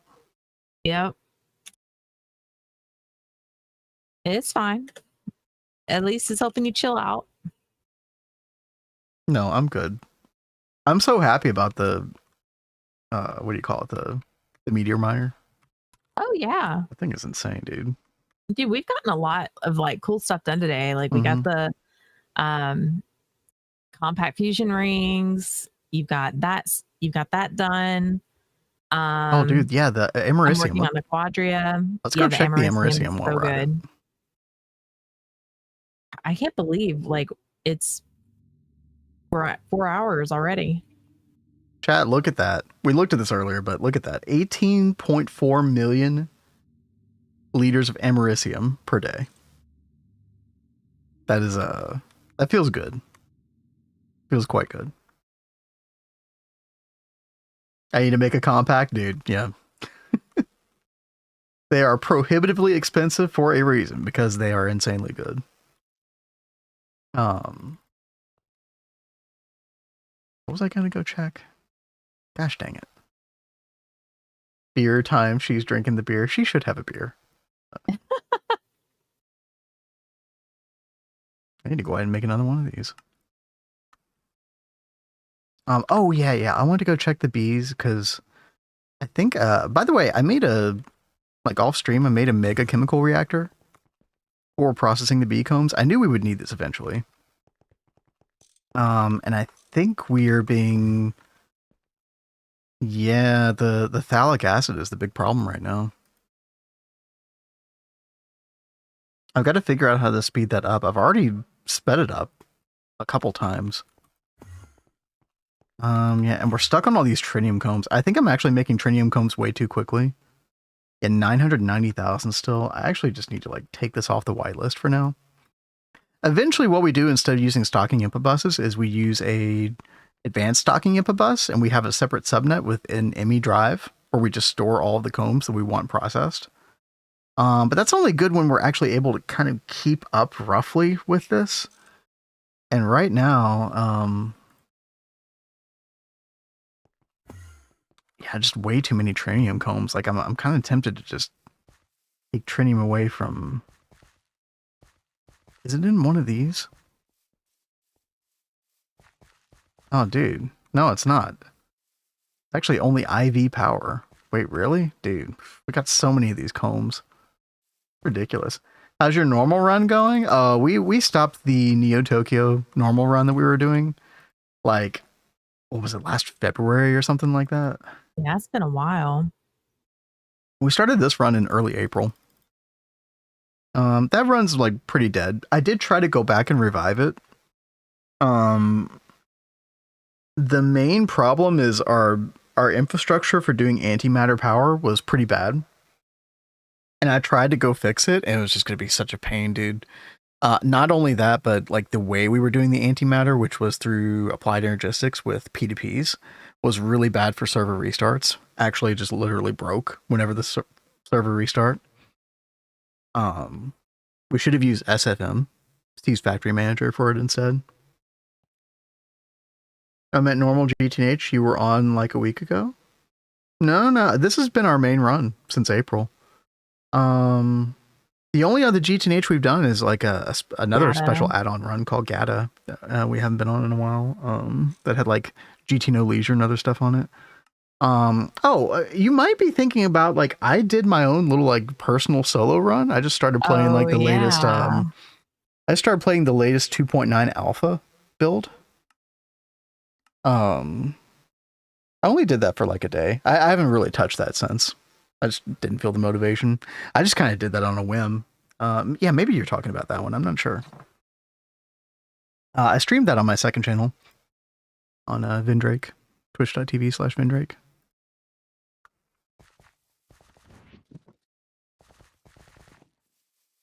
Oh, I'm trying to remember. There was like some interesting changes in 2.9, even in the early game. Oh, what was it?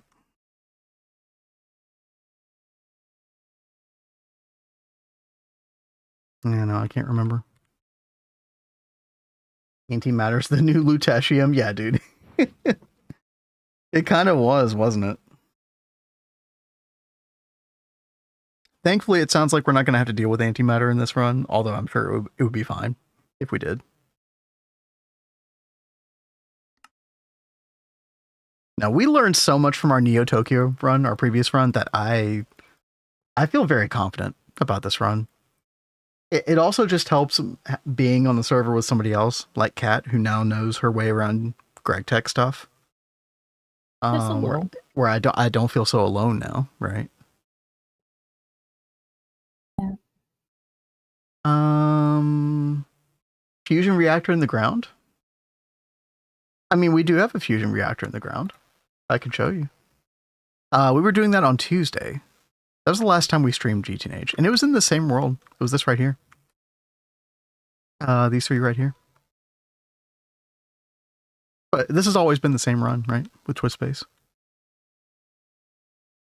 Yeah, so we got our first Mark II fusion reactor. Then we upgraded these two to Mark II as well.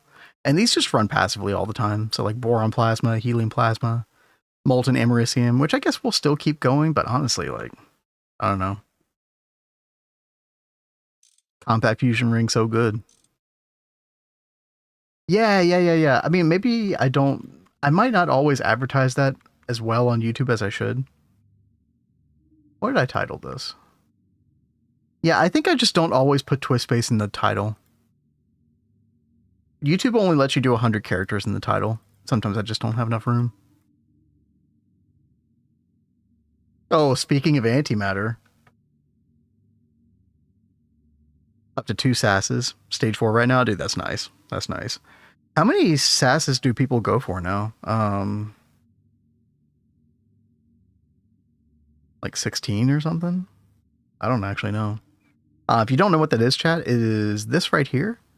This makes the precursor fluid that you need to burn in this annihilation matrix, this thing right here.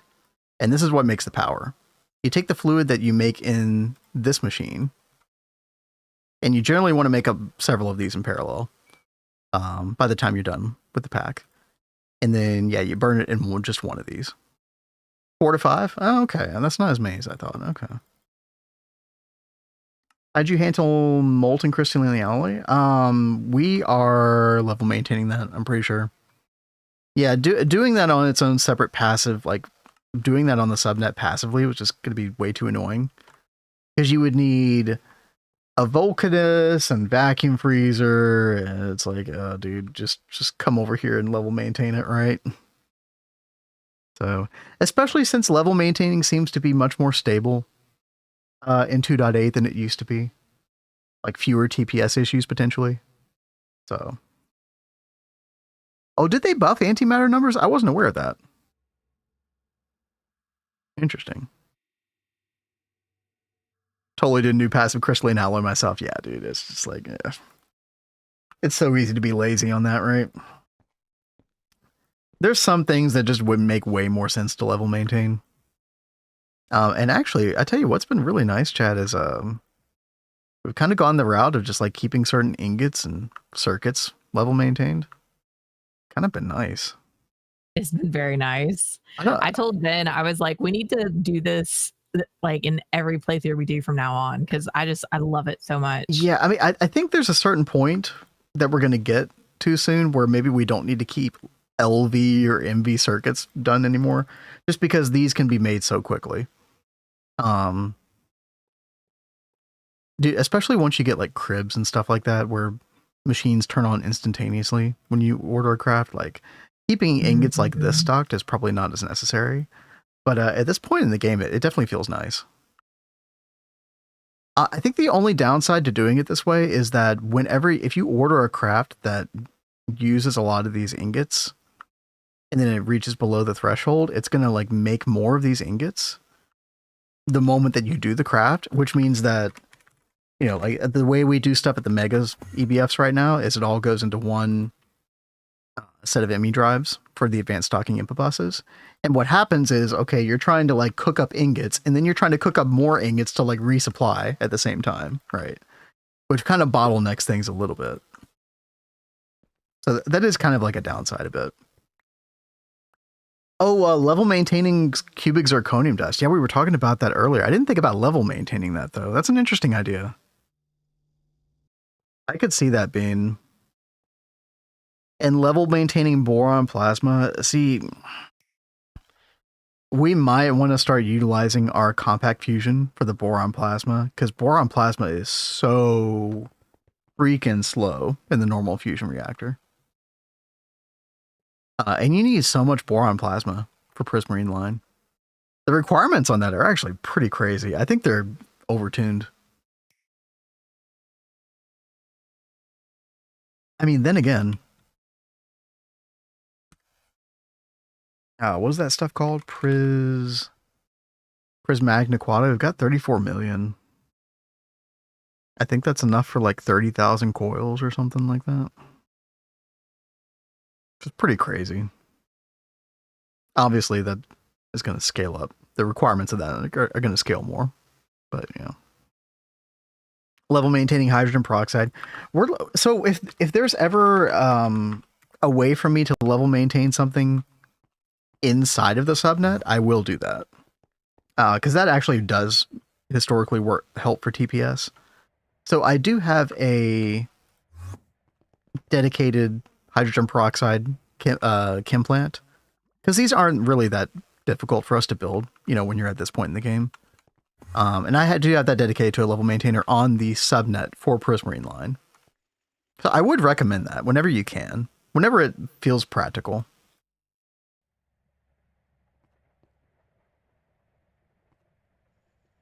Large boron plasma, 73,000. I think we just made the recipes as, you know, the number of parallels. So the Mark II compact fusion does 64 parallels, and then it'll do an extra 64 parallels for each like recipe tier. This is below the Mark II. So because this is a Mark I recipe, I believe this will do another 64 parallels. So if I was going to make a recipe for the boron plasma, which I mean we can do right now, I would probably multiply this times 128, right? So 864, right? And then multiply this again. So I would do, for Mark II compact plasma, I would do 18,000. Oh, Kat, what did we name the dual interface for compact? Yes, I did.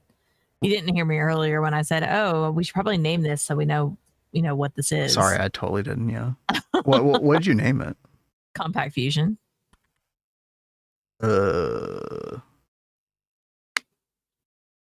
Interesting. Not we showing can name up. it something else. It's not showing up. Did you name the wrong dual interface? That would be hilarious. I wouldn't doubt that I did something like that. I could have sworn I did the right thing though.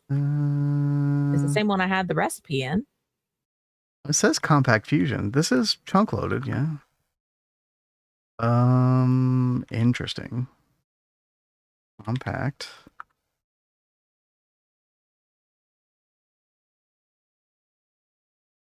That's weird. Greg's making me feel crazy. Mark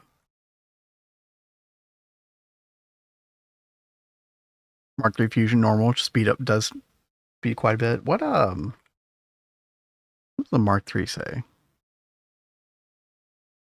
Oh, it's the same concept. Yeah, multiples of 64 parallels when you compare the machine tier to the recipe tier. Yeah. So boron plasma in a Mark III would be 192 parallels, I believe.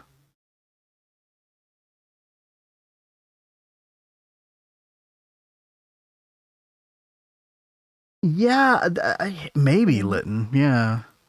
I mean, it's funny, like when you actually use the cutting knife, it shows both. I mean, let me delete both of those and then name the purple side, which is our main net.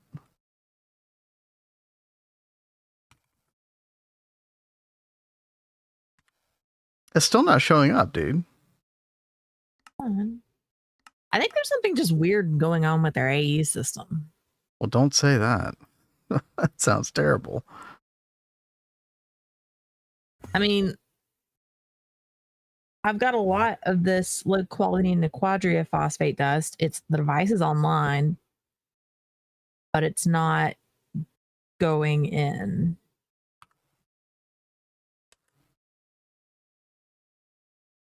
Oh, you know, I might have hidden the interface. Did I do that? What?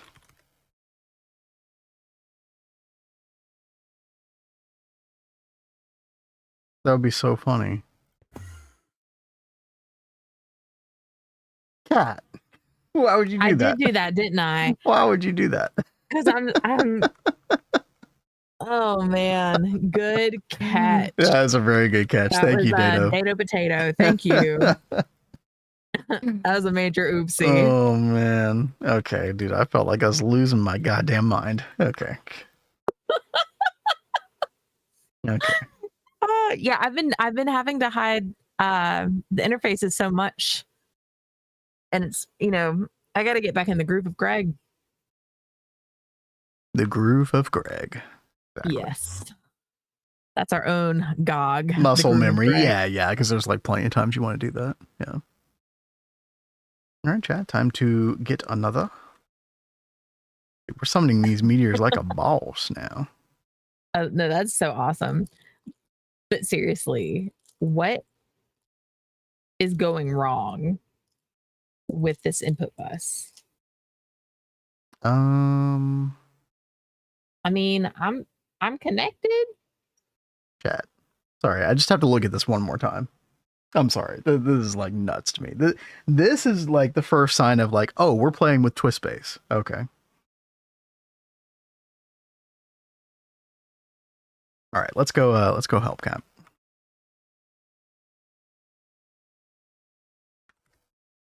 Hello. Hello.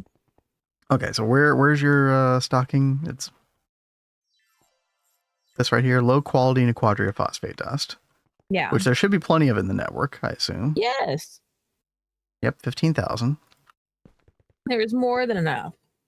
Okay, do we have enough channels? Yeah.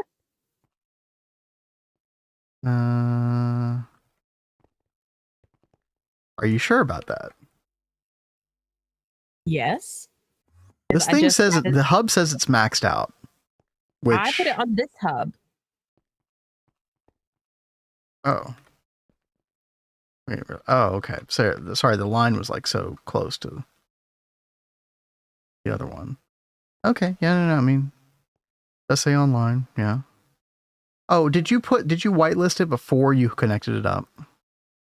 Yes. Yeah, you need to connect it up and then you need to whitelist it. It's finicky like that.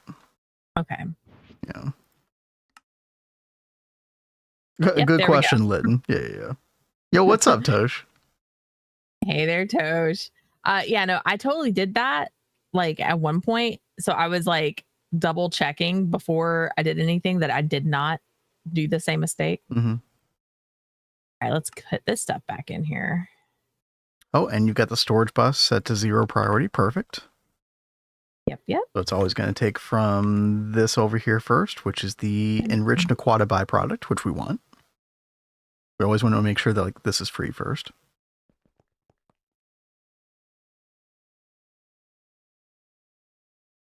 Calcium.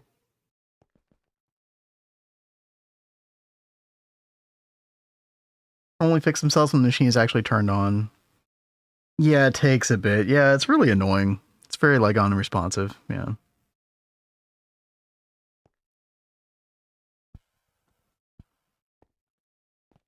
There's only one indium comb right now. Oh, right. I was going to fix that. Oh, brain. Blame the beer. It's okay. I blame you. I bet you distracted me. What? Yep. You blame me for everything. Either you or chat. One or the other. Dude, where is my indium bee, dude? Tosh. I think I've decided I'm making a channel on Discord for Where Winds Meet.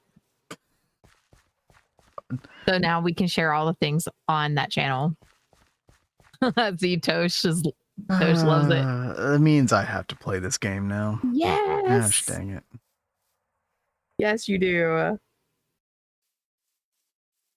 I tell you, like, once we get done with stream, I'm like logging off and getting back into it. She's ditching Greg like a bad habit. Oh my gosh. No, so just before stream, I was getting so frustrated because I'm in the middle of like a boss fight and I'm trying to beat this guy and he's got 3 phases and I make it to the 3rd phase and then I'm not able to heal myself. And I'm just like, what the crap? But I'm gonna beat him after stream. More like where nerds meet. It's so bad, Rexy. If Vin was okay with Elden Ring, I mean, yeah, it definitely seems like a simpler game than Elden Ring, right? Like I feel like Vin would actually like this. I think he's just trying to resist for resistance sake. Okay. Did I ask for psychoanalysis? Okay. No. Well, you know, I was a psychology major. Wow. So you took Psych 101? No way. Crazy. I took more than Psych 101. You're qualified. Very much. Okay. I was a semester away from graduating. I forgot how close you were. Yeah. Yeah. Dude, I'm taking... Speaking of psychology, I'm taking crazy pills right now. Because you haven't bred those things out of those bees yet? Okay, well, we don't need to talk about that. But, dude, I don't know where the Indian bee is. I have no idea, dude. Can you do tea? Huh? Tea? I don't think tea works with bees, really. Oh, my God. Oh, okay. we need to make some kind of like redeem for whenever you go near bees and people can just like troll you in chat. I already get trolled enough. Well, this is a good reminder. If you get trolled, maybe you'll actually fix it. Okay. Exactly. Thank you, Tosh. Describing my mental state. Not that we needed, you know. Cat already understood my mental state. Mm-hmm. Ow. I'm actually just gonna have to like turn off the stream and figure this out. I'm losing my mind. I don't know where we're getting are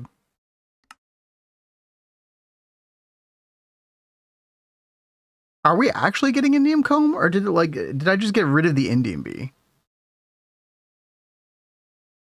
I hope you didn't get rid of it, but Tosh, I just pinged you on our new channel. What's in the alveary with no sign? Oh, dude, that's a good question. Nothing. Also, I did get rid of Indium B. You completely got rid of it? Why did I think that was a good idea? You know what? I probably did that because we had such a surplus of it at the time that I thought, oh, well, I can free up this industrial apiary. And that was probably forever ago. And then I forgot to. Oh, man. Okay. All right. We can fix this easily, chat. Let's imprint some bees. I did find it. One alveary missing a princess. Yeah, I mean, we don't really rely on those. We could probably unhook those alvearies and wouldn't miss them, right? All right. Let's get a princess. Come on. Big money. No whammies. Congratulations. Nice, dude. First time. First you found try. It?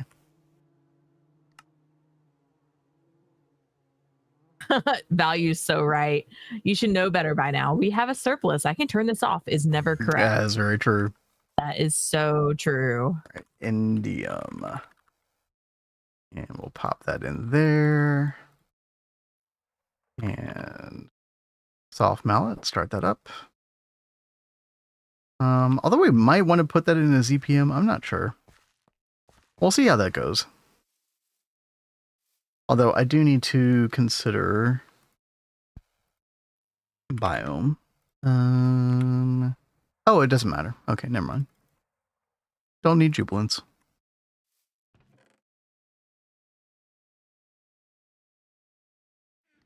I'll just get rid of those.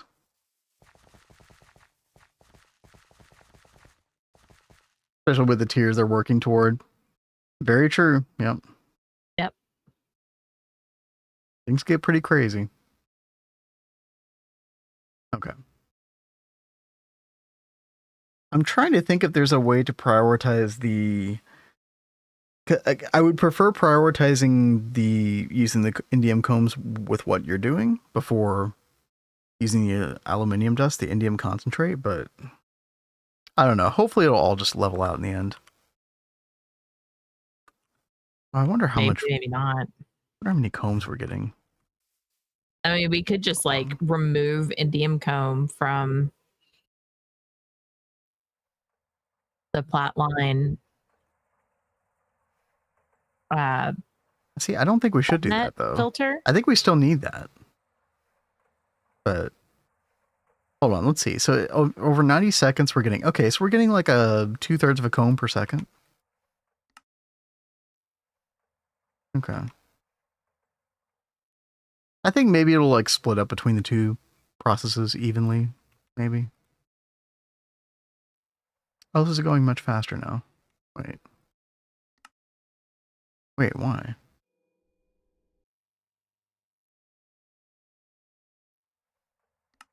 Huh. Okay, well, I'm pretty happy with that. We'll see how that works out. We'll see if we get a surplus a little bit later. In the meantime, are you already using that LCR? Yeah. Okay. But actually, just waiting for things to go in. Oh, okay. We just don't have enough combs yet.